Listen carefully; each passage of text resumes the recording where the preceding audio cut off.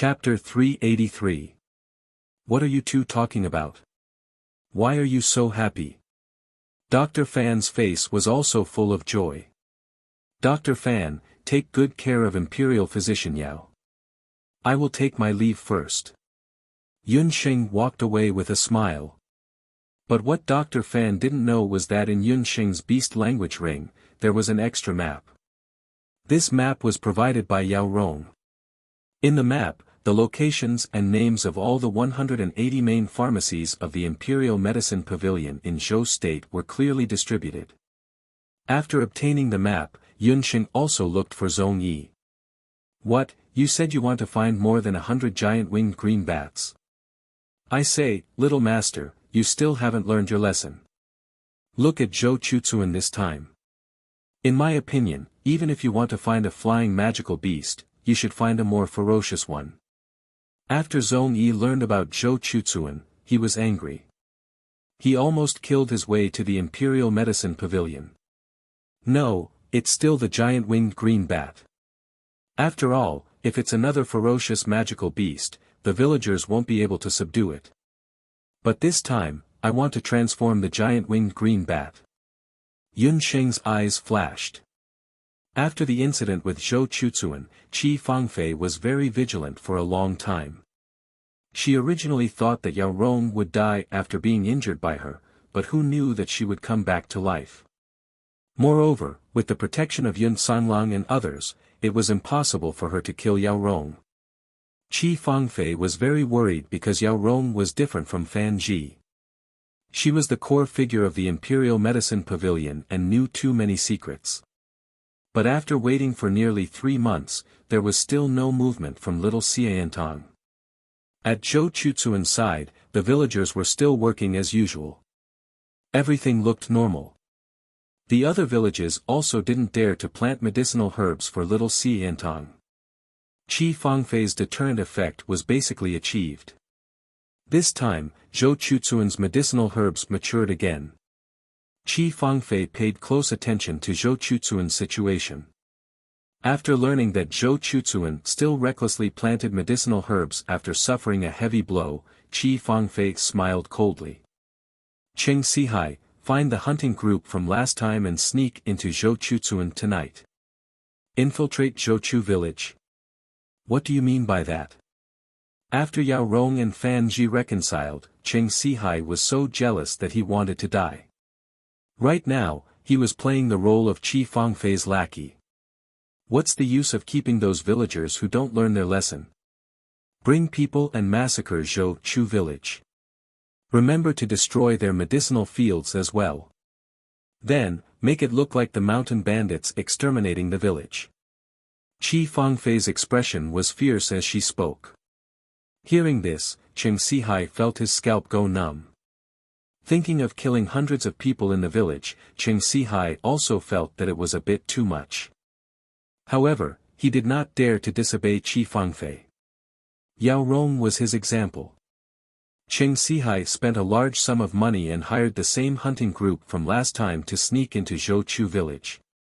At night, when all the villagers of Zhou Chu village had turned off their lights and gone to bed, the nearly 100 hunters quietly approached the village entrance.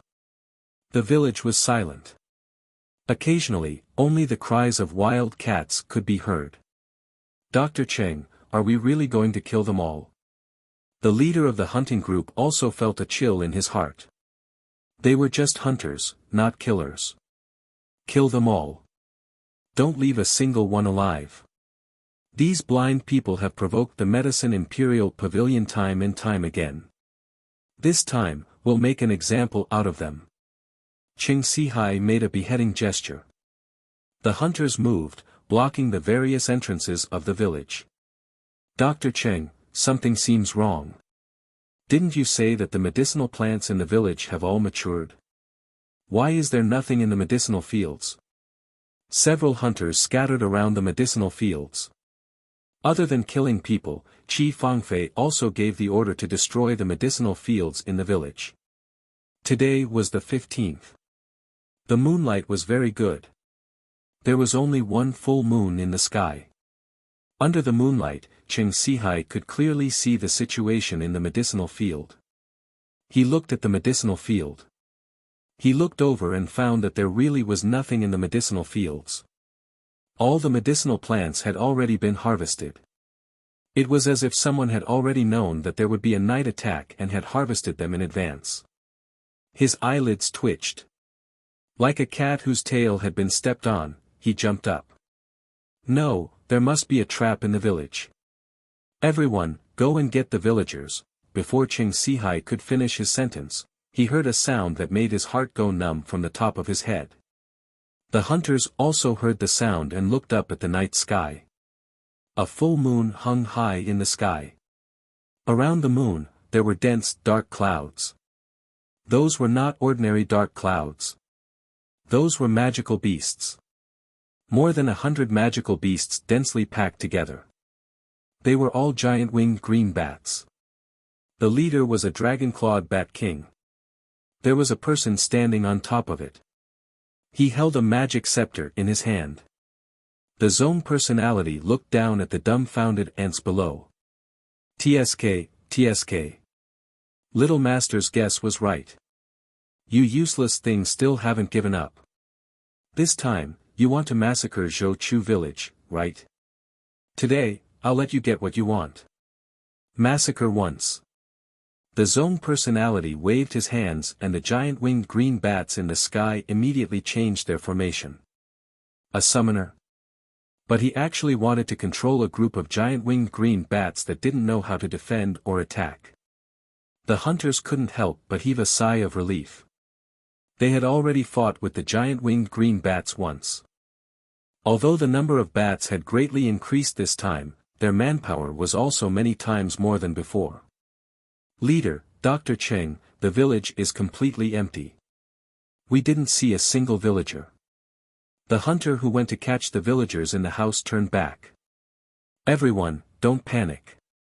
The other party only has one summoner. We have more than enough to deal with this group of bats. Together, shoot towards the sky. Cheng Sihai finally understood that he had fallen into Yun Xing's trap. However, the other party had also underestimated their strength. They could escape as long as they broke through the village. That's not right, Dr. Cheng. There seems to be something on the mouths and legs of those bats. The leader of the hunters had sharp eyes. He saw that the giant winged green bats were different from the last time. Their mouths, legs, and claws were all biting and grabbing something. Suddenly, almost 100 giant winged green bats released their mouths and claws at the same time. One by one, unknown objects flashing with magical elements fell from the sky. The zone personality had already brought the group of bats and quickly rose into the sky. Boom, boom, boom. In an instant, the entire Zhou Chu village was engulfed in flames and explosions. The sound was so loud and the fire was so intense that it dyed the nearby mountains red. Those hunters didn't even have time to think carefully before the tumbling heat waves and ferocious magical elements had already torn them apart and exploded them into ashes. The reason for this effect was that Yun Sheng had been intensively researching during this period of time. Referring to the magic weapon encyclopedia, Yun Sheng had created the first magic weapon, sky-blasting thunder. Chapter 384. Last time, the green bat was severely injured because of its poor defense and attack power. Yun Sheng thought for a long time until she saw the gigantic winged green bat flying. She thought of the modern fighter jet. As long as the gigantic winged green bat was equipped with a powerful weapon, it would be able to instantly destroy a large number of enemies with a little training during the transportation process in the future. Even if the gigantic winged green bat did not have any attack power, it would still be able to instantly destroy a large number of enemies with a little training. Yun Sheng told the Zone Wei her idea. The Zone Wei thought about it and suggested that the summoned beasts could be equipped with magic weapons. It turned out that in Penglai, there were also some summoners who would equip their summoned beasts with the corresponding magic weapons. These magic weapons could help the summoned beasts and play an unexpected role when the summoner was in danger. Although Yun Sheng was a summoner, because she was born in Zhou State, a country with very few summoners, her understanding of summoners was limited. The Zhong Wei came from Penglai, so he had seen and heard much more than Yun Sheng.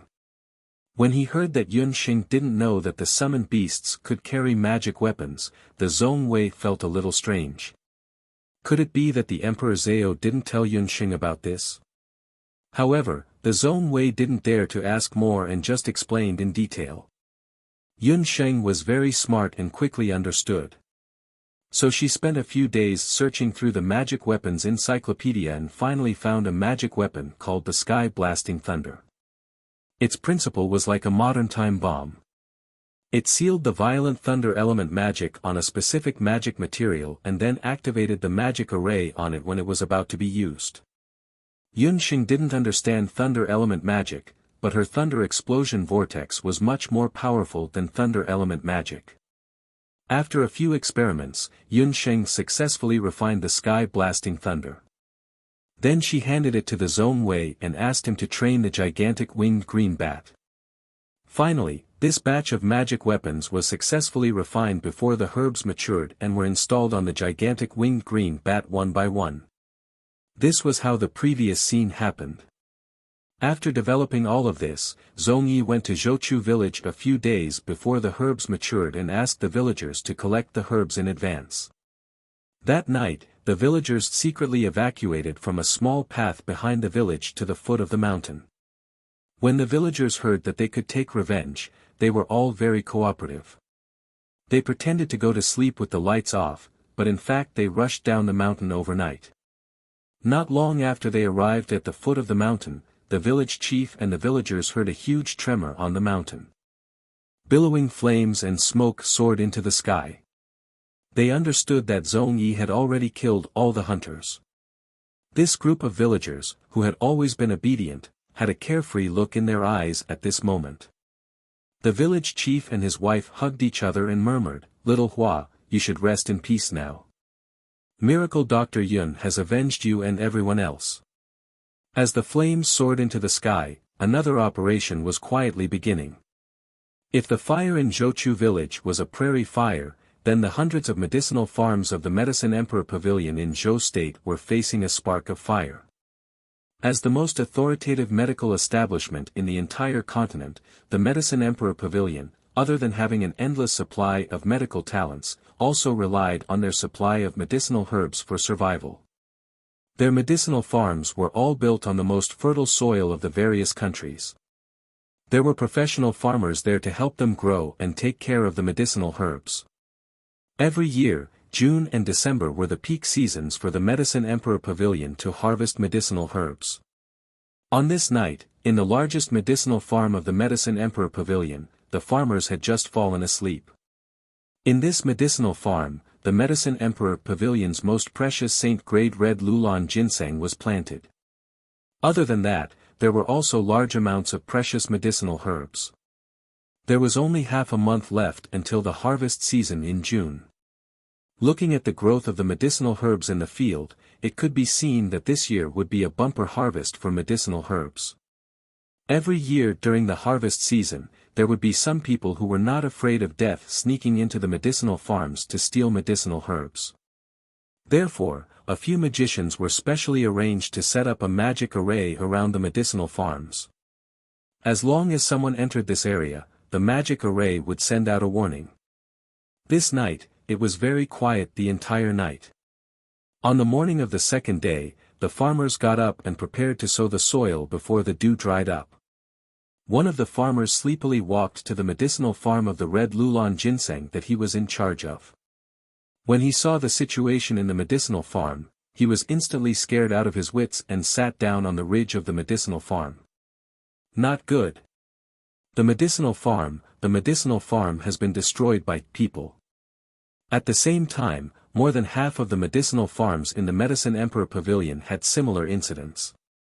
The medicinal herbs in the medicinal farm were in a mess. The leaves and fruits were all eaten clean. That situation was like a plague of locusts. But the most unbelievable thing was that the magic arrays in the vicinity were all safe and sound. There were no signs of being invaded by people or magical beasts. But the medicinal farm was indeed destroyed, and the destruction was very thorough. All of the medicinal herbs had lost their medicinal value overnight, becoming worthless waste. In the Medicine Emperor Pavilion, Qi Fangfei was still anxiously waiting for news from Zhou Chuzuan. Qing Sihai had been gone for a day and a night. Counting the hour, they should be back by now. Medicine Man Qi. A doctor from the Medicine Emperor Pavilion ran over with a horrified expression. What are you shouting for so early in the morning? Qi Fangfei was impatient. Medicinal farm, medicinal farm. That doctor was out of breath. Success. Hearing that the medicinal farm, Qi Fangfei's face was filled with joy. Qi Fangfei already knew that Yun Sheng had returned to the Jade capital. 3 months had passed, and there was still no news from that lass. From the looks of it, she also knew that she could not win against the Medicine Emperor Pavilion. Taking advantage of her illness to take her life. Qi Fangfei wanted to take advantage of this bloodbath in Zhou Chuzuan to make Yun Sheng completely collapse. It's gone. It's all gone. Our herbs from all over the country, including several major pharmacies in other countries, including a large number of precious herbs and a batch of sage herbs that were about to mature, are all gone overnight. The pharmacist was on the verge of tears. The Medicine Emperor Pavilion had been established for so many years and had never suffered such a huge loss. Medicinal farms. Qi Fangfei was stunned. She grabbed that doctor who reported the news. How many medicinal farms did you say? If something happened to one medicinal farm, it could still be barely acceptable. But dozens of medicinal farms in the continent, and all of them were the main medicinal farms, were all destroyed in one night. Even if it was a mercenary, it was impossible to destroy so many medicinal farms in such a short period of time. All the medicinal herbs were destroyed, but they could not find any clues about the intruder. These were all the main sources of medicinal herbs for the Medicine Emperor Pavilion for the next half a year. Who did it? Who on earth did this? Could it be that there is no clue at all? Qi Fangfei thought of little Si Antong at the first moment. Chapter 385. Not good, Medicine Man Qi. Another wave of anxious voice sounded. A doctor stumbled into the room while supporting a man whose entire body was almost burnt to charcoal. That person who was burnt beyond recognition was barely recognizable as Qing Sihai. Dead. They're all dead. Qing Sihai's body leaned forward as soon as he finished speaking. He fell to the ground and stopped breathing. The smell of burnt flesh and the horrifying corpse was placed in front of Medicine Man Qi. Qi Fangfei's heart felt as if it was grabbed by someone and she couldn't breathe. Who sent him back? Qi Fangfei squeezed out a sentence from between her teeth. It seems to be a flying demonic beast that dropped you off at the entrance of our Medicine Emperor Pavilion. There was even a person sitting on the back of the demonic beast. He wanted me to pass a message to Medicine Man Qin. Thank you for your 3 months of time. The person who brought the message didn't understand what the other party meant. But Qi Fangfei's eyes widened. 3 months of time, could it be that in these 3 months, 3 months of time was not a long time and it was just the right time for a complete medicinal herb to grow? At the same time, it also allowed Yun Sheng to find a way to increase the strength of the giant winged green bat. At the same time, it also allowed Yun Sheng to deploy the ant soldiers of the centipede ant general. On the mainland, what kind of magical beast was the most abundant? It wasn't rats or birds, but the most abundant magical beast was the beast ant. 3 months of time was enough for the centipede ant general to cross half of the boundless land and gather the ant soldiers from all over the world. Not to mention dozens of major medicine shops, even if there were hundreds of them, it was nothing in the eyes of the beast ant general. What ordinary hunters couldn't achieve was insignificant in front of the beast ant general. Qi Fangfei looked at the already dead Qing Sihai on the ground, and then looked at the panicked doctor. She only felt that the world was spinning. After a long while, she spat out a sentence, go and invite Wuxia. It was really ice and fire. When the Medicine Emperor Pavilion fell into an unprecedented desperate situation, the little Xiantong finally received the first batch of medicinal herbs. Lin Yaoer and GMO busied themselves for an entire day before they managed to clean up the sea buckthorns. The quality of the sea buckthorn is very good, enough to reach the first grade. About 10% of the herbs have even reached the special grade. It seems that the method of using magic to cultivate herbs is feasible. GMO breathed a sigh of relief, his pair of bright eyes secretly glancing at Yunsheng. Unlike Lin and Ji, who were extremely busy, Yunsheng was sitting in the clinic, drinking the iced sour plum soup that Yao Rong had prepared early in the morning. She had a satisfied look on her face. Sitting beside her was Xiao Yun, who had recovered. Yunsheng and Xiao Yun hit it off very well. Due to Xiao Hua's death, Yunsheng felt very guilty towards Xiao Yun and the village chief's family. She also secretly discovered that Xiao Yun was very talented as a summoner. Seeing Xiao Yun and Yunsheng having so much fun, GMO became even more curious. During this period of time, Yunsheng appeared to be unusually calm, which made it difficult for GMO to guess what she was thinking. Could it be that the blood feud between the little Xiantong and the Medicine Emperor Pavilion was over? As they were speaking, the zone personality also returned. Little master, everything went smoothly. I have already thrown the charred Qing Sihai at the entrance of the Medicine Emperor Pavilion. Huh, did you see that group of bastards? They were so scared that their faces turned pale. The zone personality exclaimed happily. He had been a summoner for so long, and this was the first time he had felt so good fighting and killing. Looking at the raging flames on the ground, turning a group of evil men into ashes, he felt his entire body relax. Unfortunately, he did not get to see Qi Fangfei's face when she heard the news. This was not the first time the zone personality had lost face. Last time, he had lost a Zhou state's crown prince, and this time, he had lost a Qing Sihai. That feeling was much better than drinking the sour plum soup. Have the villagers been settled? Yunsheng took a sip of the sour plum soup. In such a 6-month period, drinking a mouthful of sour soup was a great joy in the world. Yes, they have been settled. I have already asked the villagers to move the village to the foot of the mountain, where the water is more abundant. The zone personality did not stand on ceremony, grabbing a bowl of iced sour plum soup and drinking it. Lin Yao, and GMO both had a confused look on their faces. They did not understand what the two of them were talking about. The zone personality could not hold it in any longer, and he looked at Yunsheng with a look of worship. Little master, actually I am very curious. Besides blowing up the village, what else did you do? The zone personality noticed that when he threw the people down, the faces of the Medicine Emperor Pavilion members were as if their mother had died. Just blowing up a group of unrelated hunters, they would not have such a reaction. Thinking about it, it must have been his little master who did something. Blowing up Zhou Chuzuan. Hearing this news, even GMO couldn't help but raise his brow. The answer will come soon. Yunsheng calculated that the people of the Medicine Emperor Pavilion should come in an hour. They are here. The smile on Yunsheng's lips disappeared. Outside the medical hall, several people came. Qi Fangfei, with a face full of anger, and several of the most important doctors of the Medicine Emperor Pavilion, led by the white-haired Wen Deguoshu. Even when Deguoshu came out. Yao Rong and Dr. Fan also came out. Lin Yao quickly closed the medical hall. In the narrow medical hall, for the first time, there were so many people. Yao Rong's face was full of embarrassment.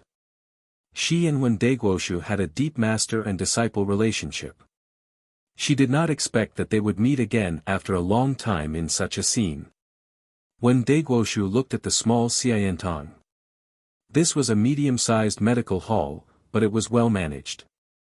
Inside, the medicine cabinets, medicinal herbs, and pharmacopoeia were all neatly arranged. Because it was operated together with ancient medicine, there was a special corner where various colors of magical herbs were placed. The overall layout of the small Xiantong was completely different from that of the Medicine Emperor Pavilion. There was no style of the Medicine Emperor Pavilion, but at the same time, there was a warm feeling of home. When Daiguoshu and other people did not know that the layout of the small Xiantong was based on the layout of her ancestral small clinic in her previous life. Yan Yunsheng's grandfather had always practiced medicine by letting the patients feel like they were at home. This point, Yunsheng had inherited it very well. When Daiguoshu entered the medical hall, he found that the faces of the patients who had not yet left were full of relief. They had complete trust in the doctors of the small Xiantong. When Daiguoshu had experienced the vicissitudes of life, whether it was fame or fortune, he had seen through it all. He did not expect that after 50 years of stability in the Medicine Emperor Pavilion of the Jade Capital, the position of the Medicine Emperor Pavilion would be shaken by a small medical hall in just a few months. No, to be exact, it was shaken by the little girl in front of him who was a dual cultivator of ancient medicine and magical herbs. His two beloved disciples, Yao Rong and Fan Ji, betrayed him. His disciple, Cheng Sihai, also died. Most importantly, this time around, the Medicine Emperor Pavilion's foundation had been damaged to the core, to the very foundation of the Medicine Emperor Pavilion. The losses of the various pharmacies were more serious than he had imagined. More than 90% of the precious herbs were destroyed, and more than 80% of the sacred herbs were out of stock. This time, the Medicine Emperor Pavilion lost more than half a year's supply of herbs. Chapter 386. You are Yunsheng, right? This is the first time we have met. When Daguai ignored Yao Rong and walked to the front of Yunsheng. Seeing her master's indifference, Yao Rong couldn't help but feel sad. Seeing this, Fan Ji patted his beloved wife's shoulder and the two looked at each other without saying a word.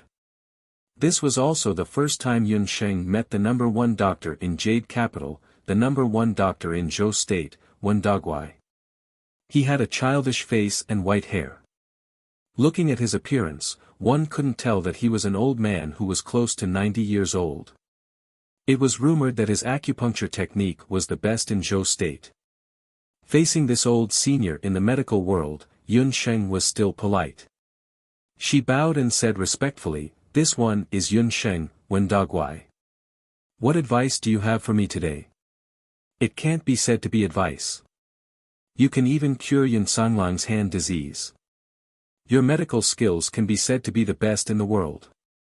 I am here to negotiate with you. Medicine Emperor Pavilion and Little Xiantong have been fighting for half a year. Both sides didn't get any benefits. I hope that from now on, we will each do our own thing and not interfere with each other. You can continue with your medical center and Medicine Emperor Pavilion will resume your normal supply of medicinal herbs. When Daguai's words carried the arrogance of a doctor. It was obvious that Medicine Emperor Pavilion was in a disadvantageous position, but his words made it seem like Little Xiantong was overestimating itself. Yunsheng smiled coldly, "The Grand National Master's words are wrong. When did our Little Xiantong compete with Medicine Emperor Pavilion? It was you who blocked our supply of medicinal herbs. If not for the fact that the medical center can still operate some magic herbs, I am afraid that Jade Capital would no longer have Little Xiantong. Impudent. If not for the fact that you are old General Yun's granddaughter, do you think you can still stay in Jade Capital?" When Daguai's veins faintly moved on his forehead. How many years had it been since someone dared to talk to him like this? Even the current emperor of Zhou State didn't dare to talk to him like this. After all, people would get sick. If they were terminally ill, when Daguai had the medical skills to bring them back to life. The reason why I was able to establish myself in Jade Capital was never because my surname was Yun. If possible, I don't want to have anything to do with this family name for the rest of my life.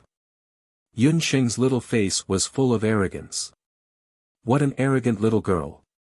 When Dagua was so angry that he almost vomited blood. But she had the right to be arrogant. She, Yunsheng, from the Imperial Magic Academy, became famous with a single medicine, to the Bloody Lowly, to the Wei Wei City, and then to the Wushuan Everlasting Hall's Medicine Hall Elder, when had she ever borrowed the power of the Yun residence? The residence of Yun was already nearing its end, but she was the rising sun. Her future was limitless. Even when de Guizhou was at a loss for words after being questioned. Yun Sheng, don't refuse a toast only to be forced to drink a forfeit. Grand Minister Wen has already given you enough face by personally coming to negotiate. Do you really think that you alone can protect everyone around you? Qi Fangfei's gaze was like a knife as she glared fiercely at Xiao Yun, who was standing beside Yun Sheng. She was threatening Yun Sheng. Perhaps there was no place for her to lay her hands on Yun Sheng, but those villagers and everything related to little Xiantong could be destroyed by any means. Then do you think that with just you and the power behind you, you would be able to protect the hundreds of medicinal villas of the Medicine Sovereign Pavilion at all times? Yun Sheng didn't have the slightest awareness that she was being threatened. Her lips curled into a shameless smile. The medicine halls of the Medicine Emperor Pavilion? Only then did the people in the medical hall come to a realization. It turned out that Yun Sheng's so-called tampering was referring to the medicinal manor. A snake hits its weak spot. To the gigantic Medicine Emperor Pavilion, their weak spot was none other than the numerous medicinal villas scattered all over the continent. However, what everyone didn't understand was that Yun Sheng hadn't even left Jade Capital for the past few months, so how did she destroy the medicine halls of the Medicine Emperor Pavilion? Looking at the constipated faces of Wen Daoshou and Qi Fangfei, it wasn't hard to see that Yun Sheng must have made them suffer heavy losses this time. Wen Daoshou and Qi Fangfei also understood why the hundreds of medicine halls on the continent weren't completely destroyed this time, but only a few dozen. Yun Sheng's meaning was that it wasn't that she couldn't destroy them, but because Yun Sheng had long predicted that this negotiation would definitely happen. She had prepared enough chips for this negotiation long ago. Everything was under her control. She was really just an 8 or 9-year-old child. Her calmness and thoughtfulness were enough to make an old ginger like Wen Daoshou blush with shame. What a vicious little bitch. Qi Fangfei had a sense of powerlessness. She could also be considered a vicious person, but when facing Yun Sheng, she had a heartfelt sense of powerlessness. Thank you for the compliment, but I can't be compared to Medicine Man Qi. Both a vicious person and a vicious heart. Yun Sheng lifted her eyelids. Wen Daoshou finally compromised. For the Medicine Emperor Pavilion, the supply of medicinal herbs couldn't be cut off.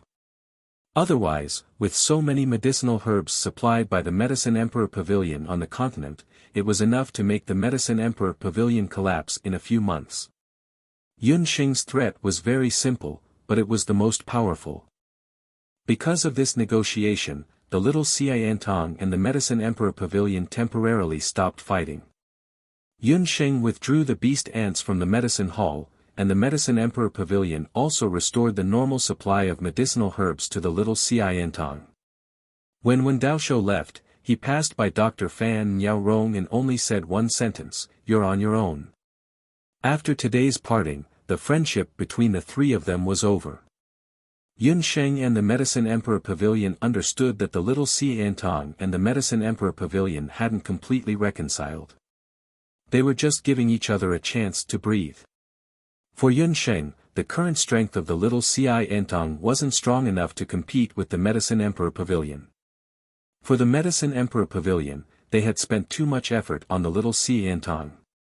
In this period of time, they needed to find an opportunity to completely deal with the little Xiantong. When he passed by GMO, Wen Daoshou's hand suddenly stopped. He said with unclear meaning, "The lesson of the past is the teacher of the future. It's not only the Medicine Emperor Pavilion that will be affected." After that, he took another look at GMO. Yaorong was very sad, but Dr. Fan comforted her from the side. People who walk different paths can't make plans together. The current Medicine Emperor Pavilion is different from the Medicine Emperor Pavilion of our childhood.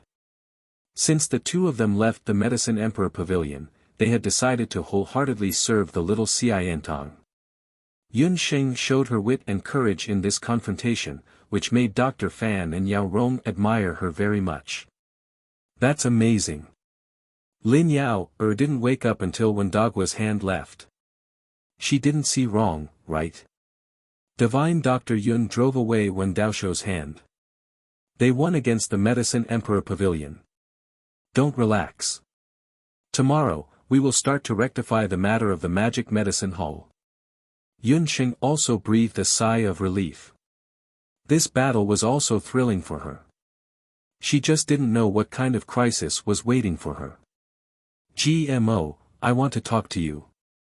Yun Sheng felt that it was time to lay her cards on the table with GMO. Chapter 387.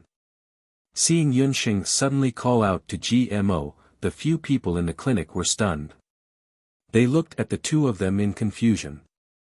Yun Sheng's expression was calm, as if she was chatting with someone. Should I call you GMO, or Xia Ximing? A slight ripple appeared on GMO's ordinary face. He opened his mouth with some difficulty. When did you find out? GMO was actually the young magistrate of the temple, Xia Wenxiu, who was as handsome as an immortal. The temple, Xia Wenxiu. Even the chief personage had heard of his name. Xia Wenxiu, the peerless prodigy of the temple of Wuji's 5 annulus, was completely familiar with this ordinary-looking, taciturn young man. Dr. Fan and Yao Rong finally understood why Xia Wenxiu's light magic was like this. It was rumored that Xia Wenxiu of the temple had already become a sky magus 3 years ago. His light magic could bring the dead back to life. Compared to the various expressions of the crowd, Yun Sheng was very calm. It's been a while. I've always guessed that you were from the temple, but I didn't expect that someone as noble as Xia Ximing would lower himself to come to our clinic to do odd jobs. Yun Sheng's tone was a little regretful. GMO was a very good talent. Is it because of my words, or my magic? Xia Wenxiu didn't understand what went wrong with his disguise.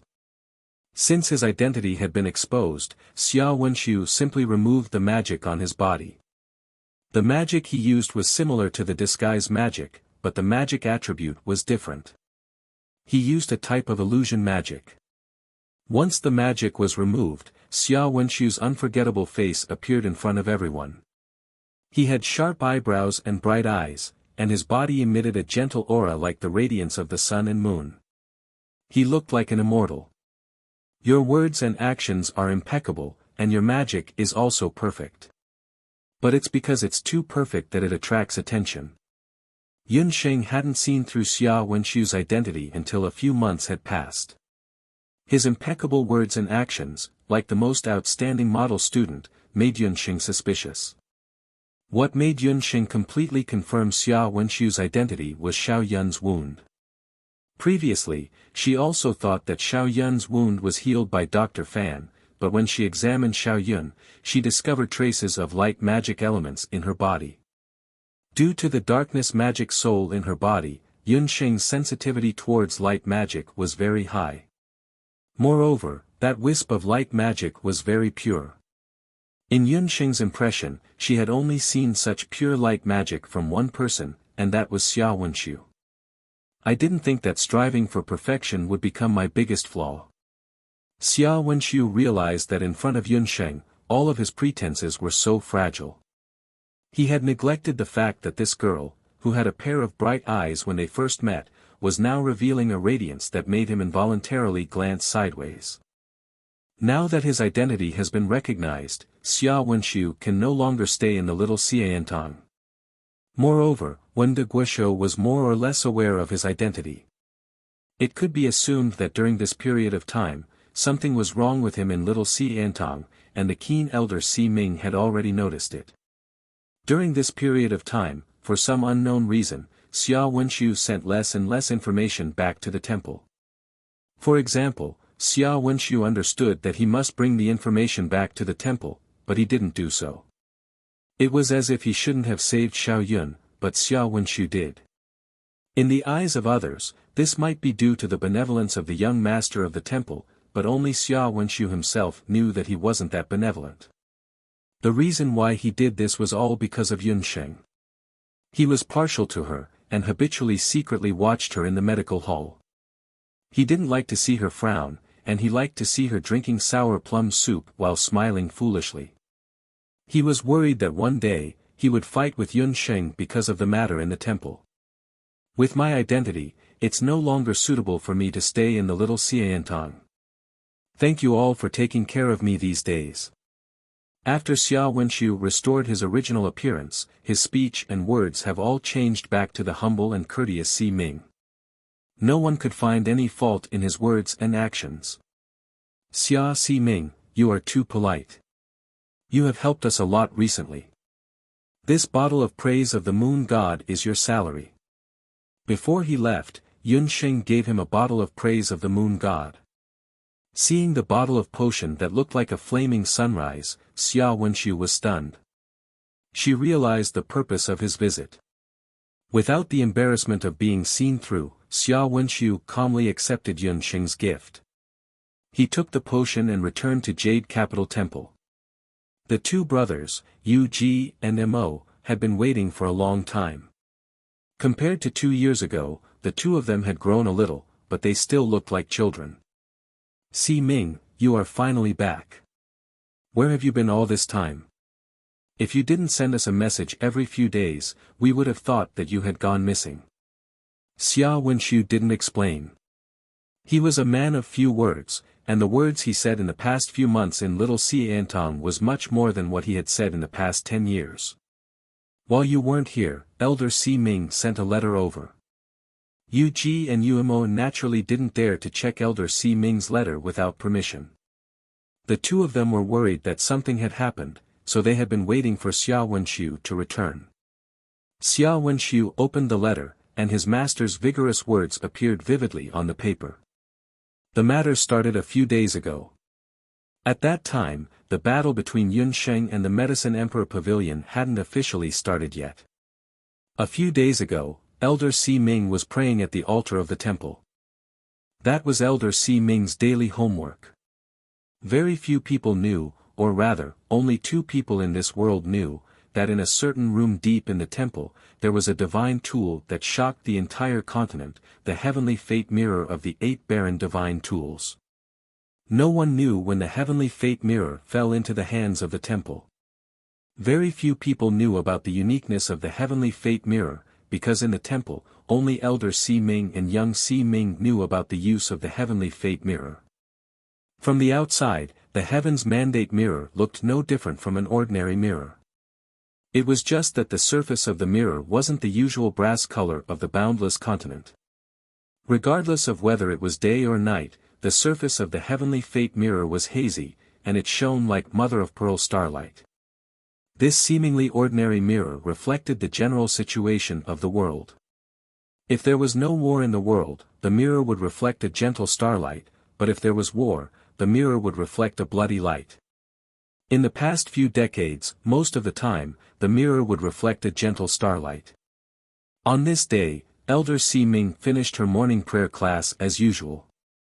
Just as she was about to turn and leave, a light suddenly flashed on her mirror. The entire mirror turned into a bloody light. When Elder Si Ming saw this, she immediately walked in front of the heavenly fate mirror. A figure appeared on the mirror. Thank you Roa Meng and Minion for your tips. Chapter 388. Those who could appear in the heavenly mandate mirror were naturally not ordinary people. They were definitely people who could change the world. When Elder Si Ming saw the scene in the mirror, his expression changed slightly. The martial star of Zhou State, the cornerstone of Zhou State, the martial Saint General Yun Ba, had a bloody calamity. If he fell, if he died, then the fate of Zhou State. He immediately calculated Yun Ba's fate, but came up with a death divination. What made him even more surprised was that this death divination was extremely dangerous, and it was because of the people around it. Elder Si Ming immediately wrote a letter to Xia Wenxiu. When Xia Wenxiu opened the letter, he read, "The martial saint of Zhou State will fall. Fate cannot be defied.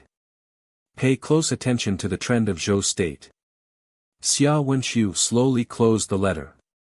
He stood in the middle of the courtyard in silence, his hands clasped behind his back as he pondered.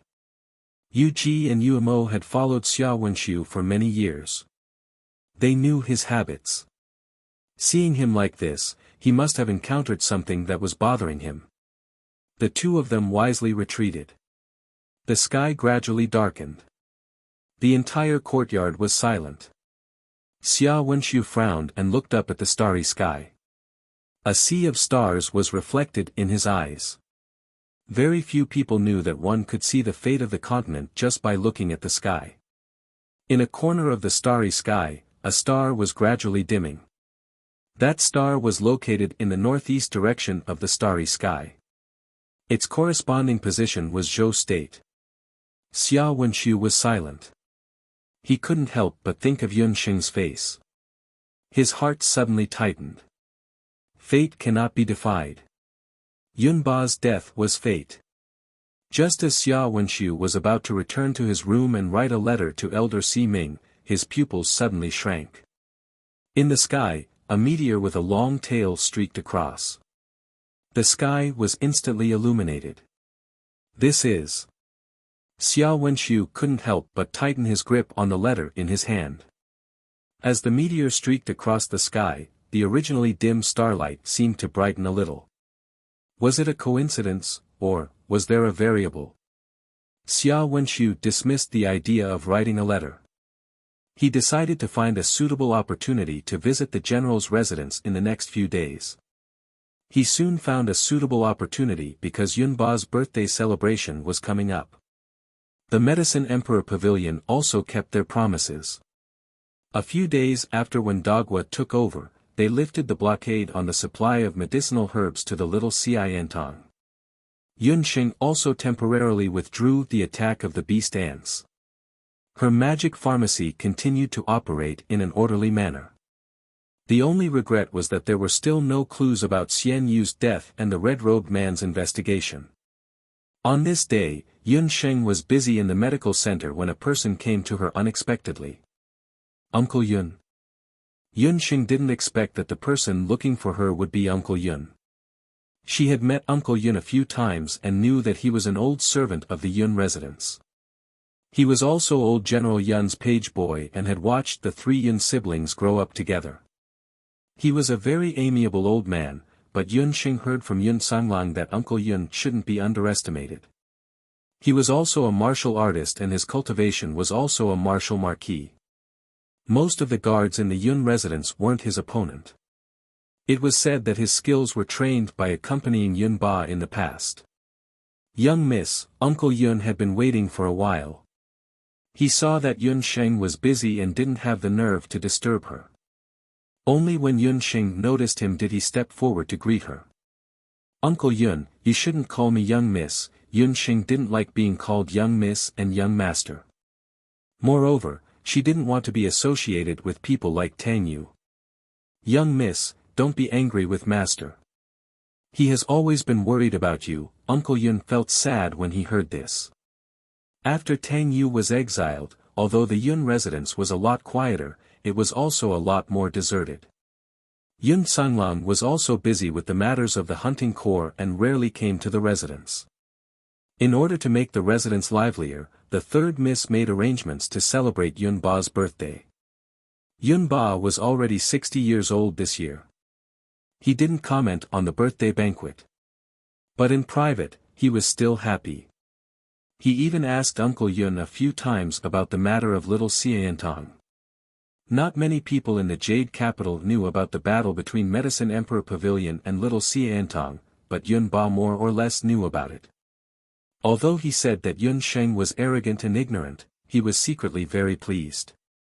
That was his granddaughter, a member of the Yun residence. If he wanted to do something, he would do it to the top. This time, he made Wen Dagua suffer a loss.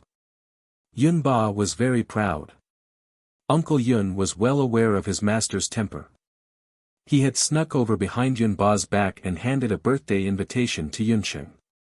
Young miss, it'll be old General's 60th birthday in a few days. After saying that, Uncle Yun looked at Yun Xing with an expectant face. How could Yun Sheng not understand his meaning? Towards the Yun residence, Yun Sheng's attitude had always been very clear. She wasn't a member of the Yun residence. As long as old General Yun didn't acknowledge her identity as his mother, she wouldn't call him grandfather and didn't plan to go to the Yun residence. I will prepare a birthday gift, Yun Sheng said vaguely. She didn't say whether she would personally go or not and prepared to send Uncle Yun away. Young miss, actually, the matter of that year, it wasn't entirely old General's fault. Uncle Yun still wanted to explain. Coincidentally, a patient came to the door. Yun Sheng used the excuse of seeing a patient and sent Uncle Yun away. Uncle Yun could only walk out of the medical hall. When he left, he turned back to look at Yun Sheng and saw Yun Sheng asking about the patient's condition. Yun Sheng was almost 9 years old now. Her features were beautiful, especially her eyes, which were especially eye-catching. As Uncle Yun watched from the side, he secretly thought to himself, young miss and her mother really do resemble each other. Even the way they speak is 70 to 80% similar. It's a pity that eldest young madam's identity. Uncle Yun returned to the general's residence in deep thought. Once he returned, he heard from the servants that Yun Ba had been looking for him all over the residence, saying that he was looking for someone to spar with. Uncle Yun couldn't help but frown. Old master was looking for someone to spar with again. In the entire Yun residence, there weren't many people who could barely exchange a few blows with Yun Ba. Uncle Yun had been Yun Ba's partner in both martial arts and studies in the early years, so he had always been Yun Ba's first choice to spar with him. But recently, Uncle Yun wasn't very willing to spar with Yun Ba. There was no other reason other than that Uncle Yun felt that old master's skills seemed to have deteriorated. Especially last time, after young miss had treated his illness, he would nag from time to time, asking if he was getting old. The word old was still a taboo to Yun Ba. But these days, even though he had abstained from alcohol and drank third miss's nourishing soup every day, old master's health seemed to be deteriorating. Uncle Yun naturally wouldn't tell Yun Ba about this matter. He knew that old master was only talking about it, but if someone really said that he was getting old, he would probably fly into a rage. Yun Song, you rascal, where did you run off to? I was just looking for someone to spar with. Yun Ba's voice boomed like a large bell as he strode over. Chapter 389. Old Master, Uncle Yun's face was bitter as he thought about how to avoid this competition. This old servant doesn't have the time to spar with you. Look, your birthday is coming soon. As the steward of the Yun residence, I have a lot of work to do. Both inside and outside the residence are waiting for me to take care of things. I also have to send out the birthday invitations one by one. Uncle Yun took out a list of names from his robes. There was a long list of names written on it. Even the Emperor of Zhou State was an honored guest on the list. There were also guests from other states in the Jade capital, such as Xia Si-ming from the Dharma Temple, who were also invited to the birthday banquet. Yun Ba was obviously not interested in this list. He was a martial artist and had always been troubled by these kinds of complicated formalities. Therefore, he had given full authority to Yun Sangxue and Uncle Yun. But today, Yun Ba was different from his usual self and carefully looked at the list. No matter how he looked at it, he felt that there was a name missing. Yun Song, are all the invited guests on this list? Yun Ba muttered in his heart. Why wasn't that little girl's name on the list? It turned out that Yun Ba had other plans in mind when he was willing to hold the birthday banquet this time. According to Zhou State's etiquette, the elder's birthday banquet required the grandchildren to kowtow and cook. In his heart, he was still hoping that little girl Yun Sheng would come to congratulate him at this birthday banquet. Then, he would naturally make her kowtow a few times and acknowledge her ancestors. After all, he only had Yun Sheng and Tang Yu as his children. Tang Yu was a disappointment and was exiled. Naturally, he wouldn't come back to kowtow to him. Therefore, only Yun Sheng was left. Uncle Yun saw that his old master was reluctant to ask and muttered in his heart, "Old master, you have a good plan, but the problem is that the little miss won't admit it." Yunba finally couldn't hold it in any longer. "I say, Yun Song, are some people missing from the list? I think something's wrong." "Master, I know what you mean. People like the second young master and the little miss are family, so they are naturally not on the list. I have personally sent the invitations to both of them. As for the second young master, he had been out on a mission for the past few days. He would be back in about 2 or 3 days. As for little miss, what did she say?" Yunba asked. "She didn't say much." Uncle Yun shrugged. "How can I not say anything? I'm her grandfather, and the blood of the Yun family flows in her veins. Does she want to deny it?" Yunba's hair stood on end as he stomped his feet in the courtyard. His nostrils flared as he huffed and puffed. If Yunqing didn't come, she would be disloyal and unfilial. She would be committing a heinous crime. There's no need to persuade her. "If she doesn't come, I won't be able to celebrate my birthday," Yunba said stubbornly. "Master, this old servant will go back to work on the birthday banquet." Uncle Yun wiped the sweat from his forehead. His master was really getting worse and worse. His temper was like that of a child's. Yunba wanted to say something, but a guard came in and reported, "Master, Xia Siming of the Dharma Temple wishes to see you." When Yunba heard this, his expression softened. Uncle Yun heaved a sigh of relief and took the opportunity to slip away. Yunba straightened his clothes and went out to welcome the guest. Xia Wenxiu had come to Zhou State this time and saved the crown prince's life. The imperial family of Zhou State was very courteous to him. In addition, he was young, so his reputation as a genius had spread throughout the mainland for many years. Even someone like Yunba, who didn't like to interact with sorcerers, couldn't help but treat him with respect. "Xia Siming, an honored guest has come to visit. Please forgive this old man for not going out to welcome you." As soon as Yunba stepped out, he saw Xia Wenxiu waiting at the door, accompanied by 2 children. Although he had heard of Xia Wenxiu's name long ago, this was the first time he had seen him in person. It was rumored that Xia Wenxiu was like an orchid and had an unparalleled bearing. Now that he saw him today, he had a tall and straight posture and wore a sorcerer's robe. His silver hair was like snow, and it reflected his handsome face. Even a boorish person like Yunba couldn't help but praise him in his heart. This person was really favored by the heavens. "Old General, I trust you have been well since we last met. When Wenxiu came to Zhou State this time, I should have paid you a visit long ago. However, because of some trivial matters, I didn't come. Please forgive me, old general." Xia Wenxiu was also secretly sizing up Zhou State's #1 fierce general, the old Martial Saint General. After welcoming Xia Wenxiu into the residence, Yunba chatted with him as they walked. The two of them were quite congenial. This was Xia Wenxiu's first time coming to the general's residence. He had come today to reply to Yunba about the birthday banquet, but in his heart, he wanted to see the reason behind Yunba's bloody disaster this time. Logically speaking, Yunba was only 60 years old this year. To the cultivators of the boundless continent, 60 years old wasn't the age of destiny. Instead, it was the time when one's martial strength and battle chi reached their peak. Xia Wenxiu was good at reading people's faces.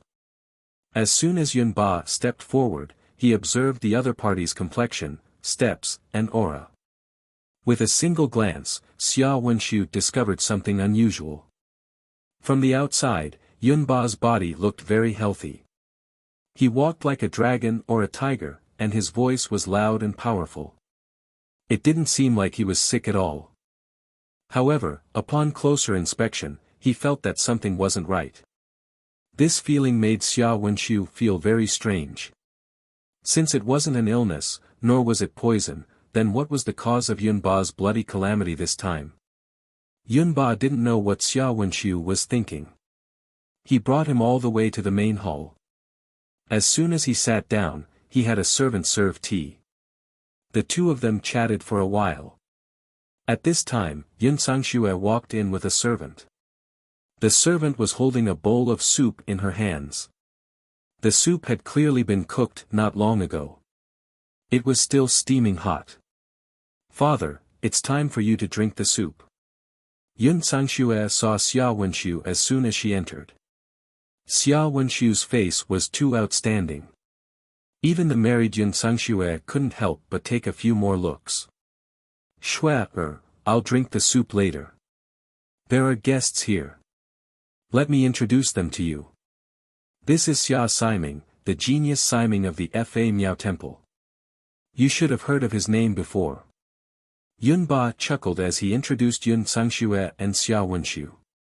Xia Wenxiu was the #1 genius of the Fa Miao Temple. At the same time, he was the most outstanding potion master in the field of potions in the Fa Miao Temple. Yun Sangxue's expression tensed. She subconsciously looked at the bowl of soup in the servant's hands. Yun Ba didn't care about her unnatural expression. However, Xia Wenxiu caught Yun Sangxue's strange expression. He discreetly glanced at the bowl of soup that the servant had brought over. The servant's expression was calm and didn't reveal anything out of the ordinary. However, Yun Sangxue's smile was very forced. "Xia Siming is too polite. Father, Xia Siming isn't an outsider. You should drink the soup while it's hot. I spent many days preparing these ingredients." Yun Sangxue nervously clenched her fists. When the people of the Bloody Hand Tycoon gave her the bottle of medicine, they had already said that this was a very new type of medicine. Even if a great national expert personally came, they wouldn't be able to see any problems with it. Moreover, this medicine wasn't a magic potion. She wasn't afraid that Xia Wenxiu would recognize it. However, Yun Sangxue was still a little nervous. In order to avoid any unexpected problems, she urged Yun Ba to drink the soup quickly. This child. Yun Ba only saw Yun Sangxue's abnormality as concern.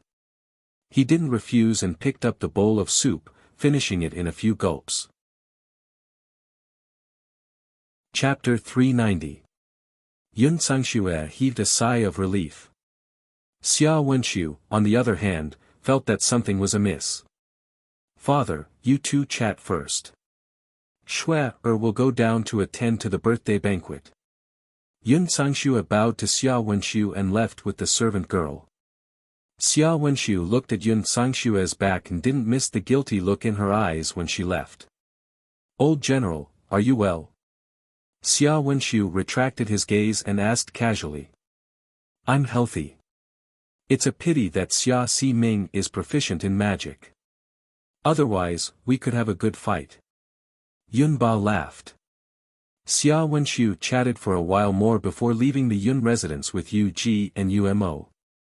After leaving the Yun residence, Xia Wenxiu fell silent. "Young Siming, are we going back directly?" Yu Ji and Umo jumped into the carriage. "Let's go back." Xia Wenxiu's mind was still recalling Yun Sangxue's actions. After traveling for a short distance, Xia Wenxiu suddenly called for the carriage to stop.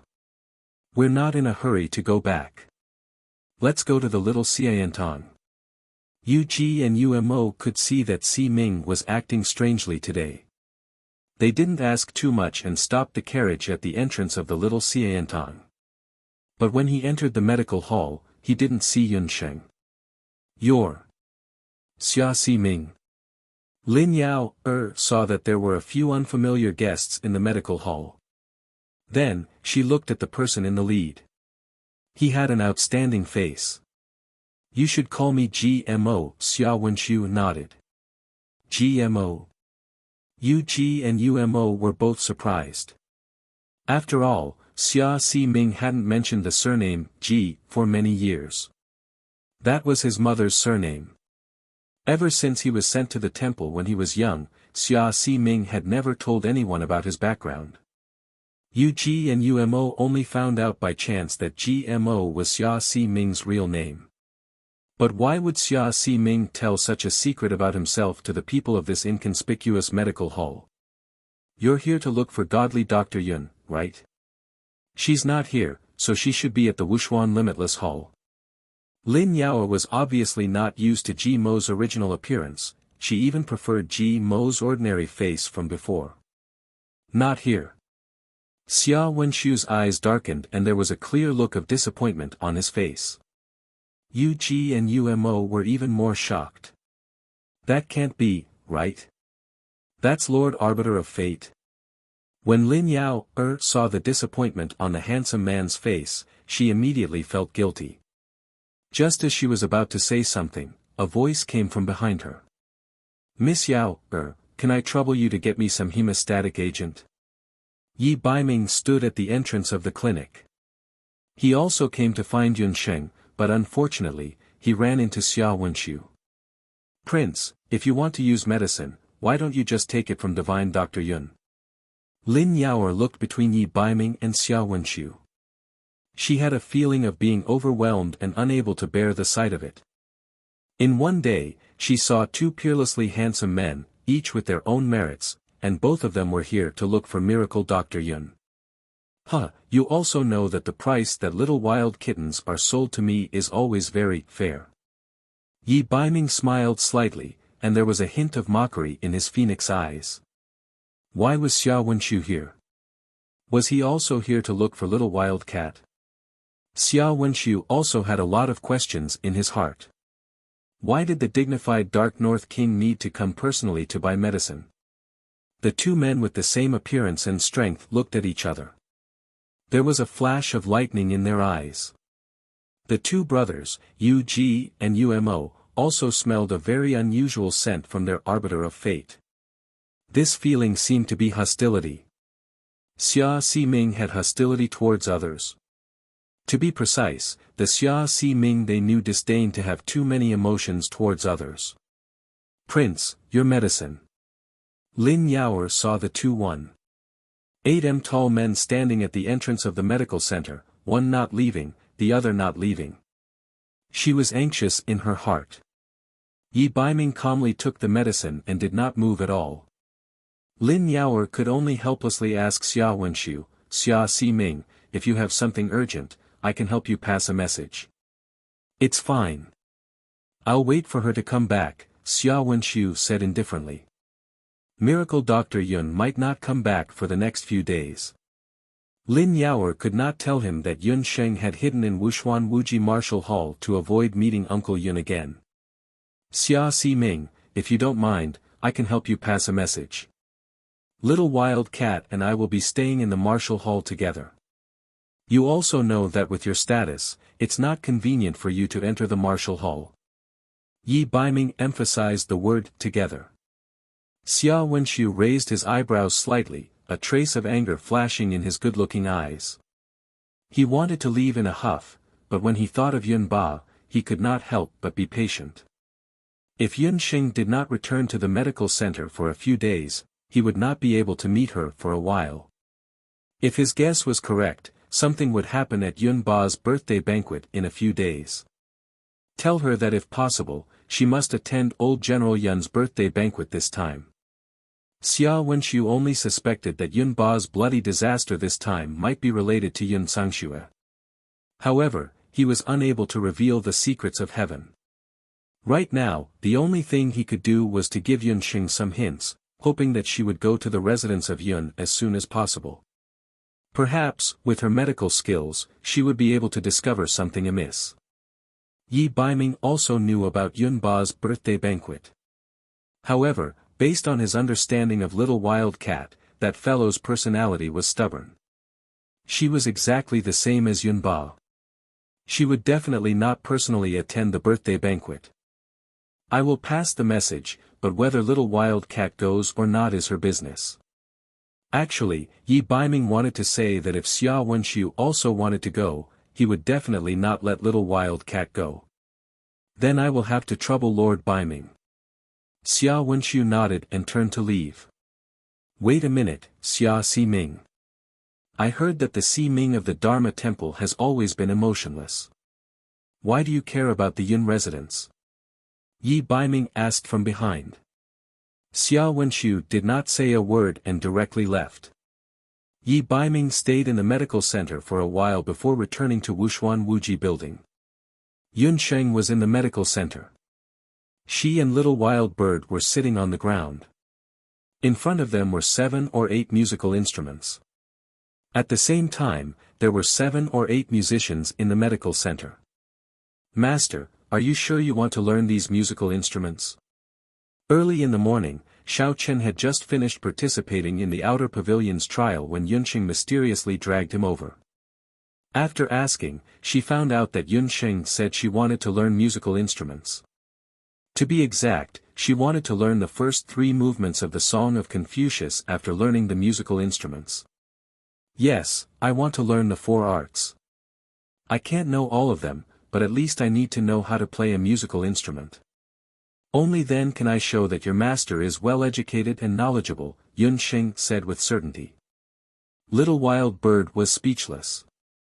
She had never seen a young lady as well educated and knowledgeable as her master.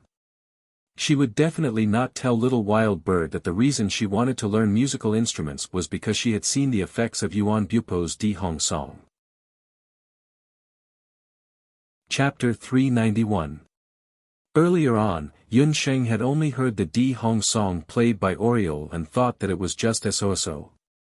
However, when she was taming the hellfire, Yuan Bupo played the last few chapters of the Di Hong song, which opened Yunqing's eyes. At the moment when the Di Hong song was played, she could feel that Yuan Bupo's cultivation had increased tremendously. He was only a few steps away from taming the hellfire. If Yunqing did not have the Shinno medical bangle and the 5 elemental Dharma spirit, she would not be able to compare to Yuan Bupo. Although Yunqing's current abilities were not bad, she was far from the top. Even if she was a summoner, it was because of the summoning demon hand. However, Yunqing did not want to rely on the summoning demon hand too much. After all, it was a magical weapon. If she was not careful, she would be discovered. A man's wealth was his own ruin. With Yunqing's current abilities, she could not protect the magical weapon. In a short period of time, the Di Hong song was the only safe way to increase her cultivation. Oriole used a pipa. It was said that Yun Sanlang's sweetheart, Yuan Shahua, used a guzheng. Yuan Bupo himself used a piccolo. This meant that any musical instrument could play the Di Hong song. Yunqing knew nothing about musical instruments. Out of desperation, she thought of choosing the same musical instrument among all the other musical instruments.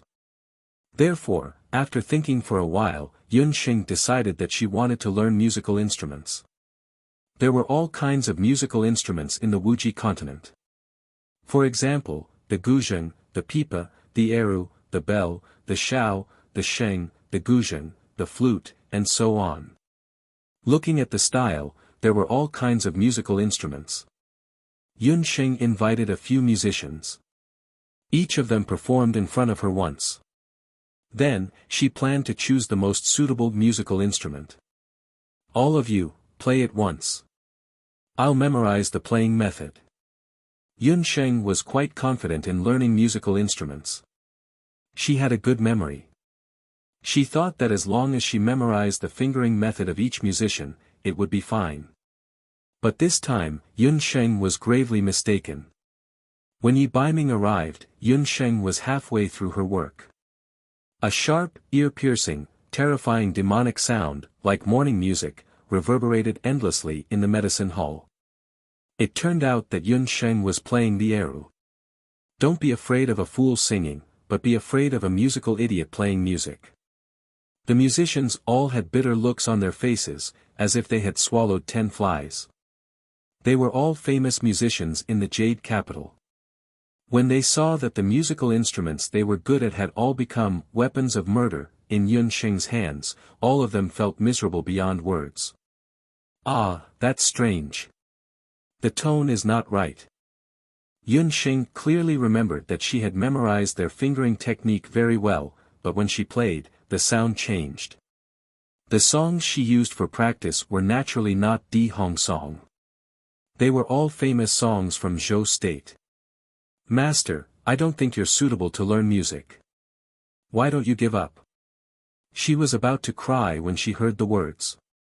It is indeed terrible. Yi Baiming also felt that his ears were buzzing. Musical instruments are not played like this. Yi Baiming casually picked up a guqin. It was a guqin made of willow wood. He tuned the strings and plucked the strings.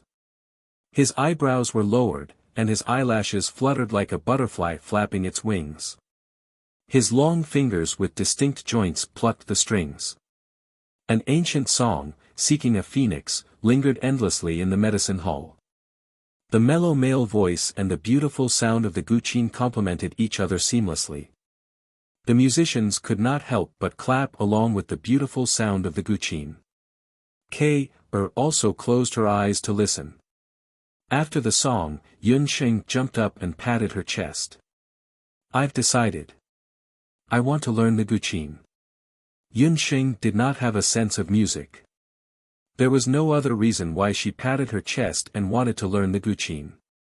The scene of the handsome man playing the guqin and the smoke from the incense burner at the side was a classic example of pretentiousness. If she, Yunsheng, could play such a song one day, just thinking about the scene made her blood boil. However, Yunsheng was also very strange. How could Yi Baiming know how to play the guqin? She had never seen him play the guqin when they were in Jiaoya village. Besides, he was blind when he was young. How did he learn to play the guqin? Instead, it was the Oriole beside her who answered her doubts. Lord Baiming's guqin skills are indeed outstanding. It is rumored that Lord Baiming learned to play the blind guqin at the age of 3. At the age of 6, his guqin skills were the best in the harem. Now that I've seen him today, he really lives up to his reputation. Yi Baiming stroked the strings of the guqin with some emotion. When he was playing the guqin just now, he had also recalled some old memories. He started learning the blind guqin at the age of 3. The reason for learning the guqin was very simple. It was because his mother, Empress Li, was an expert in the guqin. Empress mother would often burn incense and bathe at night, play the guqin, and wait for the arrival of the emperor of Zhou State. However, there were almost 20 days in a month when the emperor of Zhou State would not come. Although Yi Baiming was young, he could feel that his mother would be unhappy whenever imperial father did not come. In order to make his mother happier, he pestered her to learn the guqin. Empress Li was also a smart person. In order to make it easier for Yi Baiming to practice the guqin, she had once created a very special blind guqin. Yi Baiming did not need to use his eyes. He could rely on the touch of his fingers to play beautiful music. After learning it for a year, Yi Baiming was able to play the guqin freely at the imperial banquet. As a result, he was known as the #1 expert in the imperial harem of Zhou State. However, after Empress Li's death, Yi Baiming had never touched the guqin again. Who would have thought that today, for Yunsheng's whim, he would play a song? Oriole, give them their wages and send the musicians away. Yunsheng saw Yi Baiming sitting next to the guqin, looking down at it with a myriad of thoughts in his eyes. She knew that he must have recalled some memories. Since you want to learn the guqin, just find this prince. There is no need to trouble outsiders. His thoughts suddenly stopped.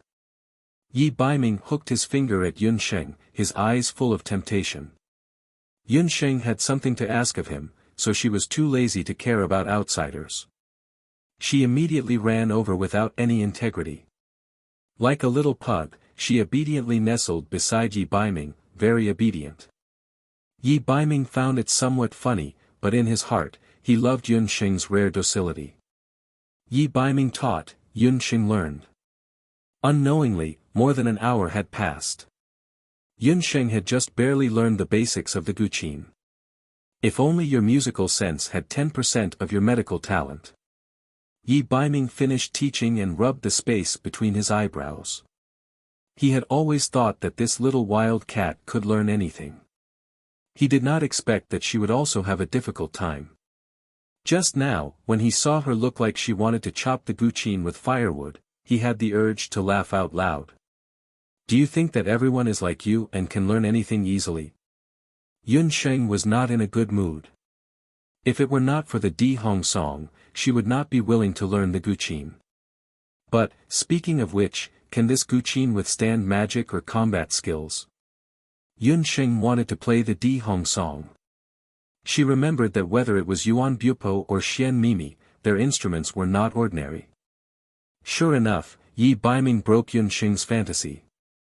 No, if you have the idea of using the guqin as a weapon, I advise you to give up. The guqin is very fragile. If you want to achieve the effect of combat skills or magic, you need at least a sacred level guqin. Those are treasures that can only be found but not sought. Yun Sheng thought that when she practiced the guqin better, maybe she could entrust Zhou Qingchuan to find a guqin through the influence of the everlasting Chamber of Commerce. Chapter 392. I almost forgot. Xia Wenshu came to the medical hall to look for you today. He said that you must attend the birthday banquet at the Yun residence in a few days. When did you get to know him? Yi Baiming told Yun Sheng about Xia Wenshu's visit. Between his words, there was a hint of inquiry. Of course, he didn't tell Yun Sheng that the two of them were provoking each other and couldn't see eye to eye. Xia Wenshu asked her to attend the birthday banquet at the Yun residence. Could it be that something big was going to happen at the birthday banquet? Yun Sheng was playing the zither when she heard this news. Her hand paused. The sharp zither string drew a line of blood on Yun Sheng's slender white finger. Yi Baiming frowned slightly and grabbed Yun Sheng's finger. The smear of red on her finger was slowly dyed red. Yun Sheng was about to say that it wasn't a big deal. She had the Shenong medical bracelet on her body, so such a small wound was nothing. Who would have thought that she would feel a warm and moist sensation on her fingertip? Yi Baiming's plump lips had already landed on her finger. The tip of his tongue brushed across her finger. A strange feeling spread from the bottom of Yun Sheng's heart. It was as if someone had thrown a stone into a still pool of water. You. Yun Sheng was embarrassed and anxious. Don't move. When Imperial Mother was alive, she treated my wounds like this. Yi Baiming licked the blood off Yun Sheng's finger clean. Her blood was different from the stench of magical beasts' blood. It was as if it was emitting a faint fragrance just like her. Yi Baiming's heart unconsciously rippled. When Empress Li was mentioned, Yi Baiming's voice had a trace of fluctuation. For some reason, Yun Sheng didn't pull her hand away. Her other hand mysteriously landed on Yi Baiming's hair and patted it as if she was comforting an injured beast. The two of them were speechless for a moment, but neither of them felt awkward. After a while, the blood on Yun Sheng's finger was gone. Only then did Yi Baiming loosen his grip. Looking at the broken strings, Yun Sheng curled her lips. Her beautiful eyes were as calm as an ancient well. She said as if she was chatting casually, "I'm not going. If it were you, would you be willing to return to the palace to participate in the so-called family banquet?" The relationship between the imperial palace and Yi Baiming was the relationship between the Yun residents and Yun Sheng. She was unwilling to return. This was also the reason why Yun Sheng would rather hide in the dojo than go to the pharmacy. One Uncle Yun and one second uncle. Her ears were already getting calluses from their constant nagging. The imperial palace is a place where people are eaten without spitting out the bones, but the residence of Yun is not. If it was in the past, I wouldn't have approved of you returning to the Yun residence either. However, these words were brought back by Xia Wenshu, so the meaning is different. I'm afraid that something will happen to old General Yun. Putting aside Yi Baiming's personal grudges with the Dharma Temple, Xia Wenshu's Heaven's Eye was very effective. Although he didn't like Xia Wenshu, Yi Baiming would never allow anything to happen to Yun Sheng because of his personal likes and dislikes. To Yun Sheng, the residence of Yun was where her roots were. Yi Baiming understood very well that Yun Sheng was a classic example of a person who was hard on the outside but soft on the inside. Her personality was exactly the same as old General Yun. She kept saying that she didn't like the residence of Yun, but from the last time when she helped Tang Yu, it could be seen that the residence of Yun's position in her heart was no less than little Xiantong. You're saying something will happen to old General Yun's birthday banquet this time? Yun Sheng's expression changed when she heard this. It's better to be safe than sorry.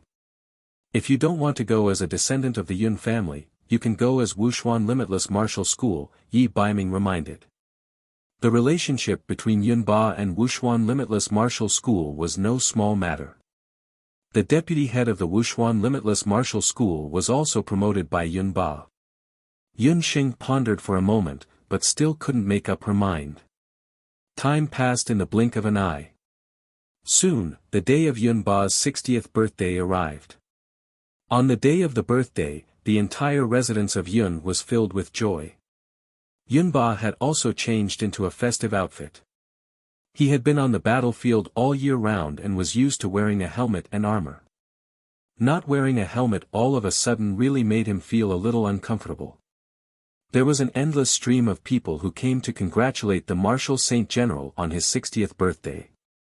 But in Yun Ba's heart, he hoped to see his granddaughter, Yun Sheng, come to acknowledge him as her master. Yun Sanglan also rushed back. However, since he had left the residence of Yun Ba, he didn't greet the guests with the attitude of a master. Yun Sangxue acted like the mistress of the residence of Yun Ba, receiving guests from all over the place. Why are you alone? Yun Ba was unhappy to see that Yun Sanglang was alone. He blew at his beard. The brothers of the hunting corps are outside. They said there were too many people and they didn't dare to barge in, Yun Sanglang replied. Yun Ba shook his beard and stared blankly. Just as he was speaking, he suddenly heard the guard shout, "Guests have arrived. Elder Chen's family has arrived." Yun Ba's expression became even worse. He muttered, "Those who should be here didn't come, but those who shouldn't have come are here." Elder Chen's face was full of congratulations. "Old General Yun, congratulations, congratulations. This is just a small gift." Behind him was a group of children and grandchildren. The most outstanding of them was naturally the future crown princess, Chen Lian. You brought a group of children and grandchildren over to celebrate my birthday. What is the meaning of this? Yun Ba was furious when he saw this. After Elder Chen finished his congratulations, he pretended to look around. Why don't I see His Majesty and Her Majesty the Empress? Even His Majesty the Crown Prince didn't come. The Emperor of Zhou State didn't come personally to celebrate the birthday of an old official. He only ordered the palace eunuchs to send over a big gift. It seemed that Tang Yu's incident had more or less affected the Yun residence. Yun Ba's face darkened. Just as he was about to explode, he suddenly heard the guard shout, "Guests have arrived. Imperial Consort Wenren has arrived." Imperial Consort? Imperial Consort Wenren was the most favored consort of the Emperor of Zhou State other than the Empress. Other than the Empress, she was also the only imperial concubine with a son. It was just that her son was still young, and her family was also a prominent family in Jade Capital. However, imperial concubine Wenren kept a low profile and rarely interacted with the court officials outside of her own family. This time, she personally came out of the palace to congratulate the Yun residents. It was quite rare. For old General's birthday, this consort has specially sent over a southern sea jade coral. Imperial consort Wenren's appearance was very delicate. Her facial features were quite similar to Wenren Xiu's. She came this time because of Wenren Xiu. Her troublemaking younger brother had told her that Yun Sheng of the Yun residence had helped him a lot and asked her to take care of the Yun residence. When Tang Yu's incident happened, the fourth prince was unwell. Imperial consort Wenren couldn't even take care of herself, so she didn't intervene. This time, she came personally to congratulate old General Yun on his birthday. The emperor and the empress didn't come, but a consort came. This could be considered as giving some face to Yunba. Elder Chen snorted. Yunba's back also straightened a little. Just as he welcomed Imperial Consort Wenren in, he suddenly heard another voice, "Welcome, Yujing Soldier Hunting Union has sent over a gift." The Soldier Hunting Union sent over a gift because of Yun Sanglang and Yen Yun. Even the Soldier Hunting Union was related to the Yun residents. The guests discussed animatedly. They didn't expect the general's residence, which was rumored to be on the verge of collapse, to have so many forces behind it. Thank you for your tip, 070, and 960 drops.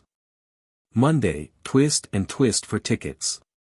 There will be more in the afternoon. Chapter 393. Suddenly, he heard someone say, "Welcome, the everlasting Chamber of Commerce has sent 1,000-year-old profound snow ginseng." A classless Chamber of Commerce? Yunba couldn't remember when he had established a relationship with the everlasting Chamber of Commerce. However, he didn't mind receiving too many gifts, so he just accepted it first. Yunba looked to the side at Elder Chen, whose expression was getting uglier and uglier. In his heart, he felt more carefree than if he had drunk 10 jeans of good wine. A guest has arrived. Xia Ximing from the Dharma Temple has arrived with a gift. Xia Wenshu walked into the crowded general's mansion and looked around. He was disappointed to find that Yun Sheng wasn't here. Guests and gifts came in waves. In the hall, there was an endless stream of guests, but Yunba didn't see the person he wanted to see the most. In the end, he was already a little irritable, his old eyes staring at every guest that came in, as if he had a grudge against them for killing his son and stealing his wife.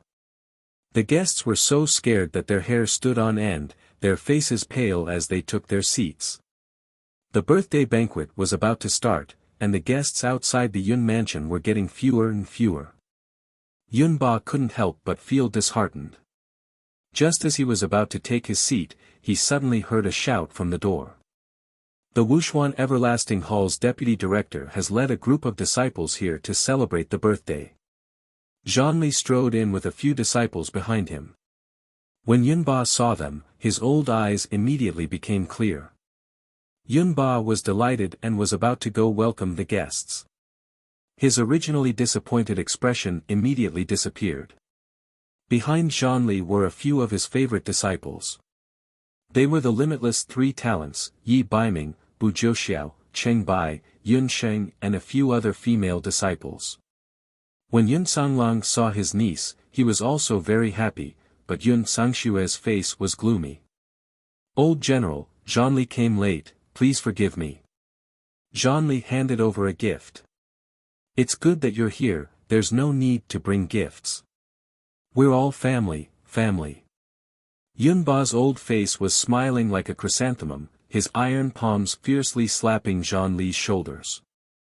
His eyes couldn't stop staring at his granddaughter.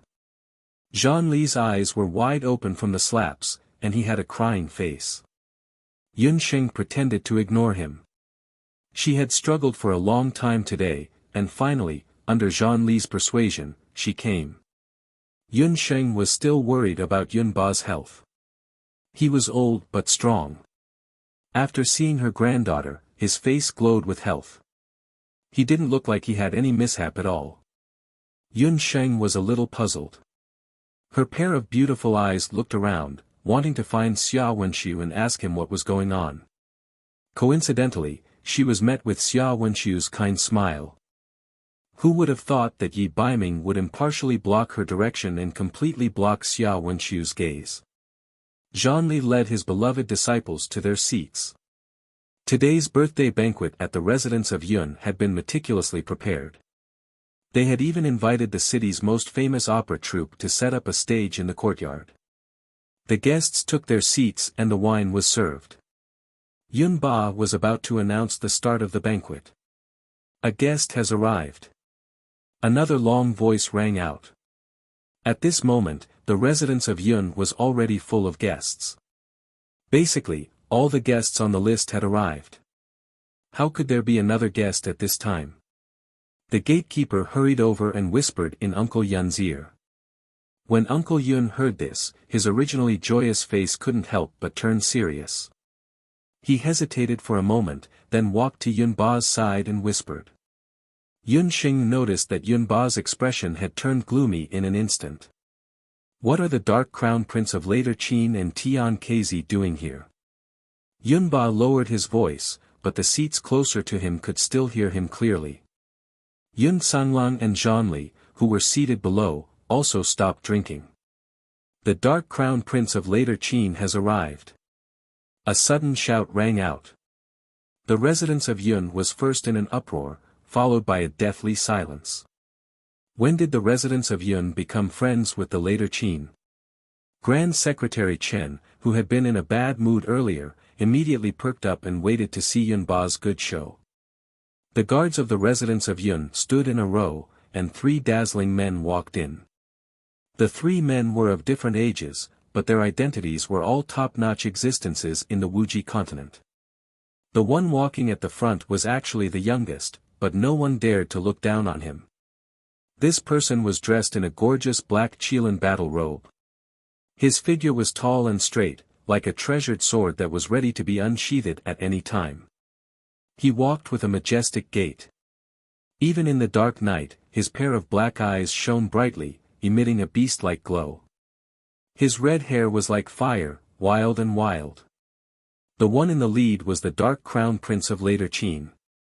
The person in the middle was dressed in an elegant green robe. It was a pity that he had a pair of upside-down triangular eyes, which revealed a trace of insidiousness. Xian Wuji. Yun Sanglang clenched his fists so tightly that they made cracking sounds. He stared unwaveringly at the man in the middle. The last person was a man in his 40s in the prime of his life. He had a bald head and a tiger-like forehead. The muscles on his body were smooth and tight, and he looked very well built.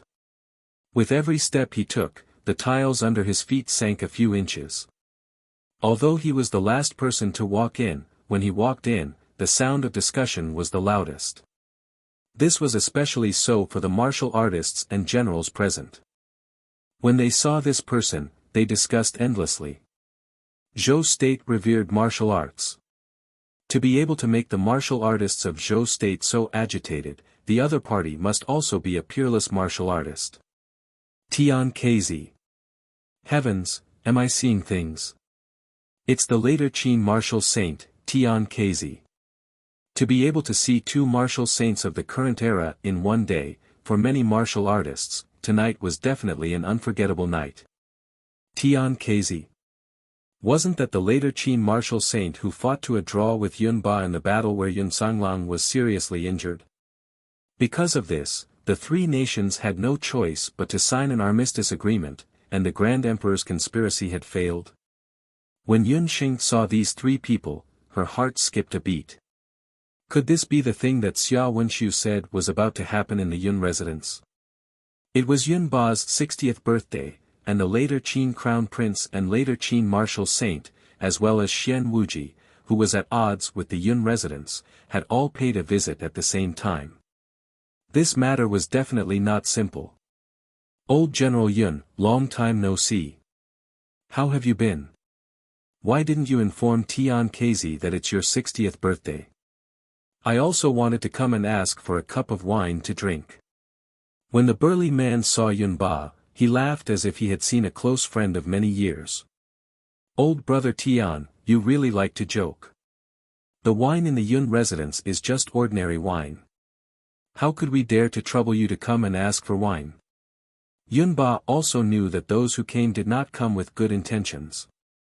He slowly got up. Although he spoke in a jovial manner, his gaze was as sharp as a fierce tiger's. While Yun Ba and Tian Kezi were having a war of words, the hidden crown prince's thoughts were focused on finding the person he was looking for. He had already found out that the summoner called Yen Yun's true identity was Sun Si of the Yun residence. She was the former sky sorcerer and the only daughter of Yun Sanghai. Today was Yun Ba's birthday, and he was sure that Yun Sheng would be present. There were countless people present, but the hidden crown prince fixed his gaze on Yun Sheng. It was her. Chapter 394. The dark crown prince's gaze landed on Yunsheng and his eyes narrowed slightly. When he saw the delicate and refined young lady behind Zhonli, even though her appearance was very different from the one he had seen before. Her facial features, especially that pair of bright eyes, were unforgettable. The dark crown prince's thin lips pursed together and curled up slightly, revealing a cruel smile.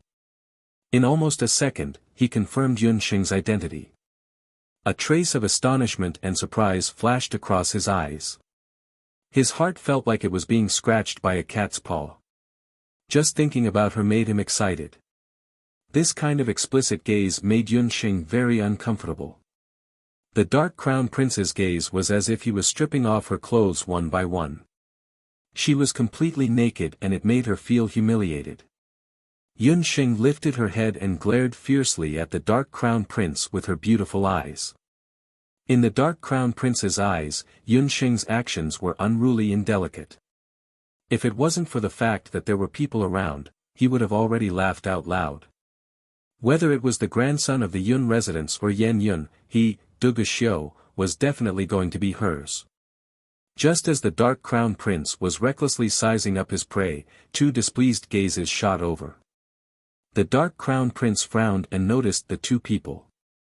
One person was like the stars in the night sky, hiding in the dark. The other person was like the warm sun in winter, emitting a luster that was hard to ignore. Right at this moment, Yunba suddenly changed the topic. It's fine if Brother Tian is here to ask for wine. But could it be that the Dark Crown Prince and young City Lord Xian are also here to ask for wine? Everyone's gaze turned toward the Dark Crown Prince. Although Zhou State and later Qin State weren't at war, the Crown Prince of another state had entered the capital of another state without prior notice. This would inevitably raise the alarm. The Dark Crown Prince faintly smiled. Although he was smiling, his smile caused others to feel a chill run down their spines. He glanced around and his gaze landed on Yunsheng. Yunba's question interrupted the three people's exchange of glances. Yunba also noticed the young man who came with Tian Kezi and could tell that he had an extraordinary identity. However, he didn't expect that person to be the Dark Crown Prince. Old General, there's no need to panic. Xiu came to the Jade Capital today to congratulate you on your birthday and also for the purple gold or vein at the border. The Dark Crown Prince retracted his gaze. It seemed that the lass had many protectors by her side. But it didn't matter. The law of the jungle was the Dark Prince's hobby. Yunba immediately understood what was going on when he heard about the purple gold mine. It seemed that the news of the purple gold mine had been leaked. Yunba was also very calm. He chuckled, "Many thanks to your highness for personally coming to celebrate this old man's birthday. However, I wonder what is this purple gold mine that your highness mentioned?" "Old man, you're still pretending." The Dark Crown Prince sneered. "Old General, don't hide it. Zhou State's appetite is not small. That purple gold or vein was originally an agreement between the three states to be developed together. Now, Zhou State is the sole owner. Tang Yuan may be able to tolerate this, but my later Qin can't." As soon as these words were spoken, the crowd burst into an uproar again. The matter of the purple gold or vein couldn't be concealed. Sooner or later, it would be spread out. However, the Dark Crown Prince kept saying that Zhou State was the sole owner of the entire purple gold or vein. Where did this come from?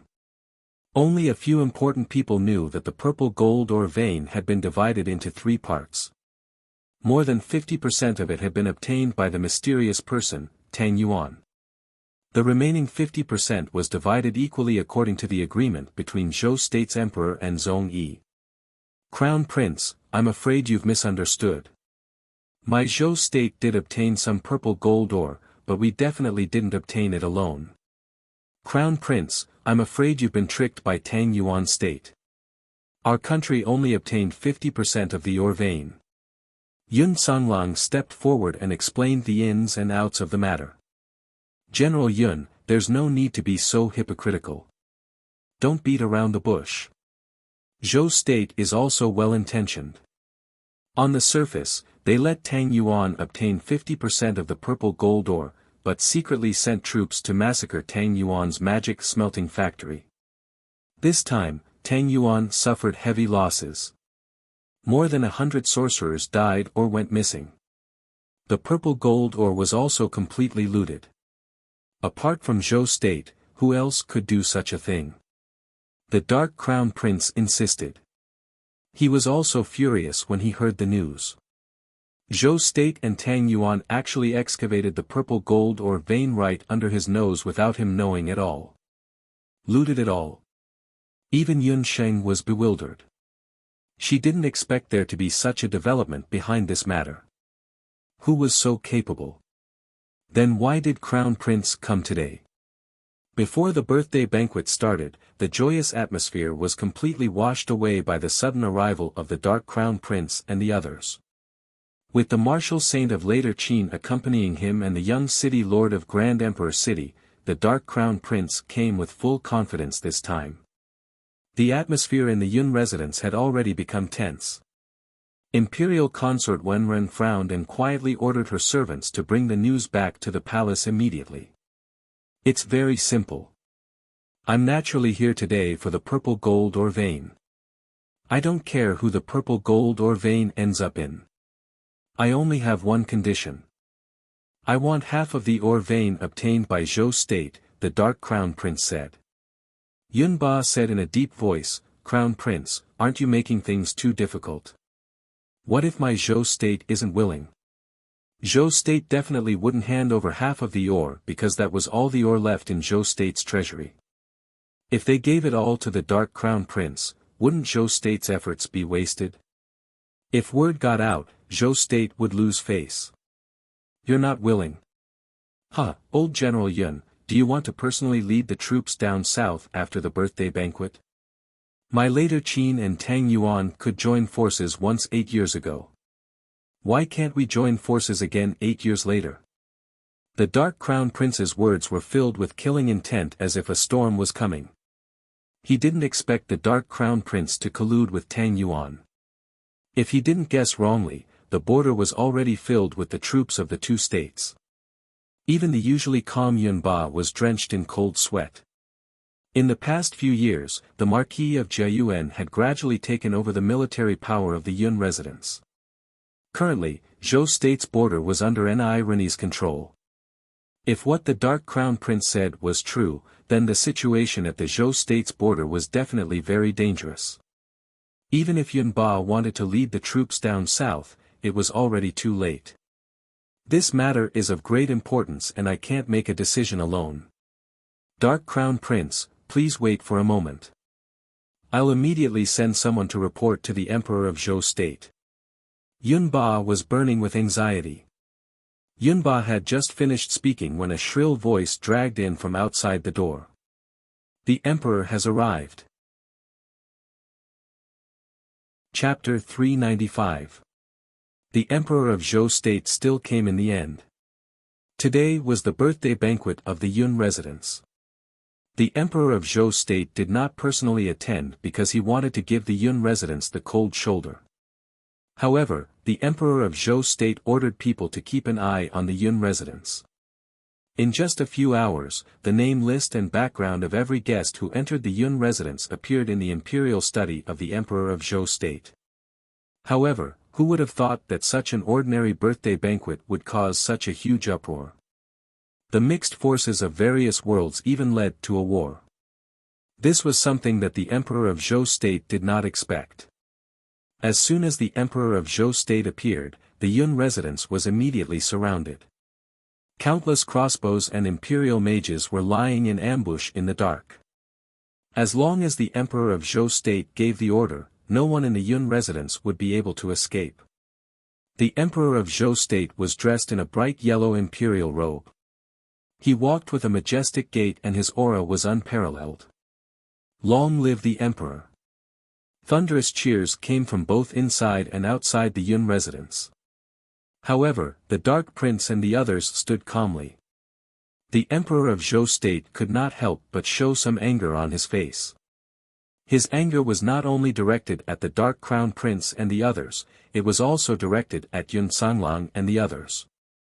The purple gold mine was divided into two. He originally thought that half of it had fallen into Tang Yuan's hands. However, after hearing the Dark Prince's words, the whereabouts of the ore were unknown. The Emperor of Zhou State's first suspect was the Sky Hunting Corps. What exactly is going on? Yun Sanlang, Yan Yun. I have already given you full authority over the purple gold mine. Could it be that you dare to deceive the Emperor and embezzle the purple gold mine without permission? The Emperor of Zhou State was furious. Yun Sanlang was speechless. Seeing this, Yun Sheng walked out calmly. In front of nearly 1,000 people in the Yun residence, Yun Sheng was calm and said in a crisp voice, "Your Majesty is wise. The Sky Hunting Corps is loyal to Zhou State. The sun and moon can bear witness. Our hunting corps is just a newly established hunting corps, even with all of our elites, we only have a few dozen hunters. When they entered the mine that day, for the sake of the safety of the villagers, all of them participated in the rescue. Where would they find the manpower to plunder the remaining ores? If the Emperor did not believe it, he could ask the villagers in the mining area and the border guards. If His Majesty still did not believe it, he could ask the young city lord of Grand Emperor City. He was also in the mining area that day. If there is a single lie, my heavenly extermination hunting corps will be at His Majesty's mercy." When the Zhou State's Emperor heard this, he realized that with the size and numbers of the heaven hunting army, it was impossible for them to kill hundreds of Tang Yuan's mages at the same time. Is this the young city lord of Grand Emperor City? May I ask if you noticed anything suspicious about the Heaven Extermination Hunting Corps that day? The Zhou State Emperor was unable to find a witness for the time being, but Xian Wuji was a ready-made witness. Xian Wuji did not expect that Yun Sheng would suddenly change the topic to him. This young city lord did not pay attention. Did young city lord really not pay attention, or was he pretending not to? Or did young city lord have other plans at that time? For example, secretly sneaking in and stealing the remaining ores? Yun Sheng's voice was stern as she suddenly questioned Xian Wuji. She already knew that Xian Wuji harbored evil intentions in the Jade Capital, but she did not expect him to be in hiding for so long and actually act together with the later Qin's hidden prince. When Yun Sheng said this, the Zhou State's Emperor and the hidden prince could not help but become suspicious. The Heaven Extermination Hunting Corps did not have the strength to act on both sides, but it was different if it was the Grand Emperor City. With the thousands of years of foundation of the Grand Emperor City, it was not impossible for them to find out the location of the ore vein and secretly rob it. Xian Wuji almost cursed out loud. He pointed at Yun Sheng and said, "Yan Yun, you are slandering us. My Grand Emperor City has never plundered a single piece of purple gold ore. What are your intentions for slandering my Grand Emperor City?" Enough. The hidden prince's cold eyes narrowed, appearing very impatient. He was not here to listen to a confrontation. No matter who stole the remaining purple gold ore, the Zhou State and Tang Yuan broke the alliance first. My later Qin must have a share of the loot. Since the Zhou State's emperor has personally come, then this crown prince will ask one thing. Is Zhou State handing over the ore or not? When had the Zhou State's emperor been questioned like this? Even if the later Qin's emperor personally came, the Zhou State's emperor might not lower his voice. He was immediately enraged. Dugu Xiu, you are only the later Qin's crown prince. What qualifications do you have to negotiate with this emperor? With the 200,000 allied troops of my later Qin and Tang Yuan, we have already arrived at the southern border of Zhou State. If the Zhou State's emperor is not willing to hand over the ore, we must fight this battle. 200,000 troops. The Zhou State's emperor's heart skipped a beat. For a moment, he couldn't help but panic. In these years, the Zhou State's generals had withered, and Yun Sanlang had just resigned from the military. If this battle really started, the Zhou state wouldn't be fully prepared. Tang Yuan and the later Qin soldiers would be like wolves and tigers. The possibility of victory was extremely low. Thinking of this, the Zhou state's emperor's expression softened. He was an ingrate and knew how to observe people's expressions. He was like this when he was a prince, and he was still like this now. Hidden prince, there must be a misunderstanding. If you don't believe me, I can order someone to take you to the smelter to check. My Zhou state really only obtained a quarter of the purple gold ore. The Zhou state's emperor's words were already filled with anxiety. When the Zhou state's officials saw this, including Yun Ba and the others, they all felt dissatisfied. In the eyes of the generals, the Zhou state's emperor's humble appearance could be said to be extremely cowardly. Yun Xing couldn't understand. She faintly felt that the whole thing was very wrong. Could it be that after those mysterious people used the magic array to transfer the purple gold ore, something else happened? Thinking of the magic array in the mining area that suddenly lost its effect overnight, it seemed that this matter was really a bit strange. Yun Xing's heart skipped a beat. She glanced at Yi Baiming, only to see him smiling and throwing her a coquettish glance. Could it be? Your Highness, why don't you listen to this official's words? Tian Kezi, who hadn't spoken since he entered the room, suddenly spoke at this time. Master Tian, if you have something to say, just say it. The hidden prince was still very respectful towards Tian Kezi. Tian Kezi was the later Qin's martial saint. In later Qin, he was the head of the later Qin's #1 martial arts hall, the 7 Stars Martial Arts Hall. When the hidden prince was young, he had learned combat skills in the 7 Stars Martial Arts Hall. This official thinks that when the 3 countries fought, blood would flow like rivers and the people would be plunged into misery and suffering. Later Qin, Zhou State, and Tang Yuan 8 years ago, for the sake of that purple gold or vein, the border area was filled with starving people. Every time this official thinks of that miserable scene, this official feels endless heartache. Tian Kezi's voice was full of emotion. From his appearance, it seemed that he wasn't a martial artist, but a great scholar who worried about the country and the people. Yun Ba cursed in his heart as he listened. Tian Kezi had a good reputation outside, but he was actually a hypocrite. Yun Ba despised people like him the most. However, his rash words already vaguely made Yun Ba have a bad feeling. Chapter 396. Lord Tian is right. The 3 states definitely suffered heavy losses in the war back then. Now that Penglai and Immortal Abode are at peace, our 3 states are in turmoil and will definitely attract unwanted attention. The Zhou state's emperor let out a sigh of relief. Good white face and bad black face. What were these 2 later Qin fellows' intentions? Yun Xing watched from the side. She didn't miss the gloating smile on Xian Wuji's gloomy face. The Zhou state's emperor and Dark Crown Prince, do you remember how the 3 states signed the armistice agreement 8 years ago? Tian Kezi provoked as he glanced at Yun Ba. 8 years ago, when the 3 kingdoms were at war, the final battle was not between the armies of the 3 kingdoms. Instead, it was the battle between the martial saint of the great Zhou dynasty, Yun Ba, and the martial saint of the later Qin dynasty, Tian Kezi. That battle, which the continent's cultivators called the Battle of the Pinnacle, ended in a draw between the 2. The 3 states signed the armistice agreement and won the peace that followed for 8 years. Who could forget about this matter? Tian Kezi proposed such an idea at the crucial moment.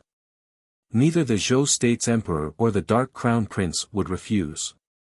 The Zhou state's emperor had already made his decision to exchange the battle of the 2 of them for the battle of 200,000 soldiers. When Yun Ba heard this, he let out a sigh of relief. So they came looking for a fight. That old fellow Tian Kezi really thought that he could tie with him like he did 8 years ago.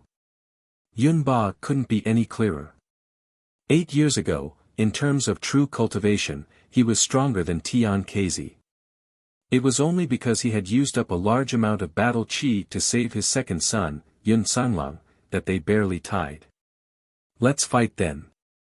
Tian Kezi, do you think I'm afraid of you? However, the expressions of several people in the crowd changed slightly. Yun Sangshue's hands and feet turned cold. She didn't expect that the bloody tycoon had her poison her father for so long. Uncle Yun also had a distressed expression. In the entire Yun residence, only he had noticed the changes in his master's cultivation during this time. He wanted to remind him, but his master had already agreed impatiently. So that was the case. Xia Wenxiu was shocked. It was actually a battle between martial sages. The Dark Crown Prince and Xian Wuji exchanged glances before Xian Wuji stepped forward and said, Wuji is also extremely honored to be able to meet two martial sages today. How about I, Di Hong City, be the judge today? Since old General Yun has no objections, it is decided. 10 days from now, old General Yun and Tian Kezi will hold the competition between martial sages in my Zhou State's Emperor's Palace. If later Qin wins, Zhou State will hand over a portion of the purple gold ore without any complaints. However, if Zhou State wins, later Qin will no longer pursue the whereabouts of the purple gold ore vein. The Emperor of Zhou State and the Hidden Prince had no objections to this decision. The arrival of this battle between two peak martial sages meant that Yun Ba's 60th birthday banquet had come to an end. The guests discussed animatedly. Tomorrow morning, Zhou State would definitely be in an uproar. Yun Ba, this time, Zhou State's honor and disgrace will be shouldered by you alone. As I am busy with government affairs in the palace, I will not be able to free myself for today's banquet. Here is a 500-year-old blood ginseng. I will give it to Yun Ba to nourish yourself. After the Hidden Prince and the others left, the Emperor of Zhou State asked for Yun Ba's well-being and ordered someone to give him a blood ginseng. A moment ago, he had ignored the Yun residence. Now, he was asking for Yun Ba's well-being. The Emperor of Zhou State was indeed a two-faced villain. Yun Sheng watched from the side and sneered in her heart. However, compared to the Night Fox, the Emperor of Zhou State was more hypocritical. If Yun Ba were to lose this competition, what Yun Sheng was thinking was also what everyone in the Yun residence was thinking. Yun Songlang had been silent since the incident. Yun Sangxue pretended that she wasn't feeling well and didn't even see the guests out. She left the aftermath to Uncle Yun and left first. Zhonli and the others were also sent to the door. Uncle Yun hesitated for a moment and suddenly called out to Yun Sheng. Young miss, please wait. This old servant has something to discuss with you. Yun Sheng walked to the side. Uncle Yun looked anxious. Young miss, you must persuade old master. He can't compete with Tian Kezi. Uncle Yun, why do you say that? Do you think that old General Yun can't defeat Tian Kezi? Even if his cultivation has declined due to old age, his martial realm should be higher than Tian Kezi's. Yun Sheng sensed that something was wrong. She looked at Uncle Yun's expression and saw that he was worried. She had noticed that Yun Ba had already quit drinking. He didn't touch a drop of wine at the birthday banquet. According to her earlier instructions, even if Yun Ba's cultivation declined, it would take at least a few years or even close to 10 years. Young miss, ever since you diagnosed old master last time, this old servant has been monitoring him. But recently, when this old servant sparred with old master, I found that old master's strength has declined. Can you diagnose old master's body and see what's wrong with it? Uncle Yun originally didn't want to disclose this matter, but if Yun Ba was going to compete with Tian Kezi, then Yun Ba's strength would become a problem. I'm afraid that even if I'm willing to check, old General Yun won't appreciate it. Yun Sheng sighed. Divine Dr. Yun. Xia Wenxiu, who had left the Yun residence with Yun Sheng and the others, turned back. You should take a look at old General Yun. I've divined for him. He will face a bloody disaster in the near future. Young Master Ming, how could you? Yu Ji and Yu Mo's expressions changed. How could young Master Ming say the results of her divination? This was divulging heavenly secrets and was very disadvantageous for young Master Ming. Xia Wenxiu originally only wanted to give Yunxing a hint, but who knew that the Dark Prince and Tian Kezi would suddenly appear. "It's you, I remember you. You're the girl who stole our carriage. Good, nothing good happens every time we meet you. Last time." Yu Ji sized up Yunxing and was shocked. This female sorcerer was the female sorcerer they met 2 years ago. After not seeing her for more than 2 years, her appearance had changed quite a bit. What was even more shocking was her strength.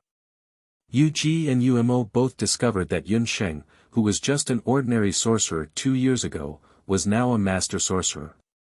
In 2 years, she had broken through 2 magic realms. Even in the temple, people couldn't help but raise their eyebrows at such a cultivation level. "Yu Ji, shut up." Xia Wenxiu's expression hardened. Yu Ji rarely saw young Master Ming get angry, so he blamed Yunxing even more. However, Umo glanced sideways at Yunxing. If he didn't remember wrongly, young Master Ming had done something that went against his usual behavior because of her. "Thank you for your reminder, Xia Wenxiu. I'll remember this favor." After hearing Xia Wenxiu's words, Yunxing also knew that Yunba's body might really have some hidden dangers. She had to carefully examine him. Chapter 397. Yunxing and Uncle Yun returned to the Yun residence. Inside the residence, the birthday banquet had been dismissed, and the servants were cleaning the courtyard in 2s and 3s. The people of the Yun family had already disappeared. Yunxing followed Uncle Yun all the way to Yunba's courtyard. The Yun residence was spacious, but there were few people in recent years, so the courtyards of the young masters and misses were all empty.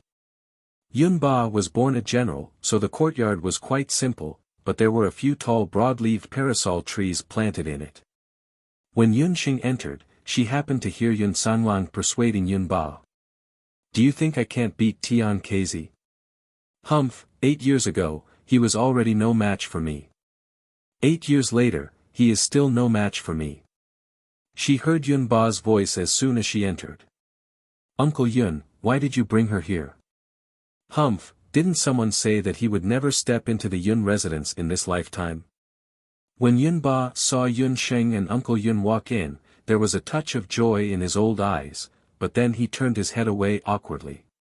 He looked like a child who was quarreling with his friends. Yunxing muttered in her heart, "This old man is really getting worse and worse." "Father, Sheng is already here. Why do you have to say such angry words to her? If you really make her leave in anger, I'm afraid you won't be able to sleep all night." Yun Sanlang was very puzzled by his father's childish behavior as he grew older. He had heard from Yunxing that Yunba had damaged his cultivation in order to save him, so it would be difficult for him to improve his martial arts realm in these years. Just now, he had also carefully observed Tian Kezi. The other party's eyes were bright, and his forehead was very full. Tian Kezi was more than 10 years younger than Yunba, and he was the martial sage worshipped by the later Qin royal family. These years, he must have been well taken care of, so his cultivation would only improve. In this way, it was hard to say who would win. "I did say that I won't enter the Yun residence in this lifetime, but I said that I won't enter as a descendant of the Yun family. Today, I'm here as a doctor." "Old General, you're going to represent Zhou State in the martial sage competition in a few days. Since the reason for this competition is the purple gold vein, I'll reluctantly do a physical examination for you." Yunxing had been in contact with Yunba for quite some time now. She was already immune to this old man's poisonous tongue and provocation. "What medical examination? The number of times I've killed enemies on the battlefield is more than the number of times you've eaten in your entire life. Why do I always need a doctor to examine me? I'm not that refined." Yunba fumed. "You're not going to get checked. Don't tell me you're suffering from some kind of geriatric disease. Are you afraid of being found out and embarrassing?" Yunxing countered. As expected, Yunba became anxious after hearing her words. Who said that this old man has geriatric disease? This old man eats 3 bowls of rice every meal. If you want to check, then so be it. I'm not afraid of you. Yunba said as he sat down. Yunsheng stepped forward and began to examine him. After a round of examination, Yunsheng didn't find anything out of the ordinary. How is it? This old man's body is very good. I can cripple that guy Tian Kz with a single punch. He dared to behave atrociously at this old man's birthday banquet. This time, this old man will definitely make those old fellows from later Qin and Tang Yuan suffer a double loss. Yunba was extremely pleased with himself. The examination isn't over yet. What's there to be proud of? Yunsheng was annoyed. She pressed down on Yunba's wrist with the back of her hand. If there was nothing wrong with Yunba's body, there shouldn't be any problems with the competition. But what should she say about a bloody disaster? Her brows twitched, and the jade marrow technique in her body quietly entered Yunba's body. The jade marrow technique in Yunsheng's body was a Taoist technique. It was used to cultivate one's body and mind. It was the best way to use it to nourish one's body. At the same time, it also gave Yunsheng the sharpest sense of touch. Yunba's cultivation was very high. The moment the strange power in Yunsheng's body entered his body, the fighting aura in his body immediately reacted. What kind of skill is this, little girl? It's not fighting aura, nor is it sorcery. Yunba quickly discovered that his fighting aura had changed from its initial irritable state to a peaceful state. It actually automatically gave way to the jade marrow technique in Yunsheng's body. Yunsheng's jade marrow technique circulated all over Yunba's body. His muscles, blood, dantian, Yunsheng's expression changed slightly. She retracted her finger as if it had been pricked by a needle. Inside Yunba's body, the change in her expression was very subtle, but it didn't escape the eyes of the 3 people present. Yun Sanlan understood Yunsheng's personality very well. This girl was the calmest. Last time, even when she was treating his hand, she was still calm. But just now, her expression changed. Sheng, how is it? Yun Sanlan hurriedly asked. Little girl, there's no need to act mysterious. Just tell me whether it's good or bad. This old man can take it. Yunba saw the change in Yunsheng's expression. This competition cannot be carried out. Yunsheng also knew that it was useless to hide anything in front of Yunba. She might as well get straight to the point. Why can't it be carried out? There's nothing wrong with this old man's body. If he hadn't seen Yunsheng's medical skills with his own eyes, Yunba would have immediately turned and left. There's nothing wrong with your body, but this competition cannot be carried out. In other words, there's nothing wrong with a normal person. But if the opponent is Tian Kz, then it's a different matter. Yunsheng frowned. Old general, there's something wrong with your blood. You can't carry out beast blood berserk. Beast blood berserk was the ultimate way for a martial practitioner to unleash their potential. Martial practitioners were different from magicians and summoners. They didn't have heaven-defying magic, nor did they have summoned beasts to assist them. Their only advantage was that during the process of advancing in the martial realm, they had fused with the blood of countless beasts, forming a tyrannical physique. When Yunsheng was examining Yunba's body just now, she discovered that his body's condition had indeed improved compared to a few months ago. This should be because Yunba had stopped drinking. But when she used the jade marrow technique to examine him further, she discovered that there was something wrong with Yunba's blood. Yunsheng could feel that as soon as Yunba's blood came into contact with internal energy, it would become abnormally active. It was like a river after a rainstorm, aggressive and aggressive. Under such circumstances, if Yunba mobilized all the fighting aura in his body, once he was injured, it was very likely that his blood would flow in reverse and eventually break out of his body. Yun Sanlang and Uncle Yun were astonished. Little girl, what do you mean by that? What's wrong with this old man's blood? Yun Ba was a martial saint. In his life, every time he broke through in the martial realm, he would undergo a beast blood fusion. His last beast blood fusion was when he killed a commander-level demonic beast. After fusing with its blood, he advanced to martial saint. Without beast blood berserk, this meant that Yun Ba was bound to lose this competition. Chapter 398. When experts fought, especially martial saints, how could they not go berserk at the end of the battle? Yun Ba had also gone berserk at the last moment to fight Tian Kz to a draw. Yun Ba's tall back trembled slightly when he found out that he couldn't go berserk.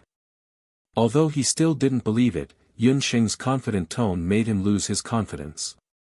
He recalled that he had not undergone beast blood berserk transformation for the past 8 years or so.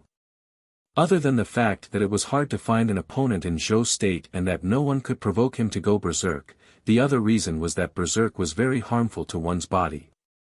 Especially when one's martial realm was higher, they wouldn't be able to use battle chi for a certain period of time after going berserk.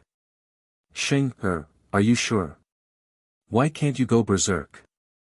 Yun Sanglang's face was also anxious.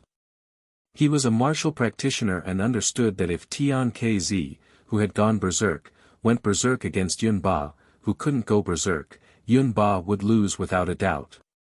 I'm sure. As for the cause of this phenomenon, I can't do anything for now. Yun Sheng was perplexed. She was sure that Yun Ba didn't show any signs of being poisoned, nor did he have any internal injuries. It was just that the blood in his body was very strange. For the time being, she couldn't think of any solution to this problem. If she had discovered this earlier, she might have been able to find a solution. But Yun Ba and Tian Kz were going to fight in 10 days. It was already too late. Sheng, you must have a solution. You can even cure second uncle's hand, can't you? Yun Sanlang begged Yun Sheng. He already believed Yun Sheng's words. Yun Ba, who usually liked to argue with Yun Sheng, didn't say a word at this moment. His expression was gloomy as he sat on the armchair. Uncle Yun couldn't help but advise, Master, just take it as this old servant begging you. It's only a competition, you should. Yun Ba smiled, his voice carrying some fatigue. Yun Song, don't you understand? The Yun residence is already in a difficult situation. Yun Sheng was silent.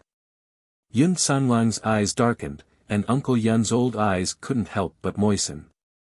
Everyone in the room understood that this battle did not only concern Yun Ba's reputation, nor did it concern the ownership of a quarter of the purple gold mine. It also concerned the lives of hundreds of people in the Yun residence. The actions of the Emperor of Zhou state these days had made it clear that he intended to deal with the residents of Yun. It was only because of Yun Ba's existence that he did not take action. If Yun Ba couldn't even defend the glory of a martial saint, then what was the point of keeping the Yun residence? Little girl, let me ask you one more time. If I insist on going berserk with the beast blood, what will the result be?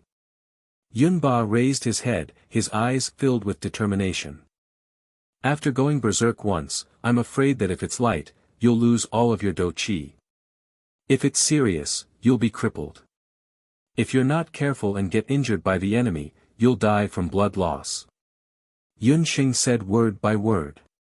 Yun Sheng did not sound like she was joking at all. She was serious. She even wanted to persuade Yun Ba not to force himself, just like Uncle Yun. This old man is tired. Yun Song, see the guests out. Yun Ba closed his eyes tiredly and raised his hand, gesturing for the guests to leave. Yun Ba had already made up his mind. He would rather fail in the beast blood mineralization and die than flee at the last minute and become the laughingstock of the entire Zhou state.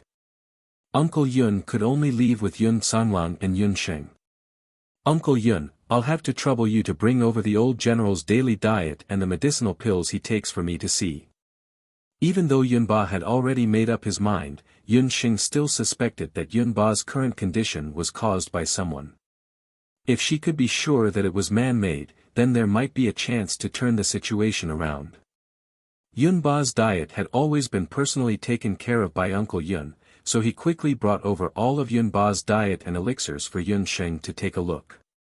Yun Sheng looked through them one by one and did not find any problems. That's all. Uncle Yun, think about it again. Is there anything else that we missed? Yun Sheng reminded Uncle Yun. There's really nothing else. The old general is now doing idle work in the imperial court and doesn't have the habit of socializing outside. If there's really something that we missed. Oh right, third Miss cooks soup for the old master every day. Uncle Yun suddenly remembered this matter. Apart from the daily diet and elixirs that he had personally arranged, there was only third Miss soup. Yun Sangxue cooks soup. What kind of soup is it? Yun Sheng had also noticed that she had not seen Yun Sangxue after the incident at the Yun residence. Logically speaking, with such a big incident happening at the birthday banquet and Yun Sangxue being the actual ruler of the Yun residence, how could she not ask about it? It's all ordinary chicken soup and ginseng soup. The old master drinks a bowl of it every afternoon. Uncle Yun also felt a little strange. Why did Yun Sheng suddenly ask about this? Uncle Yun, from tomorrow onwards, secretly instruct the servants to leave some of the soup for the old general. Remember to send the leftover soup to the medical hall, Yun Sheng instructed. Sheng, are you suspecting third sister? That's impossible. How could third sister harm father? Yun Sanlang did not believe her. I'm just suspecting. Let me see the leftover soup first. Yun Sheng also brought back a portion of the elixirs that Yun Ba had taken. As the night deepened, Yun Ba sat alone in the room. Ever since his wife died more than 20 years ago, he had not remarried and lived alone in the huge courtyard. In the courtyard, the red lanterns used at the birthday banquet swayed in the night wind. Yun Ba walked out of the courtyard alone. He opened his arms and looked at his palms. Compared to the past, his hands had aged quite a bit. Yun Ba's figure flashed and he had already rushed out of the courtyard.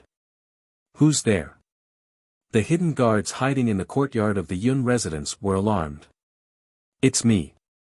You don't have to follow me. This old man is going out for a walk. After Yun Ba finished speaking, his voice had already become one with the night, disappearing into the boundless night. The streets of the Jade capital were already empty. Yun Ba walked along the long street until he reached the little Xiantang. He did not make a sound and did not alarm anyone in the medical hall. He entered the courtyard of the medical hall and walked into an unlocked room. This was a narrow but tidy room. There were only some simple furniture inside and a person was lying on the bed. Within the icy blue sleeping cloud dream magic formation, Yun Sanghai was as silent as he had been for countless days and nights in the past. He seemed to be sleeping quietly, without making a sound. Yun Ba walked around the head of the bed and sat on the side. He looked at the person on the bed who had once made him furious and was also the son he was most proud of in his life. One was lying quietly, the other was sitting without making a sound. Unknowingly, most of the night had passed. No one knew that in the past few months, Yun Ba would come to the little Xiantang every other day. He would sit there for 3 to 4 hours, from midnight to dawn. Chapter 399. Unbeknownst to the people in the medical hall, Yun Ba sat beside the magic formation and scrutinized Yun Sanghai. After finding out about Yun Sheng's background, he went around and found out about Yun Sanghai's whereabouts. When he saw Yun Sanghai in this state for the first time, Yun Ba almost couldn't accept it. He even had the urge to beat Yun Sanghai awake. However, when he came into contact with Yun Sanghai's ice-cold hands and feet and his almost still breathing, Yun Ba shrank back. However, tonight, Yun Ba was a little different. Sanghai, I'm afraid that I won't be able to come and see you in the future. He sat for a moment and said, You are much more capable than your old man. You raised a good daughter. It's a pity that I won't have the chance to see her grow up, get married, and have children. You have to work harder and wake up. As long as you wake up, I won't chase you out of the house anymore. At this point, Yunba couldn't continue.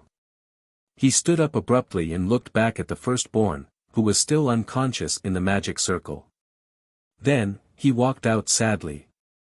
When Yunba walked out of the house, the Yun Dream Eye's slumber magic formation shone brightly with blue light. Yun Sanghai, who had been unconscious for many days, suddenly had a trace of crystal at the corner of his eyes. A drop of hot tear slid down from the corner of his eye. A day later, Uncle Yun indeed followed Yun Sheng's instructions and delivered the soup that Yun Sangxue had brewed.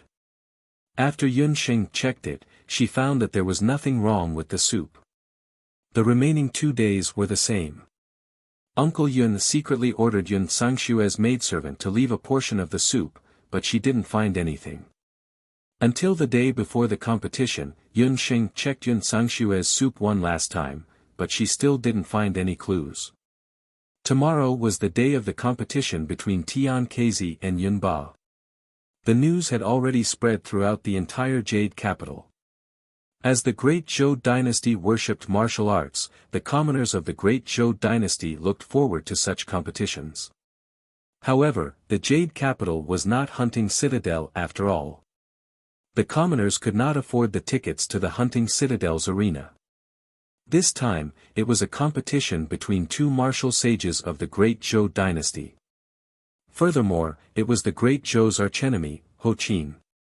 All the commoners of Jade capital fell into an unprecedented passion. In the city, many bets had already been set up. They were betting on the battle between the martial saints of the 2 countries. If the Emperor of Zhou State hadn't had the foresight to hold the competition in the Imperial Palace, just the tickets alone would have been a sizable income. But this time, Yun Sheng had no intention of using this competition to make a killing. She was still worried about Yun Ba's health. Yun Sheng, we have a way to sneak into the Imperial Palace. Do you want to watch the competition with us? Gufeng and Qi went to the medicine hall to find Yun Sheng. Although the competition this time was held in the Imperial Palace, the Emperor of Zhou State still invited some of the nobles and members of the imperial family to watch the competition. In the Yun residence, only direct blood relatives could watch the competition. Yun Sheng hadn't returned to her family, so she shouldn't be able to enter the Imperial Palace. Qi, on the other hand, was a member of Wanlong Gambling House, so he was able to get a few places to enter the palace. Wanlong Gambling House is also participating in this bet, right?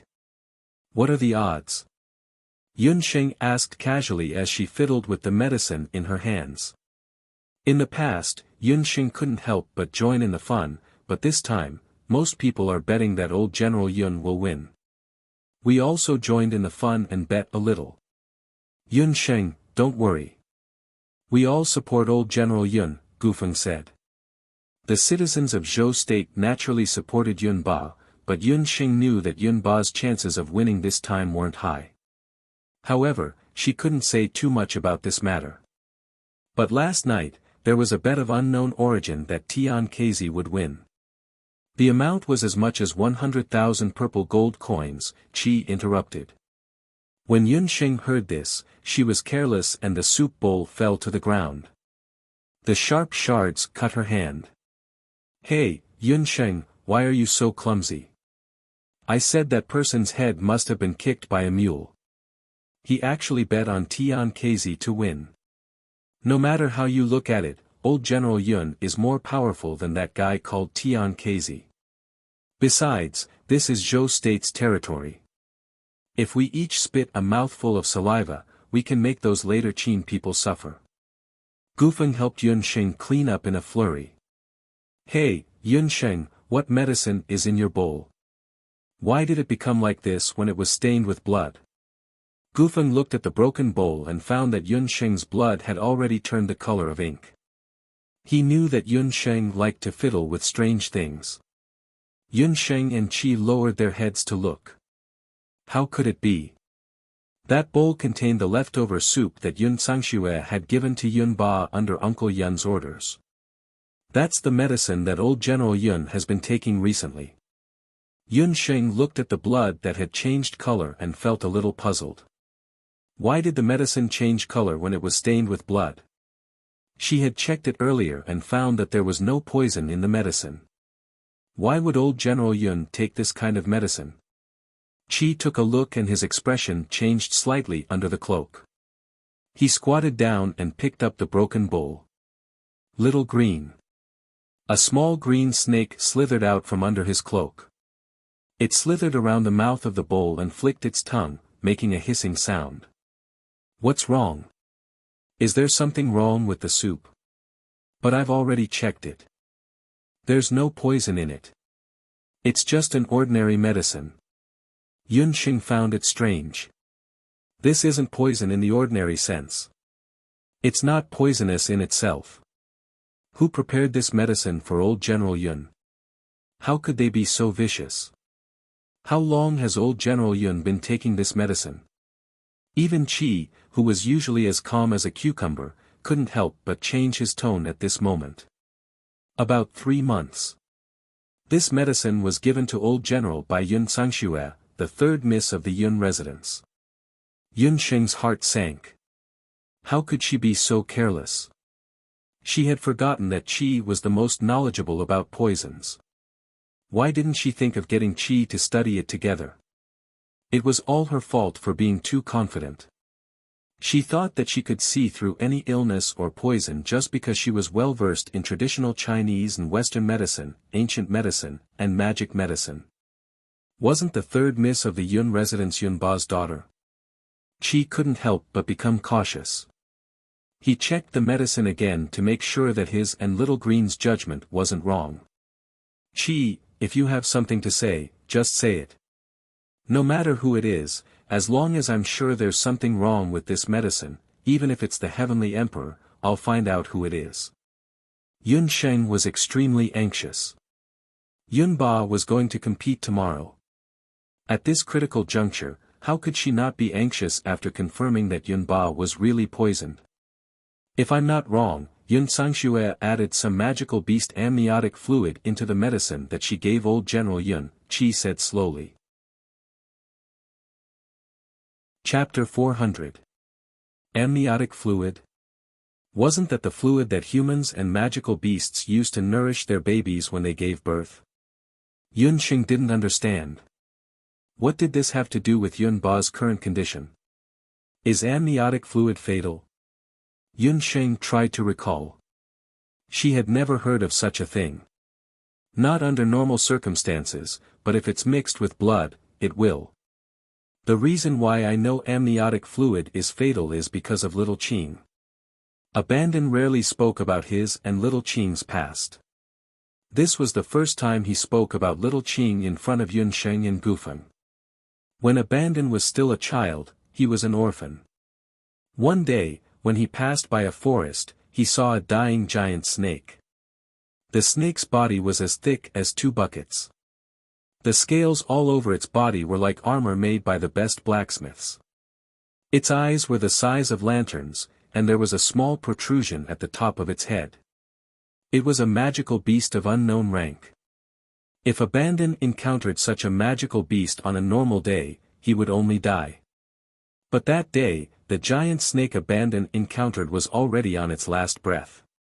There was a bloody opening under the snake's abdomen. Blood gushed out endlessly like a fountain. When Abandon saw the giant snake, he was so frightened that he didn't dare to move. What puzzled him was that the giant snake wasn't like ordinary snakes that laid eggs. There was a lump of bloody flesh wriggling at the opening under its abdomen. Abandon boldly walked forward and saw the thing under the snake's abdomen clearly.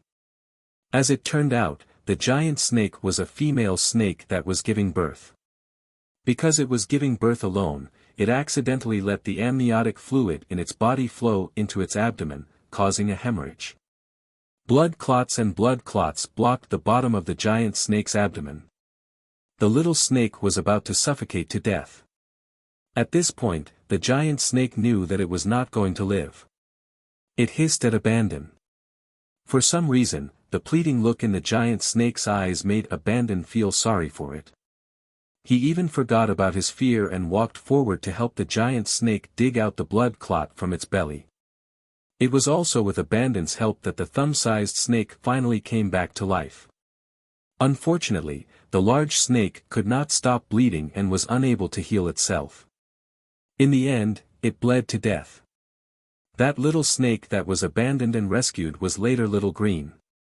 From then on, Abandon and Little Apple depended on each other for survival until Abandon was discovered by Teacher Mary and brought into the Royal Magic Academy. Hearing Chi's words, Yunxing suddenly recalled the news of a pregnant woman giving birth that she had heard on the internet before she transmigrated here. It was a very controversial news back then. The pregnant woman's condition was similar to what Abandon had said about the magical beast giving birth to the baby snakes.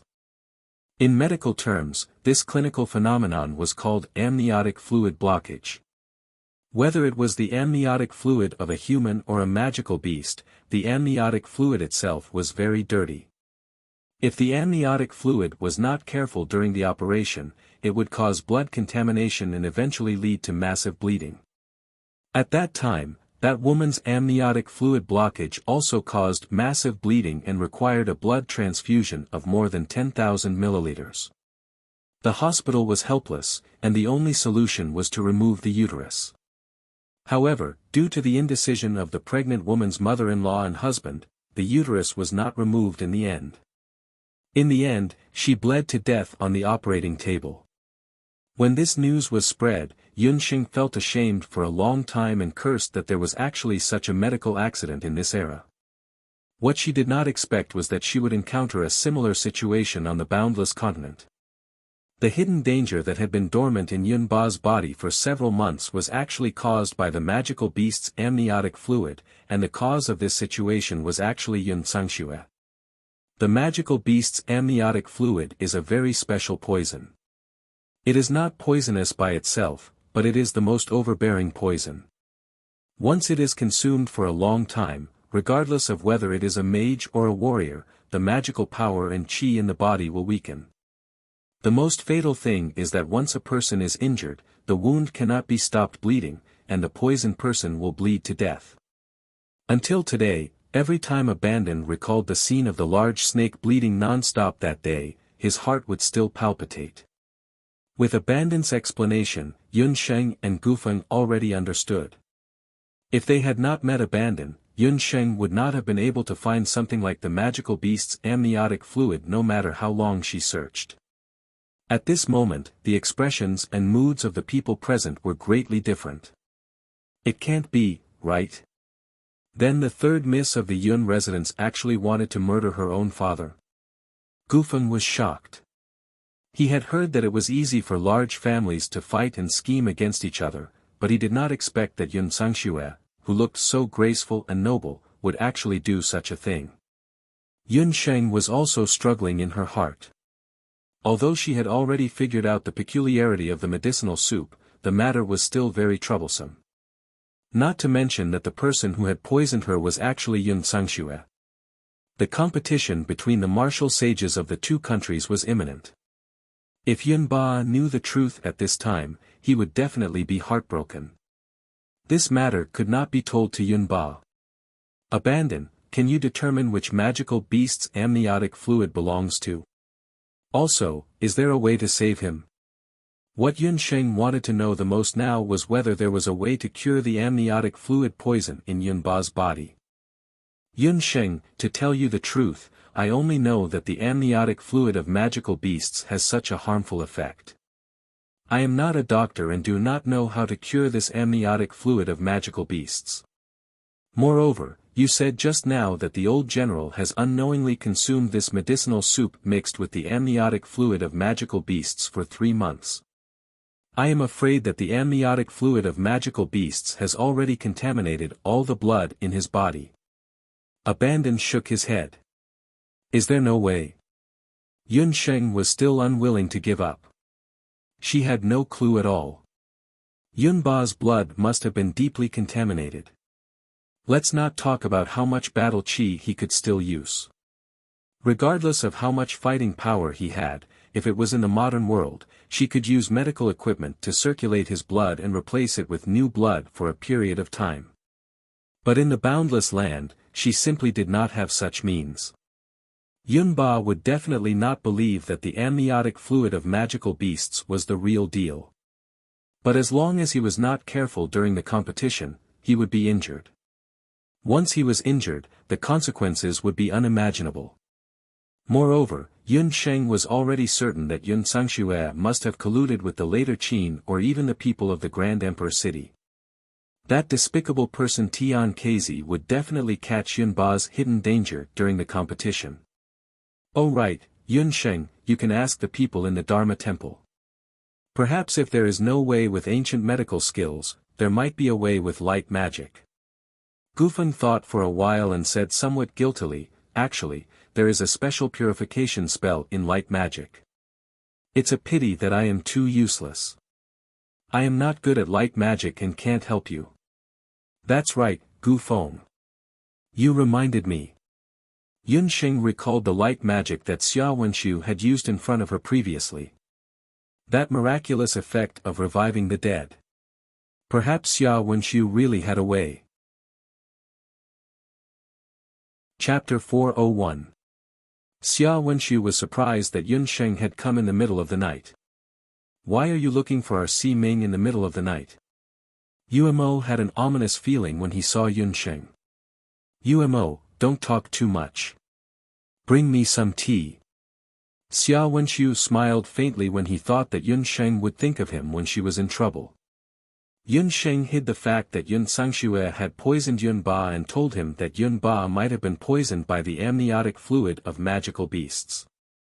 I didn't expect that the poison in old General Yun's body would be amniotic fluid of magical beasts. Amniotic fluid poison, I've also heard of it in the Zhao Ting. I just didn't think that it would be used on old General Yun. Xia Wenshu muttered to himself. He was very surprised by Yun Sheng's discovery. I'll get straight to the point. I came here today to ask for your help. I heard that the Dharma Temple has a high-level light magic that can purify a person's body. I want to ask you. Yun Sheng hesitated for a moment, but still said it. Xia Wenshu was startled when he heard it. I knew that nothing good would come out of you. Do you think that high-level light magic is like cabbage or radish that can be found everywhere? Our arbiter of fate can't use light magic casually, especially on people who are destined to die. Solitary Rain, who had just delivered the tea, immediately stomped his feet. Xia Wenshu also revealed an awkward expression. Because light magic was too heaven-defying, it really couldn't be used casually. However, when he saw the pleading look on Yun Sheng's face, the rejection that was already at the tip of his tongue could not be said. Si Ming. This time, even Umo, who usually didn't speak much, spoke up to oppose Xia Wenshu's help. He and Umo both knew that Yun Ba's matter wasn't simple this time. Although they didn't know about the existence of the heavenly fate mirror, Elder Si Ming's letter had already stated that Yun Ba's death was destined to happen. Elder Si Ming had also warned that Xia Wenshu only needed to protect Zhou State's royal family and not interfere in other matters. Young Judge Ming had always obeyed Elder Judge Ming's words, but this time was an exception. First, Xiao Ximing ignored their persuasion and recklessly told Yun Sheng that when Yun Ba was going to face a bloody disaster, she had already revealed part of the heaven's secret. Revealing the heaven's secret, even if it was just a small part, would cause a backlash in the future. If young Master Ming were to help Yun Ba, it would be going against the will of the heavens. It would affect his future cultivation. Yu Ji and Umo didn't dare to think any further. At this moment, the two of them were somewhat resentful towards Yun Sheng. Although they were still young and didn't know much about the matters between men and women, they have already discovered that since young Master Ming pretended to be GMO and entered the little Xiantong, young Master Ming became somewhat different. In the past, young Arbiter Ming was a woman of few words, like an ice sculpture. However, the current young Master Ming was clearly much more amiable. Just like his name, a smile would appear on his face from time to time. This was especially true for this female magus called Yunsheng. When she appeared, young Master Ming's gaze towards her became as gentle as a ball of cotton, causing the two of them to whisper to each other. Disaster. He was a living source of calamity.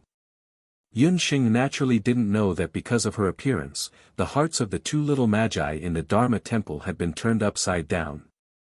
In Xia Wenxu's heart, how could it not be the same? He also knew that he could openly reject Yunsheng. Since Yunba's death was shown by the heaven's mandate mirror, it was destined. No one could change it. However, if Yunba died, she would probably be very sad. Seeing the difficult expressions on the faces of the people in the Dharma temple, Yunsheng thought that Xia Wenxu didn't want to harm his own magic power to save Yunba. Xia Ximing, I won't let you waste your energy for nothing. If you save old General Yun, I will hand over the secret method to refine the tribute of the moon god. I believe that this secret method can raise the grade of the magic medicine in the Dharma temple by at least 1 grade. When Yunsheng said this, Yu Ji and Umo, who were originally glaring angrily at Yunsheng, were shocked. The two of them pointed at Yunsheng and stammered, "What did you say? You were the one who refined the high-grade magic medicine, tribute of the moon god." It was no wonder that Yu Ji and Umo were so shocked. In the past half a year, the appearance of this high-grade magic medicine on the mainland had caused almost all the magi in the Dharma temple to be in a terrible fix. All the magus apothecaries had tried to refine the tribute of the moon god, but even the most skilled magus apothecaries in the Dharma temple had failed. "Miss Yun, you don't have to do that," Xia Wenxu hurriedly said. He didn't know why, but he hated interacting with Yunsheng in this way of bargaining. He only wanted to help her because he wanted to make her happy. He didn't know when it had started, but it might have been during his time in Little Xiantang, but he had already gotten used to it. Every evening, Yunsheng stood in the medical hall and flipped through the daily accounts. Sometimes she frowned, sometimes she smiled faintly. The 2 dimples at the side of her mouth would cause him to fall into a daze. Ah! Umo almost spilled the tea that was about to be served. Had Si Ming gone crazy? That was the tribute of the moon god. It was a high-grade magic medicine that could change a person's magic constitution and turn a good-for-nothing into a magus. If they could unravel the secret of this magic medicine, it would undoubtedly be extremely beneficial to the Dharma temple. Xia Wenxu waved his hand unhappily. "It's not that I don't want to save old General Yun, but just using light purification magic won't be able to cure the poison in old General Yun's body." Xia Wenxu had heard from Yunsheng that Yunba had misused the amniotic fluid of magical beasts for 3 months. He was well versed in medicine and had a good understanding of the human body's condition. He knew that 3 months was neither too long nor too short a period of time. It was enough for the poison to seep into Yunba's internal organs. Even with high-level purification magic, it could only remove the amniotic fluid on the surface. But if they wanted to completely remove the amniotic fluid in Yunba's bones, internal organs and blood, magic alone would not be enough. "What else do you need?" "I will definitely think of a way to prepare it." Yunsheng had the everlasting chamber of commerce behind her. She believed that even if she couldn't cure Yunba's poison in a short period of time, she could definitely use the everlasting chamber of commerce's power to find other ingredients. But what Yunsheng didn't expect was that the one that could cure Yunba's poison was actually, "I'm afraid that you won't be able to prepare that item. That item is the fairy clan's water of life. The water of life can only be found in the depths of the immortal residence's sacred mountain of the fire fairies. The water of life is very precious. Even the fairy clan can't easily use it. And everyone knows that the fairy clan of the immortal residence hates humans the most. Also, looking at the time, it's already too late to go back and forth between the immortal residence and Zhou State." Xia Wenxu sighed. Chapter 402. It would take at least 2 months to travel from Zhou State to the immortal residence, and they would have to cross Tangyuan on the way. Even if they reached the immortal residence, Yunsheng might not be able to find the water of life. In that case, it's almost impossible to save him, Yunxing pondered. It's very difficult. And from the looks of it, it's already too late. It's better to persuade old General Yun to give up on this competition. Seeing Yunxing's gloomy appearance, Xia Wenxiu also felt a wave of pain in his heart. Since it was a calamity of death, it was not so easy to resolve.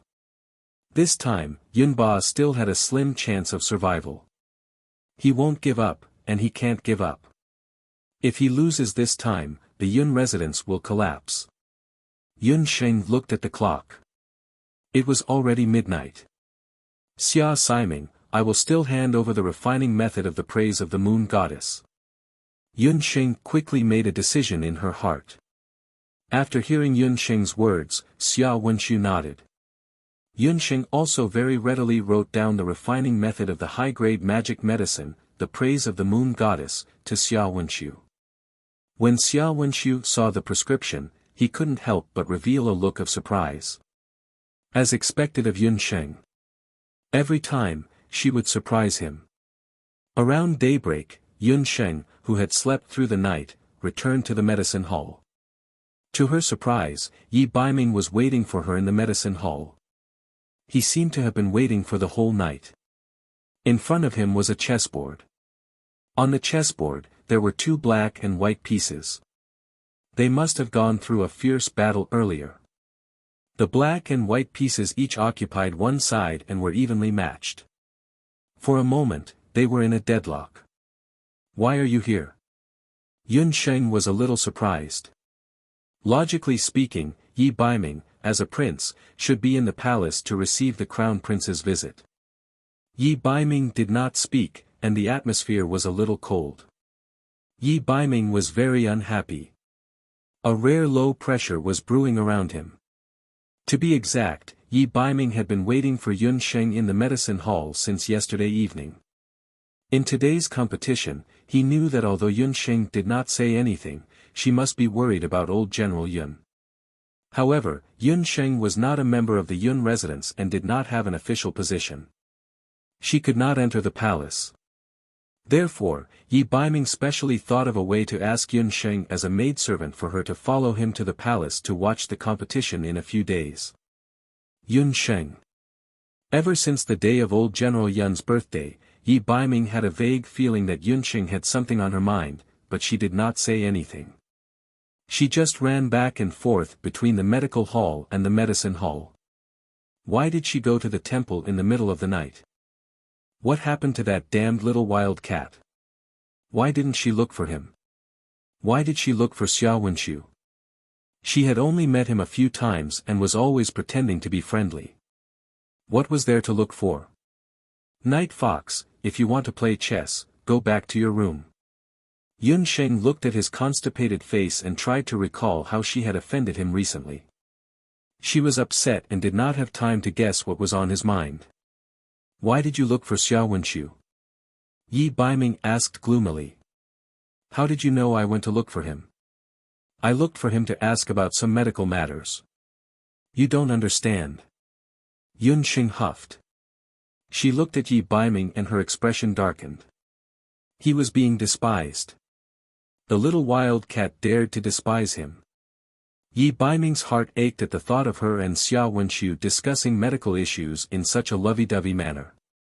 Yi Baiming suddenly grabbed Yunxing's hand and pulled her into his arms. Yunxing jumped in fright. She did not know what was wrong with Yi Baiming. His gray eyes darkened. Yi Baiming stared at Yunxing. His handsome face was only a few inches away from Yunxing. The two of them were so close that they could feel each other's breath on their faces. This prince forbids you from having any more contact with Xia Wenxiu. It looks like I'm not good enough as your retainer. From now on, I'll really have to follow you 12 hours a day. Yi Baiming's domineering tone made Yunxing's heart beat faster. She forcefully pushed Yi Baiming, but found that this guy's body was really hard. He was like a wall and she could not move him at all. Yi Baiming, speaking of which, were you behind the purple gold mine incident? Yunxing glared at him. She thought about it and felt that Yi Baiming's sudden appearance during the purple gold mine incident was not the right time. In addition, he was so black-bellied. If Tang Yuan's Li Xiao was stolen by someone else, then the first person to suspect would definitely be Yi Baiming. Yi Baiming smiled wickedly and did not answer. He lowered his head and pressed his forehead against Yunxing's neck. He shifted Yunxing into a more comfortable position and held her in his arms. He also did not sleep the entire night, but when he smelled Yunxing's pleasant medicinal fragrance, his originally depressed mood improved a lot. It really was you. Aren't you embarrassed?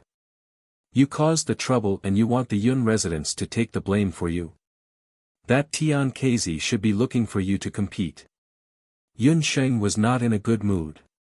She thought about how she had worked so hard and was almost eaten by Bian, but only managed to get a quarter of the purple gold mine. Yi Baiming had pretended to be a pig to eat a tiger and took half of the mine. Her heart was extremely unbalanced. Why are you being so calculative? What is this prince's is yours? Yi Baiming pressed his nose against Yunxing's neck. Yunxing's skin was very good and the fragrance on her body was different from the cosmetics of other women. Only the heavens knew that he loved the feeling of holding this little wild cat in his arms. Perhaps it was because the two of them were used to dual cultivating magic, but Yunxing's resistance to Yi Baiming's intimate actions had lessened. Yunxing did not understand at first, but when she thought about it again, why did it sound so ambiguous? It sounded like, were you born in the year of the dog? Don't keep scratching my neck. Since what is yours is mine, then take out half of the purple gold mine. In any case, you are a nosy prince and don't need money. Unlike me, who has a hunting squad and a medical center, everything is a bottomless pit. Yunxing felt a tickle on her neck and unhappily pushed Yi Baiming's face away. Yi Baiming had already expected her reaction and nimbly avoided her hand. He pressed her wrist under his armpit and continued to hug Yunxing tightly. In front of a martial artist, a magician's skills could not be more useless. Yunxing wailed endlessly. She really wanted to give Yi Baiming a freezing spell and freeze him until his hands and feet were crippled. Unfortunately, she did not dare. To be honest, ever since Yunxing met Yi Baiming, she had never truly seen through his cultivation. Whether it was a martial artist or a magician, Yi Baiming would never reveal his true abilities. Yunxing only knew that his strength was very high. After all, just by looking at his soul, Yi Baiming's soul was at least twice as big as hers. Wait a few more days, this prince will naturally give it to you. Don't worry, this time, old General Yun will be fine. When Yi Baiming saw Yunxing's angry appearance, his gray eyes softened. Thank you silently for the tip ***. Chapter 403. Yunxing had lost a lot of weight recently. Yi Baiming felt a little heartache as he held her in his arms. His little wild cat had been running around and was most worried about the Yun residents. No matter how much Yunxing disliked the Yun residents, she was still of the Yun residents' bloodline. This was something that couldn't be changed. As long as Yunxing wasn't willing, he definitely wouldn't let the Yun residents collapse. What are you saying? Could it be that you have full confidence that this competition? No, you don't even know that old General Yun was poisoned. Actually, I went to find Xia Wenxiu yesterday because of this. When Yunxing heard this, she couldn't help but stop joking around. There was only one person who dared to say that he would give her whatever she wanted in Zhou State, and that was the Zhou State's emperor. However, the Yi Baiming that Yunxing knew wasn't someone who would easily make promises. Once he opened his mouth, it meant that he had full confidence. It was the amniotic fluid of a magical beast, right? The poison in old General Yun's body, and it was Yun Sangxue who poisoned him, Yi Baiming said slowly. How do you know? You went to the clinic and saw the decoctions. Yunxing became nervous. Little wild cat, you are very clever, but still a little naive. Do you think that you can solve today's matter by yourself? Do you know why Yun Sangxue did that? Because Tang Yu was taken away by someone. The person who took away Tang Yu was the Bloody Hand Tycoon controlled by Xuan Wuji. Yi Baiming's face was unfathomable, as if nothing could be hidden from him. In just one night, Yi Baiming had already found out that Tang Yu was taken away by a group of unknown people a few months ago. Yun Sangxue must have been controlled by others because of Tang Yu. In terms of medical skills, Yun Sheng could be considered the best in Zhou State.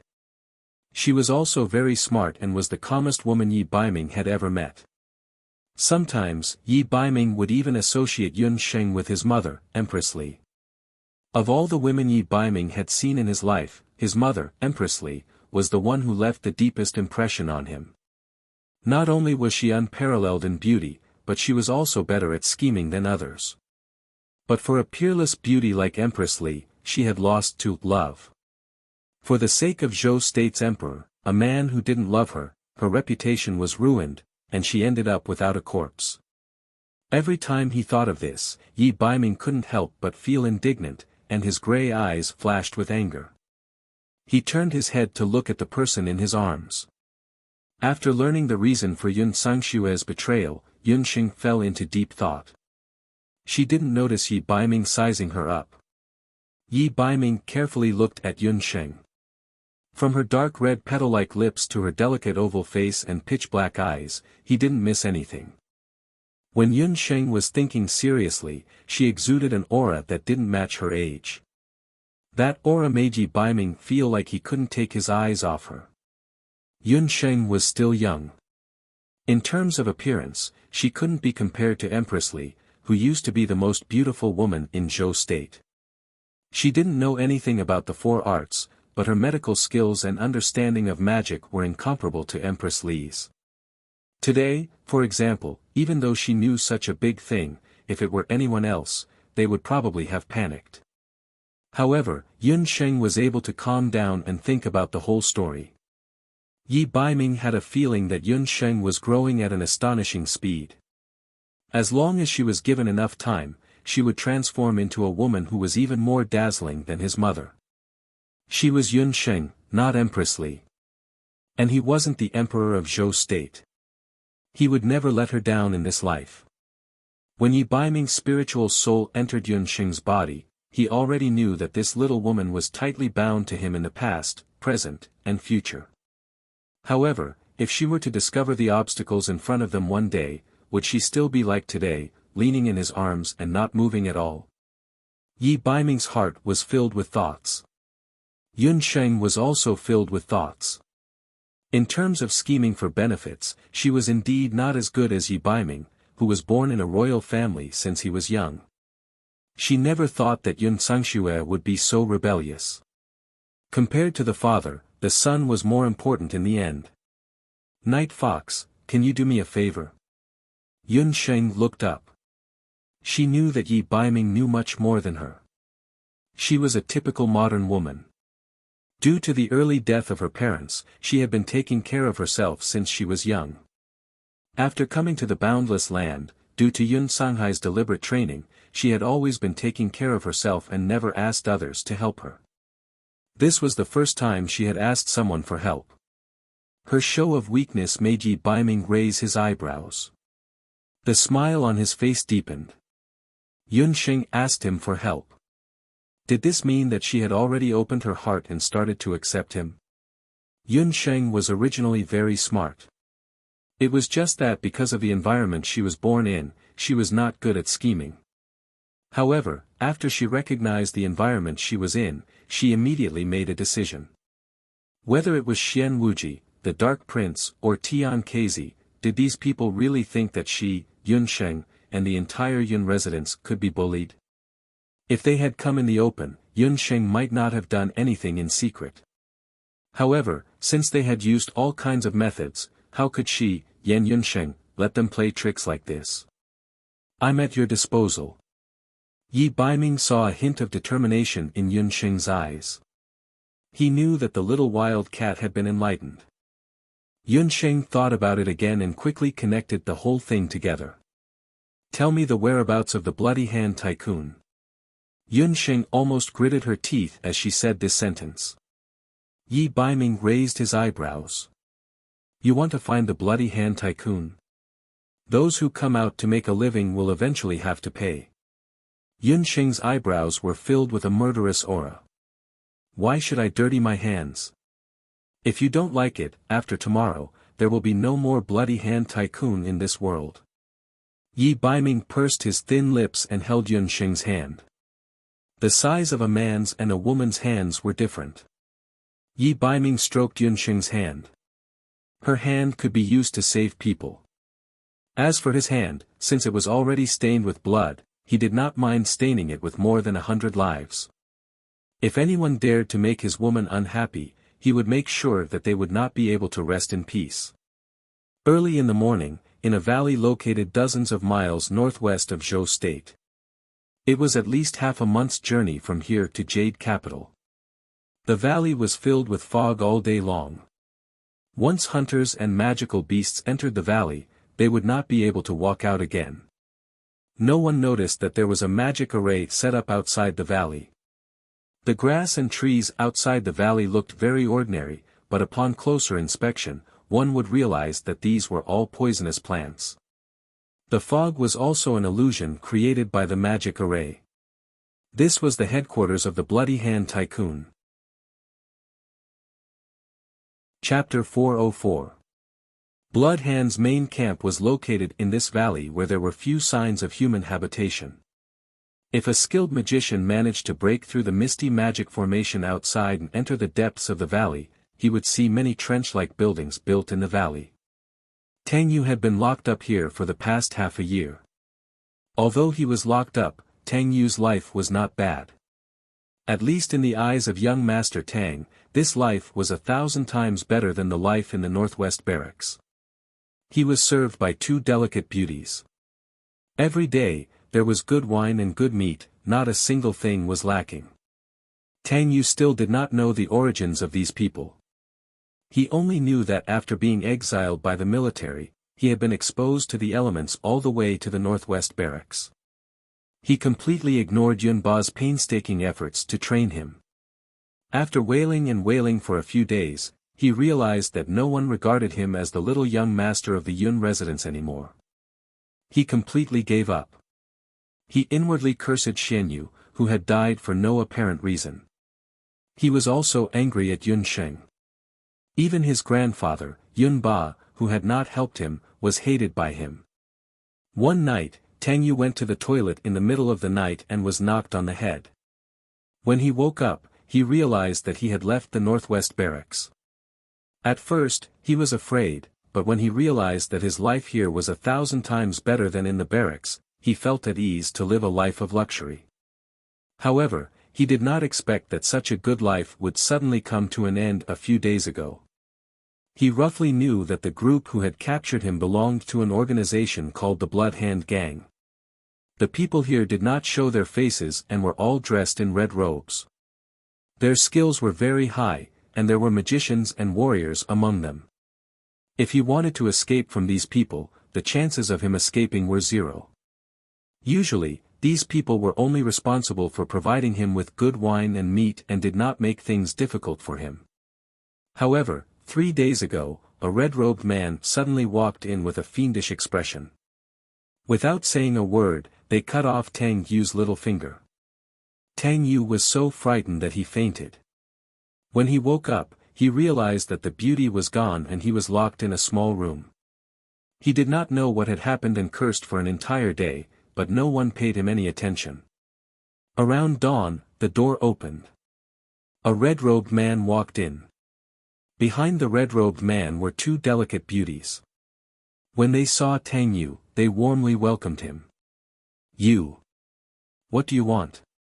Tang Yu did not have the ability to keep these beauties this time. He just wanted to leave this damned place as soon as possible. "Young Master Tang, there's no need to panic. You've been on tenterhooks all this while. But don't worry, you'll be able to leave in a few days." The red-robed man sneered. As long as the competition between Yun Ba and Tian Kezi ended, the Yun residence would lose all standing and reputation. At that time, Tang Yu would no longer have any value.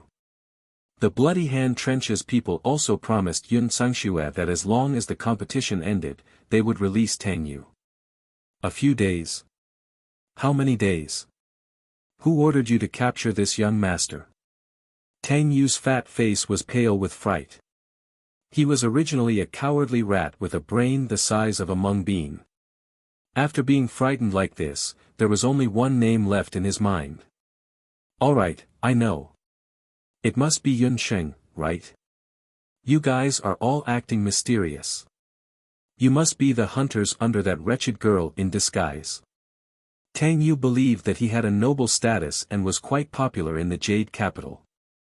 After thinking about it, he could only think of Yun Sheng as his enemy.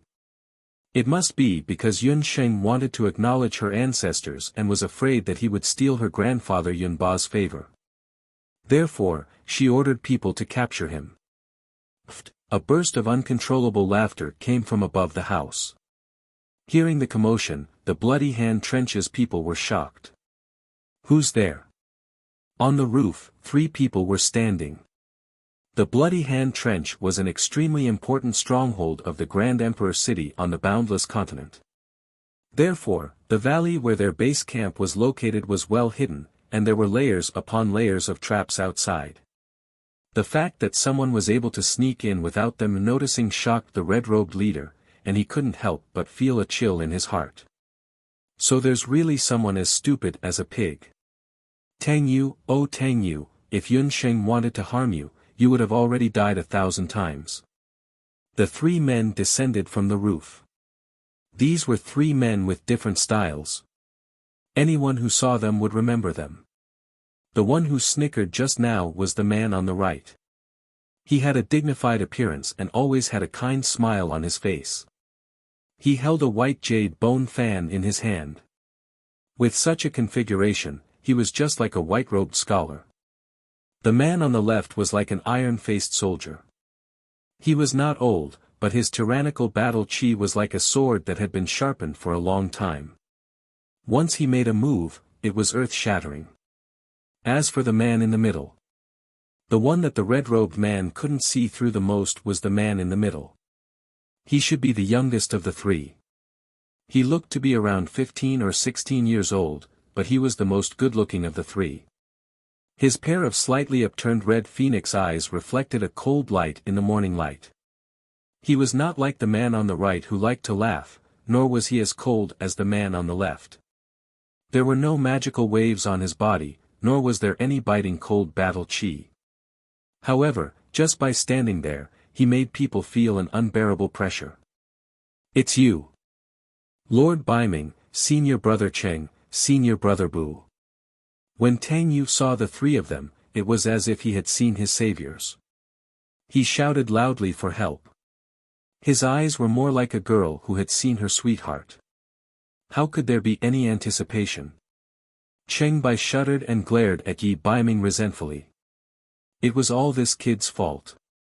Early in the morning, before the rooster crowed, he was dragged out of bed by Yi Baiming and thrown into a magical array in a daze. When he woke up, he found himself and Wuxia in the western region of Zhou State. It would take at least 10 days to travel from Yujing to the western region of Zhou State, even with flying magical beasts. Yi Baiming, on the other hand, used a magical array of unknown attributes to bring him and Wuxia thousands of miles to the west. When he woke up and asked around, he found out that Yi Baiming was actually looking for Tang Yu. He was really unlucky for 8 lifetimes. He, Cheng Bai, never had the chance to be a hero saving a damsel in distress. How could he have the chance to save a fatso? F***ck off, who's your senior brother? When Cheng Bai heard Tang Yu's voice, which was even more feminine than a girl's, he felt goosebumps all over his body. A trash who had been kicked out of the dojo half a month after joining dared to call him senior brother. Bloody tycoon. Bu Jiuxiao frowned unhappily. What he noticed were the people in red who were quickly gathering around him. If he was not wrong, these people were the infamous assassins of the bloody tycoon. However, when did Yi Baiming provoke this group of people, or Bu Jiuxiao did not even bother to look at Tang Yu. This matter was related to the residents of Yun. Yi Baiming and the residents of Yun did not have much of a relationship. If there was a relationship, it would be because of Yun Sheng. Chapter 405. Cheng Bai glanced at Yi Baiming and then looked at Bu Jiuxiao, roaring sorrowfully, "In this day and age, men are like clothes and women are like hands and feet. Baiming, you are not kind." Cheng Bai's appearance was clearly a naked accusation. His own woman was still comfortably staying in Jade Capital, yet he had pulled his two childhood friends to come to this kind of godforsaken place to fight to the death with someone. Yi Baiming's grey eyes turned and the corner of his mouth curled up with a hint of evilness, instantly making people dumbfounded. At that time, there was only one sentence in Tang Yu's mind: "Oh my God, a man can actually smile so beautifully." Yi Baiming spat out a sentence that was neither painful nor itchy: "Wrong, there is no way to compare. There are 4 brothers and only 1 woman." Cheng Bai's face instantly became that of a little wife, while Bu Jiuxiao helplessly shrugged his shoulders. Seeing the 3 of them singing the same tune and not putting the famous Blood Hand Tycoon in their eyes, the red-robed man was so angry that his teeth were about to shatter. "What's the point of saying so much? You are Zhou State's Baiming King, and you are Wuji's 3 talents that recently rose to prominence from Wushuan Limitless School. The most famous people on the continent were Wuji's 5 paragons, the 5 peerless geniuses of the 5 great countries. Wuji's 5 paragons had been famous for a long time, but in the past 2 years, the hottest newcomers in Zhou State were Wuji's 3 talents.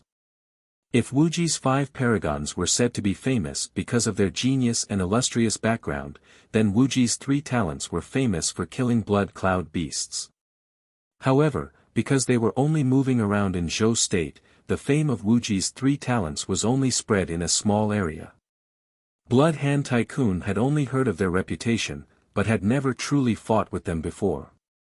Seeing them today, he only felt that the 3 of them had first-class appearances, but in terms of strength, they were only a so-so. Since they came from Wushuan Limitless School, their strength naturally wouldn't be weak, but no matter what, they were just a group of teenage martial artists, and their cultivations were at most martial marquis. These assassins of the Blood Hand Trench, perhaps their martial realm cultivation could not compare to these 3, but they all lived their lives licking blood from the edge of the blade. When it came to a real fight, they believed that they would not lose to these 3 youngsters who looked good but were not of any use. It was also the red-robed man who had let down his guard. He had overlooked one thing. If the 3 people in front of him were really just martial arts practitioners, how could they have rushed here from the Jade Capital, which was thousands of miles away? "Brothers, capture the leader first. Capture Zhou State's Baiming King first." The red-robed leader was able to become the leader of the Bloody Hand Trench. Naturally, he had some skills. With a single glance, he recognized Bu Jiuxiao as the most powerful of Wuji's 3 prodigies, followed by Cheng Bai and Yi Baiming. However, Yi Baiming was the leader of the 3, so he made a prompt decision to capture Yi Baiming first. Within the Blood Hand Trench's main camp, there were still more than 200 people. More than 200 red-robed people, under the command of their leader, rushed over like a dense swarm of locusts. Tang Yu was so scared that she could not move. She hid to the side. Yi Baiming and the other 2, who were surrounded in the middle, did not react at all. "What are you waiting for? Let them see that the title of Wuji's 3 prodigies is not for nothing." Cheng Bai laughed. The 3 stood in a row, but no one was in a hurry to make a move. The 3 of them were about the same age and height, but at this moment, the 3 bursts of Duki that erupted from their bodies were completely different. The 3 bursts of Duki burst forth in an instant, like 3 peerless swords being unsheathed together. The Do Chi collided with each other like a flood. The entire valley seemed to have experienced a small-scale earthquake. Tang Yu, who was hiding to the side, only heard a series of crackling sounds. It was as if a string of firecrackers had suddenly been lit on the quiet street on New Year's Eve. However, the source of the firecrackers came from the joints of the three men in front of her. It was the sound of the exploding dookie flowing in all directions. It was September, and it was around sunrise. The weather was cool, but the three men were drenched in an instant. That was sweat. No, that was not sweat. Red liquid flowed down from the three men's skin. The red-robed men at the side looked at each other. The red-robed leader's face changed in shock. That was not sweat, that was beast blood. The three men had entered the beast blood frenzy state at the same time. Red beastly blood and sweat flowed out from the three men's bodies. The clothes on their upper bodies were torn apart. Like small green pythons, veins popped out. Their muscles bulged, emitting a terrifying aura. In just a moment, the three men, who were originally 1.8 meters tall, had undergone a terrifying transformation. Their height suddenly increased by 20 to 30 centimeters. Each of them looked like a small giant, at least 2 meters tall. Their facial features had also changed. Among them, Yi Baiming's beast blood frenzy state was the most shocking. A black gas circled around his body. His naked upper body was covered with a layer of strange black scales. He roared loudly, like a spring thunder. When the sound fell into the ears of the assassins of the Bloody Hand Trench, their eardrums buzzed. Some of the assassins with weaker cultivation actually bled from their ears, nose, and mouth under the roar. They fell to the ground instantly, their heart meridians broken on the spot. With a roar, he could break people's heart meridians. With such cultivation, he was definitely not a martial marquis. Could it be, only then did the red-robed man know that the Lord Baiming he looked down on was actually a man. Zhou State, Yujing City, there was not only one. As if he had foreseen the result of the competition a few days later, the red-robed man only had one thought left. He had to escape. He had to tell the young city lord that the most terrifying person in Zhou State was not Yun Ba. However, in the next moment, he found that he could not move his hands and feet. Like a ghost, Yi Baiming killed his way out of the heavy encirclement. In an instant, he was in front of him. His hands covered with black scales grabbed the red-robed man's hands and feet. The red-robed man only felt that his limbs were making cracking sounds. He did not even have time to cry out. His body was as strong as a martial marquis. Even under the force of 1,000 kilograms, his body would not be damaged in the slightest. However, Yi Baiming's tyrannical strength tore his body into two halves. Red blood that was even redder than the red-robed man instantly dyed Yi Baiming's eyes red. Perhaps stimulated by the smell of blood, Yi Baiming's mind was scarlet. Countless broken limbs, a rain of blood, and minced flesh. The scene in the valley was too horrible to look at. Cheng Bai and Bu Jiuxiao had finished off more than half of the assassins of the Bloody Hand Trench. When they stopped, they found that Yi Baiming was strange. Not good. Jiuxiao, Baiming seems to be out of control. Cheng Bai looked at the corpses around them and then looked at Yi Baiming's crazy killing method. His heart trembled slightly. Chapter 406. According to their agreement, once they entered the Blood Hand Trench's camp, they would quickly enter the beast blood frenzy state and end the battle quickly. After all, there were more important things waiting for them in the Jade Capital. They had seen Yi Baiming enter a frenzied state after entering the beast blood frenzy state. Previously, when the three of them were killing blood cloud beasts, they had encountered commander-grade demonic beasts that were even more dangerous than the Blood Hand Trench. At that time, Cheng Bai and Bu Jiuxiao had encountered danger. It was Yi Baiming who entered the beast blood frenzy state at the last moment that saved the two of them. It was only then that the two of them knew that Yi Baiming could enter the beast blood frenzy state on his own even before the real beast blood fusion. Furthermore, Yi Baiming's beast blood frenzy state was different from that of ordinary warriors. Normally, after entering the beast blood frenzy state, the person would be weakened for half a month or even 3 months depending on their cultivation. However, Yi Baiming was different. Every time he entered the beast blood frenzy state, he would be able to recover quickly and would be no different from his normal state. Furthermore, his strength in the beast blood frenzy state was terrifying. He could even reach the strength of a martial sage. However, correspondingly, Yi Baiming's personality would also change greatly. He would be like a demonic beast that was filled with hostility and was obsessed with killing. Previously, after Yun Sheng had really performed the beast blood fusion on Yi Baiming 3 times, Yi Baiming's strength seemed to have become even more terrifying. It seemed that when Yun Sheng's medical skills fused with Yi Baiming's beast blood fusion, it also stimulated the most terrifying power in his body. At this thought, Cheng Bai and Bu Jiuxiao were secretly shocked. Think of a way to control Baiming, otherwise. Bu Jiuxiao also looked anxious. The Blood Hand Trenches camp could be said to have been cleared out by them. However, Yi Baiming did not seem to have any intention of stopping. Help! Save me! Lord Baiming, I'm Tang Yu. I'm not a member of the Bloody Hand Tycoon. As he spoke, Yi Baiming picked Tang Yu up. Tang Yu's 200 kilograms of fat was like a defenseless chicken in his hands. Tang Yu was also scared out of his wits by Yi Baiming's crazed murderous look. He was choked by the neck and his face was the color of an eggplant. It looked like he was about to be choked to death. When Cheng and Bu saw this, they hurriedly stepped forward and held Yi Baiming from both sides. They were here to save people. Not to mention that the Bloody Hand Tycoon didn't kill Tang Yu was strangled to death by Yi Baiming in the end. However, Yi Baiming did not care about this. His eyes were bloodshot from killing.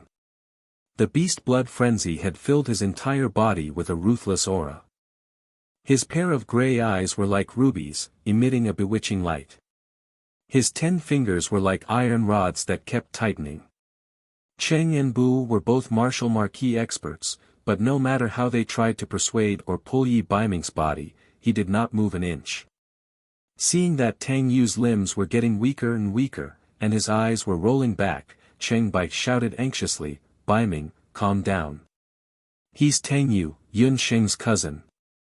Who, Yi Baiming, who had entered a frenzied state, had entered a state where all 6 of his senses had disappeared.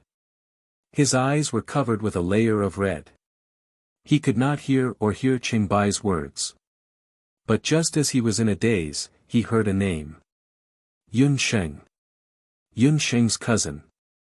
It was as if a bright light had suddenly appeared in the darkest night. A part of his heart softened. Yi Baiming's hand loosened. Tang Yu fell to the ground, gasping for breath, his fat jiggling like rice bran. It was too frightening. He had almost died. Yi Baiming was also gasping for breath. After regaining consciousness, the strange scales on his body immediately disappeared, and his body quickly returned to its original appearance. The redness at the bottom of his eyes also dissipated.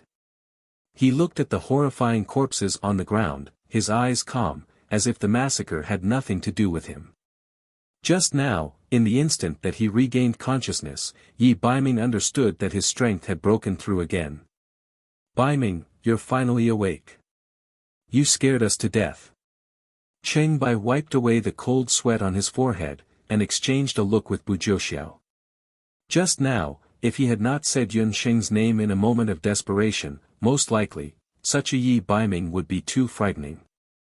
Cheng Bai and Bu Jiuxiao already understood that Yun Sheng was probably the only bottom line for Yi Baiming to maintain his consciousness. Just based on this point, they silently agreed that Yun Sheng was Yi Baiming's woman. Everyone in the Bloody Hand Tycoon's camp has been killed. What should we do next? And this kid, what do you plan to do with him? Cheng Bai looked at Tang Yu bitterly. This kid could not be killed. But if they did not kill him and brought him back to the Jade Capital, and if Yi Baiming's secret was exposed, the consequences would be, "Tang Yu, I won't kill you. I promised her that I would bring you back." Yi Baiming looked down at Tang Yu. When Tang Yu met Yi Baiming's gaze, he shuddered. The Lord Baiming in front of him was like the god of the underworld from hell. He was handsome, bloodthirsty, and could take a person's life with just a breath. Lord Biming, I won't say anything. I swear that if I reveal even a little bit of the secret, my intestines will be pierced and I will die a horrible death. Tang Yu was scared out of his wits. He knelt on the ground mechanically and kowtowed. Bring him back. Also, cut off the heads of everyone here and bring them back. I want to give a big gift to the young city lord of Grand Emperor City and the Dark Crown Prince. Since they had come to Zhou State, he, as the Zhou State's Lord Biming, would take the place of the weak Zhou State Emperor and entertain them properly. Only half an hour passed. There was still a faint light on the horizon. The Bloody Hand Tycoon, an organization that was once notorious on the boundless continent, had disappeared. On the same morning, there was another person who was restless. Yun Sangxue had already gotten up. She had not slept at all last night. That day at the birthday banquet, when Tian Kezi challenged her father to a duel, Yun Sangxue felt as if she had been struck by lightning. For a moment, she even lost her ability to think. She finally understood that she had been secretly used by the Grand Emperor City and the later Qin state. At this moment, she was filled with regret. Yun Sangxue was not a fool. She understood the principle of sharing glory and loss together. Originally, she had poisoned her father because of her only son, Tang Yu. However, she had thought that the other party only wanted to slowly exhaust Yun Ba's life. After a few years, Yun Ba would die naturally like he had died of old age. At that time, she could rightfully inherit the Yun residence's property. Who knew that the Dark Crown Prince of the later Qin state and the martial saint of the later Qin state, Tian Kezi, would suddenly appear at the birthday banquet? Only then did Yun Sangxue understand that those people not only wanted to frame Yun Ba, but they also wanted to viciously ruin the reputation of the entire Yun residence. Chapter 407. Yun Sangxue knew very well that if the Yun residence collapsed, even if you returned, the mother and daughter would be stray dogs. Their lives would be 1,000 times harder than they were now. In these 3 days, Yun Sangxue often wanted to confess to her father, Yun Ba. She still had a glimmer of hope in her heart. Her father doted on her the most. If she said that she was forced, perhaps there would still be some leeway. But that person from the Bloody Hand Tycoon refused to leave. That night, he had appeared in her room without anyone noticing. He had even brought along one of Tang Yu's fingers. "Third Miss Yun, you are a smart person. You should know that if you speak carelessly, young Master Tang will pay with his life." Yun Sangxue had been so frightened that her face had drained of color. She had dismissed the idea of confessing. "No, father will definitely lose the competition in a few days. Once father loses, the Yun residence will collapse. I can't just sit here and wait for death. I must find you, her." Yun Sangxue's head was splitting from thinking. It was only at dawn that she abruptly stood up.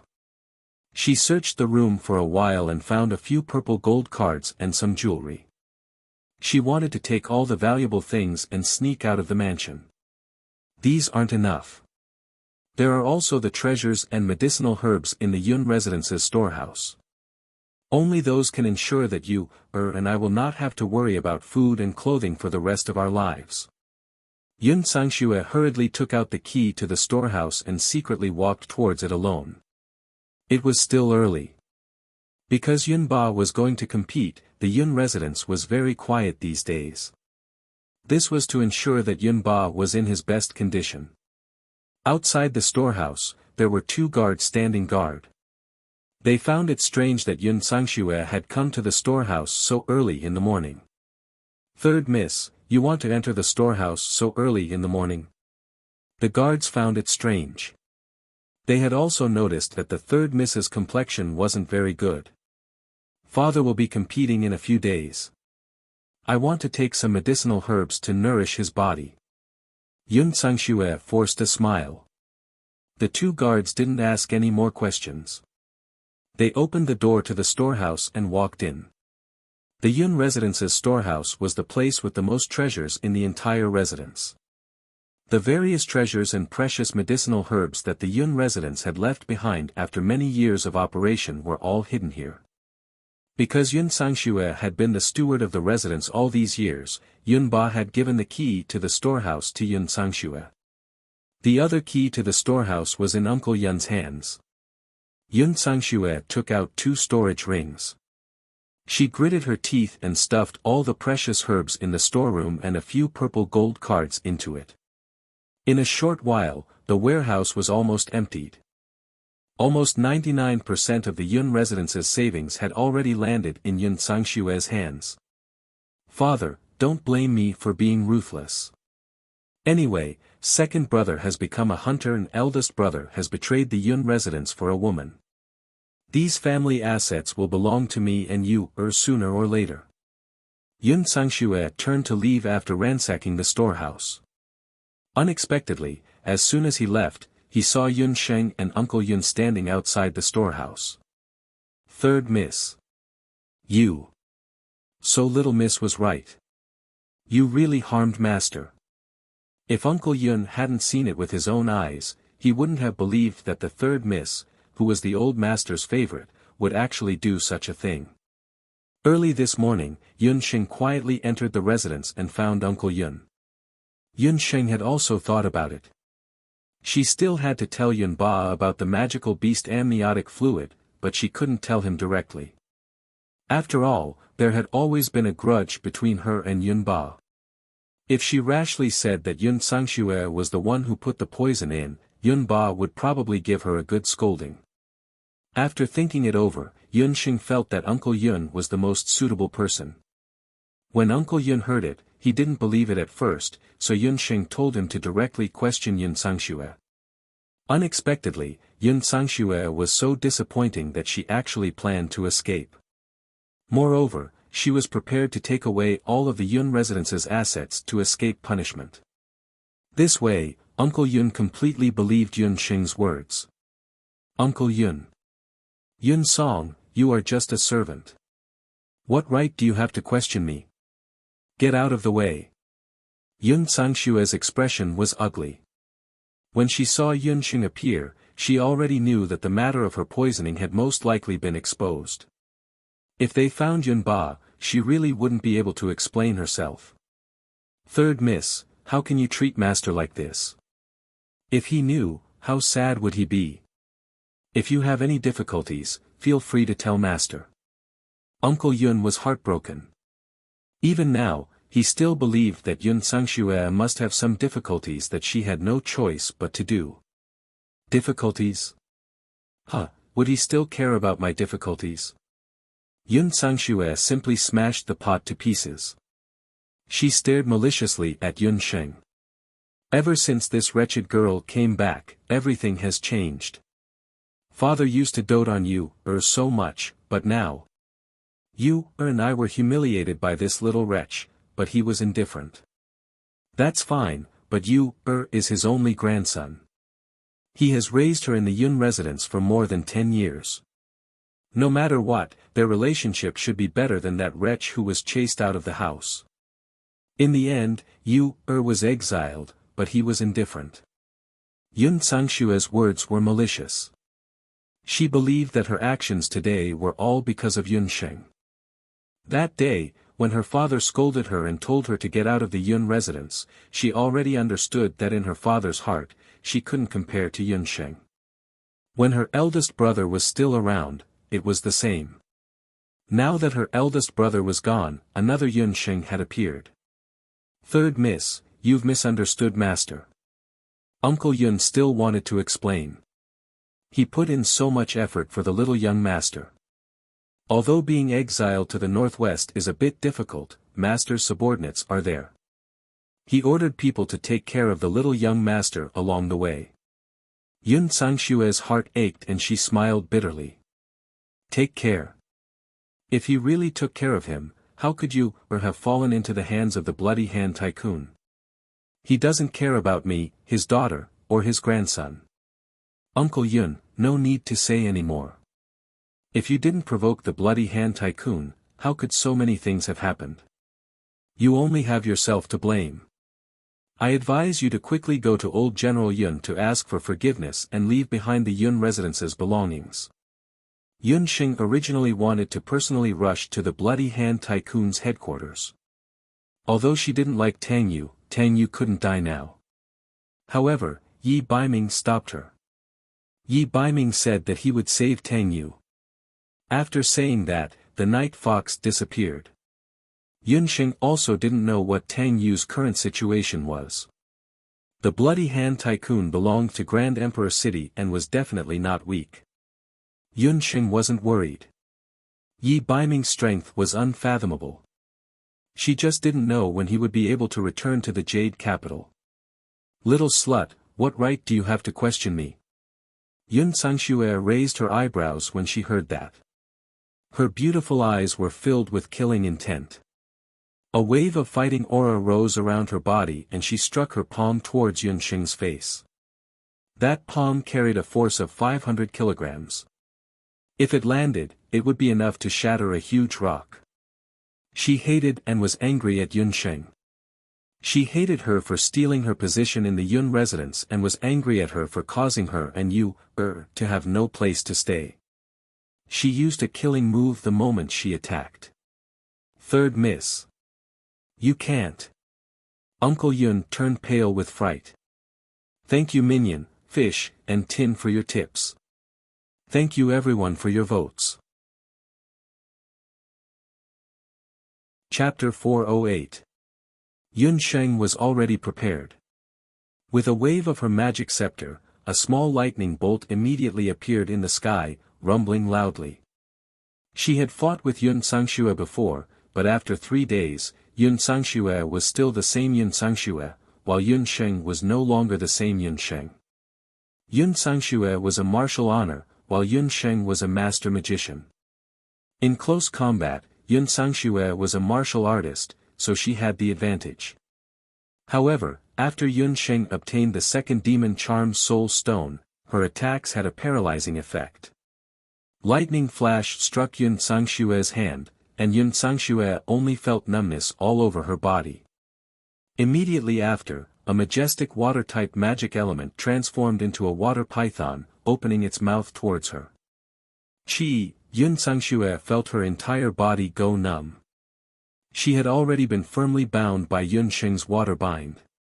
Yun Sheng kicked her and found several purple gold cards and 2 storage rings on her body. Little bitch, how dare you treat me like this? You'll definitely die a horrible death. Yun Sangxue cursed.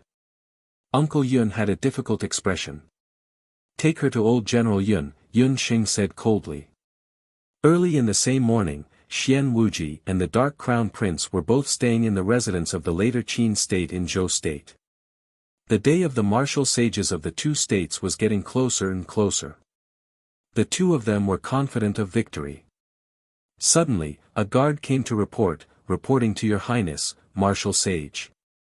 This morning, a box was sent to the door. It was said to be for Your Highness, Martial Sage, and young city lord. A gift? A gift came early in the morning. The Dark Crown Prince and the others were astonished. Over the past few days, the great Zhou Emperor did not dare to neglect the few of them in the great Zhou Empire. He treated them very well, but secretly, he was closely monitoring every movement in the envoy residence. Who would send a gift at this time? The person who sent the gift was an ordinary-looking servant. After giving the gift, he left. Several guards carried a box in. The gift was a square box. It looked like an ordinary box used to transport goods on the continent. The outside was made of willow wood and high-quality copper leather. There were 2 heavy iron locks on the lock. It was so tight that no one could see what was inside. Open it. Dark Prince Duguxiu frowned. Tian Kz and the others were on high alert, afraid that there were hidden weapons in the box. Clack. The bodyguard swung his saber and cut off the lock. There was a dull sound of the box being opened. A hot, fishy smell assaulted their nostrils. Several heads rolled out of the box. The blood on it had yet to solidify. There were more than 200 human heads in the chest. Even though the Dark Crown Prince and Tian Kz were used to killing, their expressions couldn't help but change slightly. Of all the people present, the one who was most shocked was Xian Wuji. He recognized the heads as belonging to one of his subordinates, the Blood Hand Tycoon. How could that be? Who was it? Who the hell sent this box here? Xian Wuji's expression was ferocious. More than 200 people were killed. This meant that the Blood Hand Tycoon's headquarters had been massacred. Last night, he had contacted the leader of the red-robed men. At that time, there were no signs. How could the forces that Grand Emperor City had painstakingly cultivated for many years be wiped out overnight? And he, the young city lord, was completely in the dark. Young city lord, are these people your subordinates? Later Qin Crown Prince Duguxiu quickly retracted his surprised expression. It was obvious that this person sent this box to provoke them. Looking at the expressions on the faces of the human heads, they all died with their eyes bulging out of their sockets. It was obvious that they had died in fear. To be able to make a group of assassins who killed without batting an eyelid reveal such an expression, what kind of terrifying existence was the murderer? Was there such a ruthless character in Zhou State? The Dark Crown Prince was like a cat that smelled blood. Unlike Xian Wuji, he was not angered by the other party. Instead, the blood in his body was like boiling water, boiling endlessly. Only such a ruthless character was worthy of being Duguxiu's opponent. Unfortunately, that servant came and went without a trace. He did not leave behind any clues. It must be the Yun residence. Xian Wuji had not been in the Jade capital for long. Grand Emperor City was also a hidden city. Other than the Yun residence, he did not have any other enmity in the Jade capital. The relationship between the Blood Hand Tycoon and Grand Emperor City was even rarer. It's not the Yun residence. Yun Ba and Yun Songlang are pedantic and righteous people. They would not be so ruthless. The Dark Crown Prince's gaze darkened as he thought of Yun Sheng. However, that little girl did not seem to have the ability to travel between the Northwest and the Jade capital in one night. But Tang Yu's head is not here. That person must have saved Tang Yu. Without Tang Yu, that woman Yun Sangxue will definitely fly into a rage out of humiliation. She might even tell the Yun residents about us. If Yun Ba knows the truth, he might regret the match. At that time, wouldn't our many days of preparation be in vain? Xian Wuji was furious. The box had already been transported away, but the smell of blood lingered for a long time. The Dark Crown Prince and Tian Kz were used to this smell, but Xian Wuji's expression was not good. After this battle, the Blood Hand Tycoon had probably been uprooted. He left the Grand Emperor City this time and caused the city to suffer such a great loss. He would probably be punished by his father when he returned to the city. All of this was because of the Yun residents and Yun Songlang. No, even if someone like Yun Ba knew that he was poisoned, he would not go back on his word. We will just sit and wait for the match in a few days. Tian Kz was unconcerned. Tian Kz's guess was right on one point.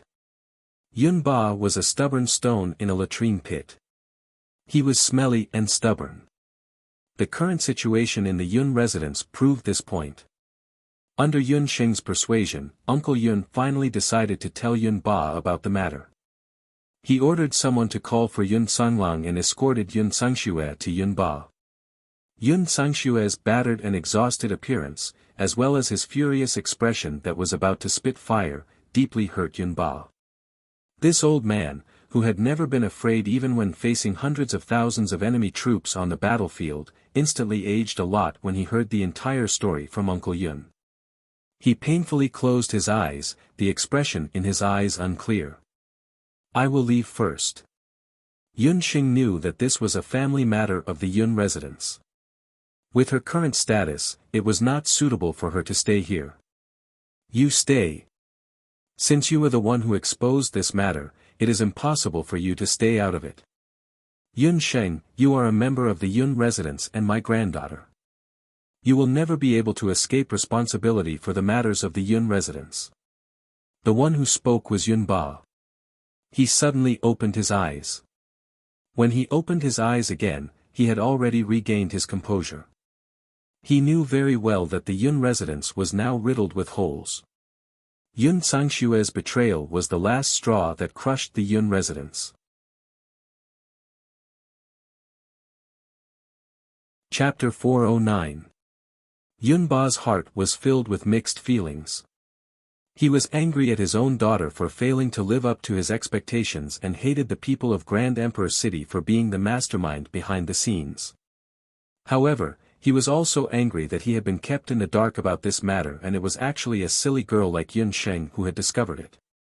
The most infuriating thing was that this silly girl was clearly concerned about the Yun residence and him, but she was stubborn and still refused to acknowledge him as her grandfather. To put it bluntly, he might not have many days left in his old bones, but this girl still refused to call him grandfather. Tang Yu's whereabouts were unknown, and if something really happened to him, he wouldn't even have a grandchild to wear mourning clothes with. Just thinking of this caused Yun Ba's stubborn temper to flare up again.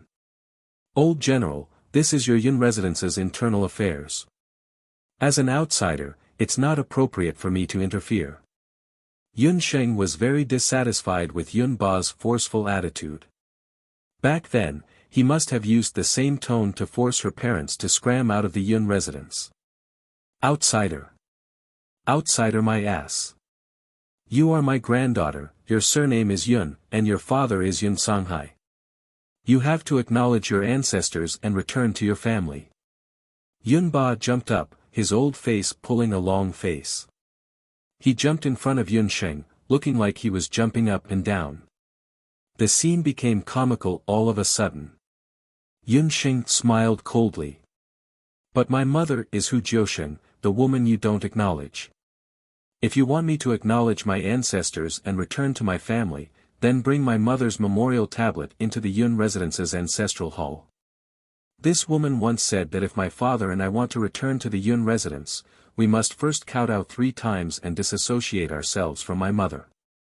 If you want me to acknowledge my ancestors and return to my family, then you must acknowledge my mother's identity and let this woman kneel 3 times and kowtow 9 times in front of my mother's memorial tablet as an apology. Yun Sheng was rarely so agitated, but she still remembered how Yun Sangxue had blocked her outside the Yun residence and insulted her, her father, and her mother whom she had never met. Out of anger, Yun Sheng clenched the beast language ring in her hand tightly. That was the only thing Hu Jiusheng had left for her. When Yun Sangxue heard this, he cursed loudly, "Little bitch. You think you're worthy? You're the same as your mother. Both of you have filthy blood that the world can't tolerate." Pa! There was a loud bang. Yun Sangxue fell to the ground in shock, and the words that were about to come out of her mouth stopped in shock. She opened her eyes wide in disbelief, as if she had seen the most inconceivable thing in the world. Yun Ba raised a trembling hand. Uncle Yun and Yun Songlong were also stunned. "Father, you hit me. You hit me for this little slut." Yun Sangxue seemed to have lost his mind. Yun Ba had never been as furious as he was today. He treated his 2 sons very harshly, but towards Yun Sangxue, because she was the family's only daughter and her appearance was very similar to the late Madame Yun, Yun Ba doted on her very much. This was the first time Yun Sangxue had been hit by Yun Ba since she was born. "Uncle Yun, from today onwards, Yun Sangxue has nothing to do with the Yun residence. Take her back to her room and take her clothes. You can't take anything else with you. If she comes to the Yun residence to cause a ruckus, throw her out." Yun Ba's voice trembled, and it was unknown whether it was because of grief or fear. He waved his hand, unwilling to look at Yun Sangxue again. "Father, you can't throw me out." Yun Sangxue was in a daze. She must have been possessed just now. She actually brought up that matter carelessly. When her eldest brother had left the Yun residence that year, her father had warned her not to mention her sister-in-law in front of outsiders at any time. But today, she had made an exception. Yun Sheng was also astonished. Although she didn't hear what Yun Sangxue wanted to say, it seemed that Yun Sangxue was insulting her and her mother. The filthy blood that the world couldn't tolerate, could it be that there was something special about her mother's background? Uncle Yun sighed and helped Yun Sangxue up, softly persuading her, "Third miss, you've really made a mistake this time. You should leave. Master and the Yun residents have already suffered because of you." Yun Sangxue didn't struggle anymore. She took a few steps, then suddenly remembered something and pounced on Yun Sheng. Since you know the truth, you must know Yu's whereabouts. It's all my fault. You can't hurt Yun Ba's slap just now had woken Yun Sangxue up. Previously, she only knew to blame Yun Sheng, but after thinking about it, since Yun Sheng could find out the origin of the poison, she must know the whereabouts of her precious son. She had nothing left now except for her son, Tang Yu. Yun Sheng cast a glance at Yun Ba. The old man's lips moved slightly, as if he wanted to say something. Blood was thicker than water. No matter how mischievous Tang Yu was, he was still Yun Ba's grandson. Earlier, Yi Baiming had said that he would bring Tang Yu back safe and sound by noon at the latest. She had also said that if Yi Baiming found Tang Yu, he should settle him outside the city. After all, Tang Yu was still a criminal in name and shouldn't appear in the Jade capital. If you want to know Tang Yu's whereabouts, tell me the method and location of the meeting between you and the Bloody Hand Tycoon. Even though Yi Baiming had gone to the Bloody Hand Tycoon's headquarters, Yun Sheng believed that the Bloody Hand Tycoon had contacts in the Jade capital. Perhaps, she could use this point to dig out Xian Wuji. In the entire matter, the most despicable person was that shameless young city lord of the Grand Emperor city. Yun Sangxue hesitated, but in the end, she couldn't resist her impatient heart. She gave Yun Sheng the method to contact the red-robed man, the secret signal to meet, and the remaining amniotic fluid poison of the demonic beasts. Only then did Yun Sheng reveal Tang Yu's whereabouts. Yun Sangxue didn't thank her and turned to leave. When she reached the door, Yun Ba opened his mouth. "Yun Sangxue, you're on your own. Watch your mouth. If I hear anything about Yun Sheng and her son, don't blame me for not remembering our father-daughter relationship." After Uncle Yun left with Yun Sangxue, the three members of the Yun family stood in the main hall, no one saying a word. Yun Sheng was still muttering in her heart. She looked at Yun Sanglang, who didn't have any reaction. It seemed that second uncle didn't know about this matter either. Yun Ba also didn't ask Yun Sheng to acknowledge her ancestors. For a moment, both grandfather and grandson were in a deadlock, not saying anything. Yun Sanglang had also rushed over. In a day, he learned of his sister's betrayal and saw his father lose his composure. His mind was also filled with a myriad of thoughts. After a long time, he said, "Father, since we've already found out that you've been poisoned, and it's a strange poison, and no one in Zhou State can cure it for the time being, why don't we report this matter to the emperor and cancel the competition in a few days?" Yun Sangxue's grave mistake had already been made, and there was no antidote. Under such circumstances, if Yun Ba were to compete with someone else, he would undoubtedly lose.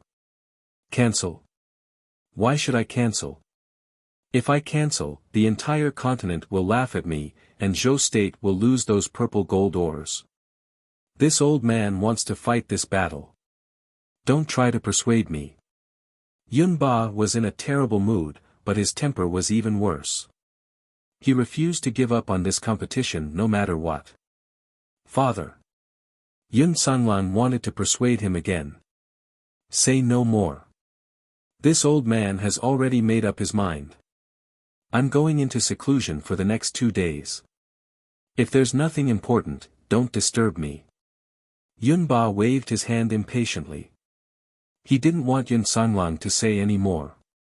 After he finished speaking, he went to the training room. Chapter 410. Yun Sanglong looked troubled. Then, he glanced at Yun Sheng and saw that the little girl was deep in thought. He didn't know what she was thinking about. Sheng, it's all thanks to you this time. Are you still thinking about what third sister said? Don't take it to heart. She has been jealous of eldest brother since she was young and doesn't like your mother very much. Don't take her words to heart, Yun Sanglong comforted. Second uncle, have you ever seen my mother? Why is old General Yun so displeased with her? Although Yun Sheng had never seen Hu Jiusheng, she had seen a memory fragment that Hu Jiusheng had left in the beast language ring when she received it. In the memory fragment, Hu Jiusheng's face was incomparably beautiful and her voice was gentle. She was a peerless woman. How could such a person attract old General Yun's disgust? Could it be that mother had done something unforgivable? Or was her identity very special? Yun Sheng and Yun Ba had interacted for a while. Although she didn't like old General Yun's temperament that was easily ignited, she knew that this grandfather of hers wasn't a bad person. On the contrary, Yun Ba abhorred evil. His biggest flaw was that he cared a lot about his reputation and had a fiery temper. If Hu Jiusheng attracted his disgust, she must have violated some of his taboos. Sheng, second uncle has never seen your mother. Your father is always on the move. When he brought your mother to the Yun residence for the new year, it happened that there was a riot at the borders and I was still guarding the south. But third sister should have interacted with your mother for a while. Yun Sanglong pondered for a moment. That's right, you can also ask Uncle Yun. He has been by father's side all year round and should know something. Yun Sheng nodded. Sheng, you asked about the red-robed men's whereabouts just now. Are you planning to? Yun Sanglong didn't want Yun Sheng to be in danger. Second uncle, I'm afraid you don't know that the mastermind behind the so-called red-robed men of the Bloody Hand Tycoon is most likely Di Hong City. Don't you want to take advantage of this opportunity to take revenge? Yun Sheng revealed a sinister smile. Yun Ba was meditating in the training room. He circulated the dou qi in his body and found that the dou qi accumulated in his body was much less than before. What that little girl said was true. With his skills, he was afraid that he would not be able to compete with Tian Kz in the competition a few days later. Zhangxue had actually tried to kill him. Yun Ba's aura was unstable, so he simply stopped meditating. Master, everything has been settled. Uncle Yun walked in quietly. Little young master has been sent back. This time, it's all thanks to little Mississippi, that little girl's methods are brilliant. It's only been a few days, and even the dignified Bloody Hand Tycoon has been uprooted by her. Tang Yu, that disappointment, is she alright? Yun Ba also looked a little unconvinced. He hadn't expected that he couldn't even keep an eye on Tang Yu in his own territory in the northwest. This had given the Bloody Hand Tycoon and the later Qin people an opportunity to take advantage of. They're fine. They're just a little dispirited and listless. This old servant has already found a residence outside the city and settled them down. Uncle Yun also knew that Yun Ba had truly been angered this time. Especially since Yun Zhangxue had actually almost exposed the little Miss's identity at the very end. That little girl has a temperament that's prone to causing trouble. Zhangxue's words must have aroused her suspicions. If she comes to ask you in the next few days, you definitely can't tell her what happened back then. Back then, if Zhangxue hadn't accidentally overheard my conversation with Zhanghai, things wouldn't have gotten to this point today. Yun Ba looked very dejected. But master, little miss is a clear-minded person. Her current identity isn't simple either, and she already has several forces by her side that can protect her. She will know the truth sooner or later. Uncle Yun also asked Tang Yu a few questions as he escorted Yun Zhangxue and his daughter. He wanted to know who had rescued him. However, the little young master, who had always been a blabbermouth, gritted his teeth this time. Even when third miss asked, he didn't say a word. Looking at him, the other party seemed to be a very powerful person. It's precisely because she's gradually building up her own forces and has a tough personality that I'm worried. If she finds out one day that her mother didn't die at all, and that the poison in Sanghai's body was caused by. Do you think, with her personality, she'll just let it go? Yun Ba was the martial saint of Zhou state, and he feared nothing. However, every time he spoke of the force that had forced his eldest son to abandon the family, and the force behind it, he couldn't help but change his expression. The darkness of this mainland was only the tip of the iceberg. Although the current Yun Sheng was exceptionally talented, she wasn't strong enough to defy the heavens. He couldn't let his granddaughter take any risks. Yun Song, don't forget that Empress Li was secretly imprisoned because of that incident and ended up in such a miserable state. Even if we don't consider that terrifying force, we still have to consider the pressure from the imperial family. Yun Ba was also worried about this point. Master, this old servant understands. I definitely won't tell little miss about those things. Uncle Yun sighed. Master was right. Eldest young master was powerful enough back then. Eldest young master Yun Sanghai was very talented. A large part of Little Miss' talent was inherited from eldest young master. Yun Sanghai was only in his 20s back then and was already a sky sorcerer. However, in the face of that terrifying force, he still ended up in his current state. Little Miss was exceptionally talented, but she was still far from eldest young master's sky sorcerer cultivation. Yun Ba and Uncle Yun had already made up their minds.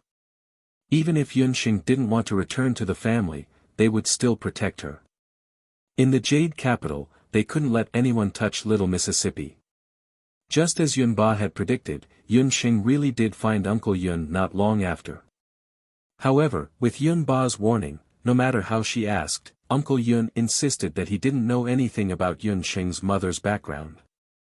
Yun Xing had no choice but to give up on the idea of getting information from Uncle Yun. She thought about it again. Her mother's surname was Fox. This surname was very rare on the mainland. Perhaps she could find some clues from this surname. Yun Xing decided to use the local hunters guild in the Jade capital to issue a mission to search for information about the family or people related to the surname Fox. As long as someone had some clues, they could contact her through the hunters guild. After her inquiries were fruitless, Yun Xing returned to Wushuan Everlasting Hall, somewhat dejected. To her surprise, she met Yi Baiming. Chapter 411. Yun Xing looked at the clock. It was still the hour. She had already heard from Uncle Yun that Tang Yu had been rescued. Yi Baiming was true to his word. He had actually used only one night and half a day to rescue Tang Yu. You killed everyone from the Bloody Hand Tycoon? When Yun Xing first heard the news, she was still a little shocked. She knew Yi Baiming's style of doing things. He had always been a lone wolf. Even if he had companions, it would only be Cheng Bai and Bu Jiuxiao. Not a single one was spared. And I also found clues to the connection between Xian Wuji and the Bloody Hand Tycoon. Yi Baiming took out a few letters. One of the letters clearly stated that Xian Wuji had ordered a high-level assassin from the Bloody Hand Tycoon to seduce Xian Yu and then took advantage of Tang Yu's drunken state to frame Tang Yu for adultery. The ins and outs of the entire matter were written clearly. Furthermore, in the letter, Xian Wuji had set a trap for Yun Sangxue to contact the Bloody Hand Tycoon. The Bloody Hand Tycoon then used Tang Yu's exile to kidnap and threaten her. Only then did the ins and outs of the entire matter surface. After Yun Xing finished reading the letter, a ruthless look appeared between her brows. In addition, Yi Baiming had also brought back all the people the Bloody Hand Tycoon had killed over the years, as well as some of the Bloody Hand Tycoon's superstitions. After reading these letters, Grand Emperor City, which was behind the Bloody Hand Tycoon, slowly revealed its true colors. Yun Xing clenched the letter tightly, anger rising in her heart. She had never been a bloodthirsty person. Because she was a doctor, she was even more opposed to killing. However, Grand Emperor City had pressured the Yun residents step by step, causing Yun Sanlang to suffer for several years. This time, the outcome of Yun Ba's competition was uncertain. Everything was because of Xian Wuji. If Xian Wuji escaped this time, the consequences would be unimaginable. Yun Sheng's brows were tightly knitted. Her delicate face was filled with murderous intent, exuding an unprecedented charm. Yi Baiming could not help but feel a ripple in his heart. "Thank you so much this time." Yun Sheng looked up and saw Yi Baiming looking at her with a faint smile. She blushed slightly. "Are you hurt?" She noticed that there was a shadow on Yi Baiming's arm. Thinking that he was injured, she went forward to check. However, Yi Baiming grabbed her hand and quickly hid it behind his back. There seemed to be a flash of panic in his eyes. "I'm not injured. Those people can't do anything to me. What do you plan to do now that Xian Wuji has not been caught?" Yi Baiming had already put the heads of the Bloody Hand Tycoon in a big box and sent it to the later Qin embassy. At this moment, the later Qin embassy was probably in chaos. However, he was worried that he would frighten Yun Sheng, so he did not mention this matter to Yun Sheng. "Scourges live for 1,000 years. The sooner we get rid of them, the better." Yun Sheng carefully read the letter again. In Xian Wuji's letter, there were only some daily orders. It did not mention where he had gotten the bottle of amniotic fluid poison. Although the Dark Crown Prince was a black-bellied and cruel person, he was not fond of using poison. The poison must not have been ordered by him. Behind this scene, there must be other forces involved.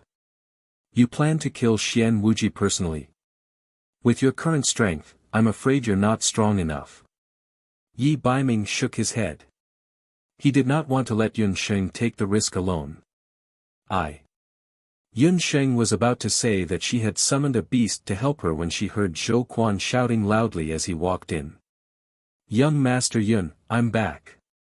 Hearing Zhou Quan's voice, Yun Sheng remembered that Zhou Quan had been ordered by her to bring Tycoon Jin to various hunter citadels to participate in the competition. He had said that he would be back in 3 months.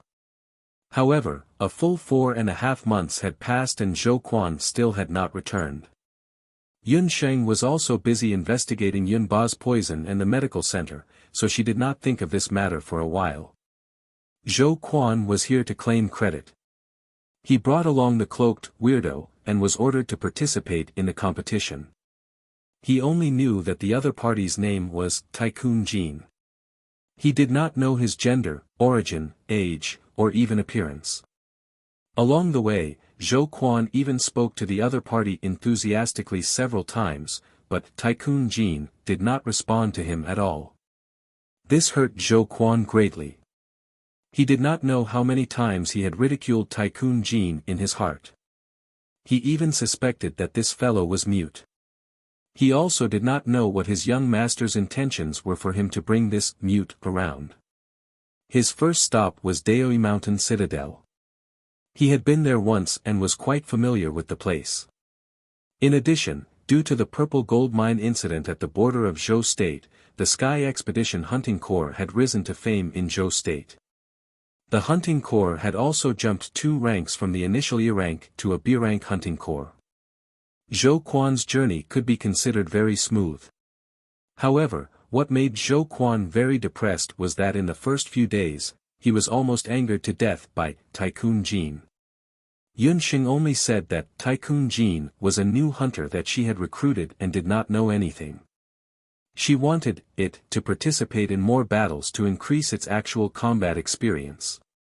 Zhou Quan thought that with young Master Yun's perverted personality, how could a hunter recruited be bad? Young Master Yun must have been being polite. Tycoon Jin's ability was definitely not bad. Who would have known that Zhou Quan was gravely mistaken this time?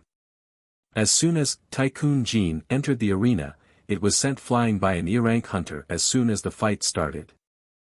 It immediately lost the first match. For the next few days, Tycoon Jin was like this. In the competition, he was like a child who did not know what to do. Without exception, he would be sent flying the moment he stepped onto the stage. Those who were familiar with Zhou Quan all mocked him, saying that if such a hunter could enter the Sky Expedition Hunting Corps, it would seem that the Sky Expedition Hunting Corps was just a so-so. Zhou Quan was so angry that he almost couldn't breathe. On the 10th day, Zhou Quan decided that if Tycoon Jean could not even win a single match, he would just take him back and hand him over to young Master Yun. He could not afford to lose face like this. Who would have known that on the day of the competition, Tycoon Jean would change from its usual state? It was as if it had suddenly been enlightened. From the first match, its luck exploded and it won all the way. At the beginning, it did not know how to fight at all. Now, it exploded with all sorts of battle techniques and even some magic. From the 10th day to the 20th day, it went from an E-rank hunter with 0 points to a C-rank hunter. It won a total of 108 matches in a row. Its average win rate in a single day was as high as 100%. The entire Daoi Mountain Hunter Citadel was in an uproar. Zhou Quan was ecstatic. One had to know that all hunters had a little hobby. Zhou Quan's hobby was gambling. He had bet on quite a number of nouveau riche gold matches and lost most of them. Who would have known that in the next 10 days, he would win 108 matches in a row? After doing some calculations, Zhou Quan had won more than 10,000 gold coins. Chapter 412. Zhou Quan also noticed that Tyrant Jin's learning ability was especially strong. In the first 10 days, it had been learning the other party's battle skills and magic.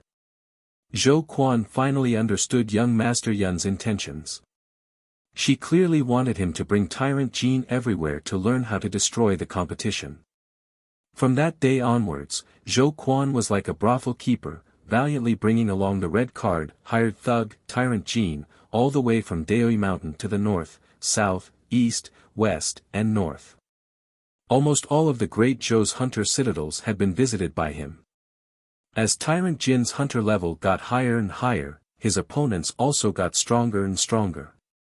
Everywhere he went, he would still lose in the first few days, but after 10 days or at least 1 day, he would start to win. In the end, Zhou State's hunter citadel already knew that there was a hunter called Tyrant Jin, who came from the Heaven Expedition Hunting Corps. This person didn't say a word, but he was extremely strong.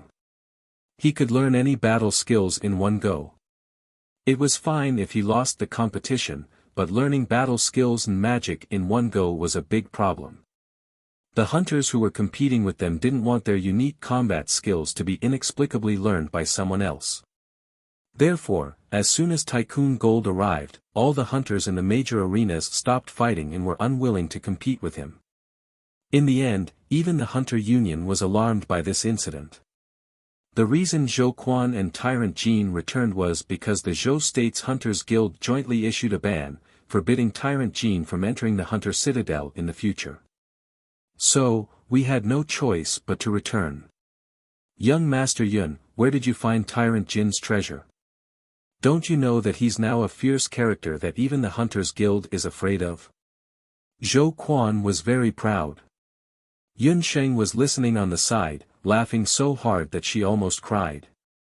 During this period of time, she rarely went to the Heaven Expedition Hunting Corps and didn't contact the Hunters Guild.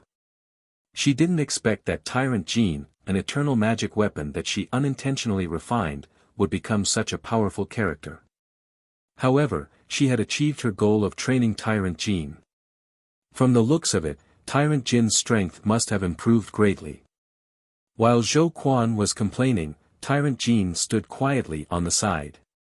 To it, the training of the past was nothing more than a kind of mechanical training. He wasn't a human, but a magic weapon. He would do whatever his master, Yun Sheng, wanted him to do. Yi Baiming was also sizing up Tyrant Jin. Even with his eyesight, he couldn't see through Tyrant Jin's cultivation level. Yi Baiming didn't know that Tyrant Jin wasn't a human, but a magic weapon, so he couldn't help but be confused. Tyrant Jin was Tyrant Jin was Tyrant Jin's Tyrant Jin was Tyrant Jin was Tyrant Jin's Tyrant Jin's Tyrant Jin Tyrant Jin's Tyrant Jin. Gene tyrant tyrant tyrants tyrant tyrants tyrant Gene. Young Master Yun, hurry up and get this guy to do the mission. With his ruthlessness, he'll kill anyone he sees. Even if it's an A-rank mission, he won't even frown and solve it. Zhou Quan's face was full of smiles when he thought of Tycoon Gene accompanying his brothers to do missions. Right now, Tycoon Gene was simply a killing machine in human form. Yunxing didn't say anything. She just told Zhou Quan to report back to the hunting camp. After Zhou Quan left, Yi Baiming was still sizing up Tyrant Gene with a frown. It's not a human, right? If I'm not wrong, it's an eternal magic weapon. Yunxing raised her eyebrows and gave Yi Baiming a thumbs up. He was indeed a wild fox. Eternal magic weapons were extremely rare on the mainland. Yi Baiming saw through it at a glance. Is it really an eternal magic weapon? Yi Baiming couldn't help but be moved. Yunxing took off Tyrant Jin's cloak, and a purple gold man appeared in front of Yi Baiming. Purple gold? A magic weapon made of purple gold? No wonder it was called Tycoon Gold. With such a shiny golden artifact, it was enough to blind everyone's eyes. Yi Baiming didn't know whether to laugh or cry. Little Wild Cat's thinking ability was really extraordinary. The shape of this magic weapon was really rich and domineering. He knew that Yunxing had obtained the remaining quarter of the purple gold mine, but he didn't expect that Yunxing would use the purple gold mine to refine an eternal magic weapon. He naturally didn't know that this purple gold man didn't use the quarter of the purple gold mine that Yunxing had obtained. Instead, it was forged from the more precious purple gold wall stone combined with elven hellfire. Little Wild Cat, your eternal magic weapon is quite strong. Are you still worried about the competition in a few days? Yi Baiming narrowed his foxy eyes and looked at it for a while. Who's worried? I'm not worried about that old man Yunba, Yunxing said, half in a fit of pique. Yun Sanglong and Uncle Yun had already tried to persuade him, but Yunba was stubborn and didn't listen to them. He kicked everyone out. Yunxing was also unwilling to pry open that smelly and hard old latrine stone. Yunxing was angry, but Yi Baiming saw her reaction. Looking at Yunxing's obviously haggard face, Yi Baiming's eyes had an additional trace of deep thought. He somewhat missed the lazy little wild cat that was lying under the sun in Banana Leaf Village. However, he couldn't directly help in this matter. After all, his identity was special. Empress Qi and the Crown Prince hadn't made any moves recently, but there were many people secretly watching Wuxuan Limitless School. The words "I'm very worried" are written on your face. There's no need to quibble. Yi Baiming's words almost made Yunxing depressed to death. Night Fox was her destined nemesis. He would see through everything at a glance. What's the use of worrying? I can't help him. I can't cure the poison. I can't help in the competition either. Yunxing complained in a sulky tone. You can find someone to replace Yunba in the competition. If it's a blessing, it's not a curse. If it's a curse, you can avoid it. Yi Baiming pointed out. Replace Yunba? That's impossible. That old man won't agree. Furthermore, there were many people with 2 legs. However, there were only a few 2-legged martial sages in the Great Zhou dynasty. Excluding those who lived in seclusion, the only one who could compete with Tian Kezi was Yunba. Besides, Tian Kezi isn't easy to deal with. He knows very well whether or not his opponent is Yunba. Yunxing hadn't thought of this problem before. In fact, Yun Sanglong had wanted to replace his father and compete with Tian Kezi. Yun Sanglong's cultivation wasn't bad, but he wasn't a martial sage. After taking the purple herb 1000 golden pill, his dou qi had greatly increased, but he was still a martial ancestor. The difference in strength between a martial ancestor and a martial sage couldn't be closed in a few days. You don't have to worry about the competition. Think about it. If Tian Kezi is unlucky and gets ambushed the day before the competition, he might be seriously injured or even killed. At that time, Yunba won't be able to find someone to compete with. He's just a martial sage. If you don't like him, you can just kill him. Yi Baiming's foxy eyes narrowed. The corners of his eyes curved as he smiled brilliantly. Yun Xing shuddered. Night Fox's thoughts were too evil. However, she liked it. Thank you, Momo and Tin Drop, for your tips. Facepalm I'll be out of town for the entire week next week. There might be fewer updates on certain days. I'll make up for it later. You're tuning into the Han Li's Wuxia Adventures YouTube channel. We're so grateful for your support, and don't forget to subscribe to join us on this incredible journey through captivating stories. Your generosity through donations truly makes a world of difference, as it's the primary source of revenue that allows me to expand and enhance this channel for you. Thank you from the bottom of my heart for being a part of this adventure.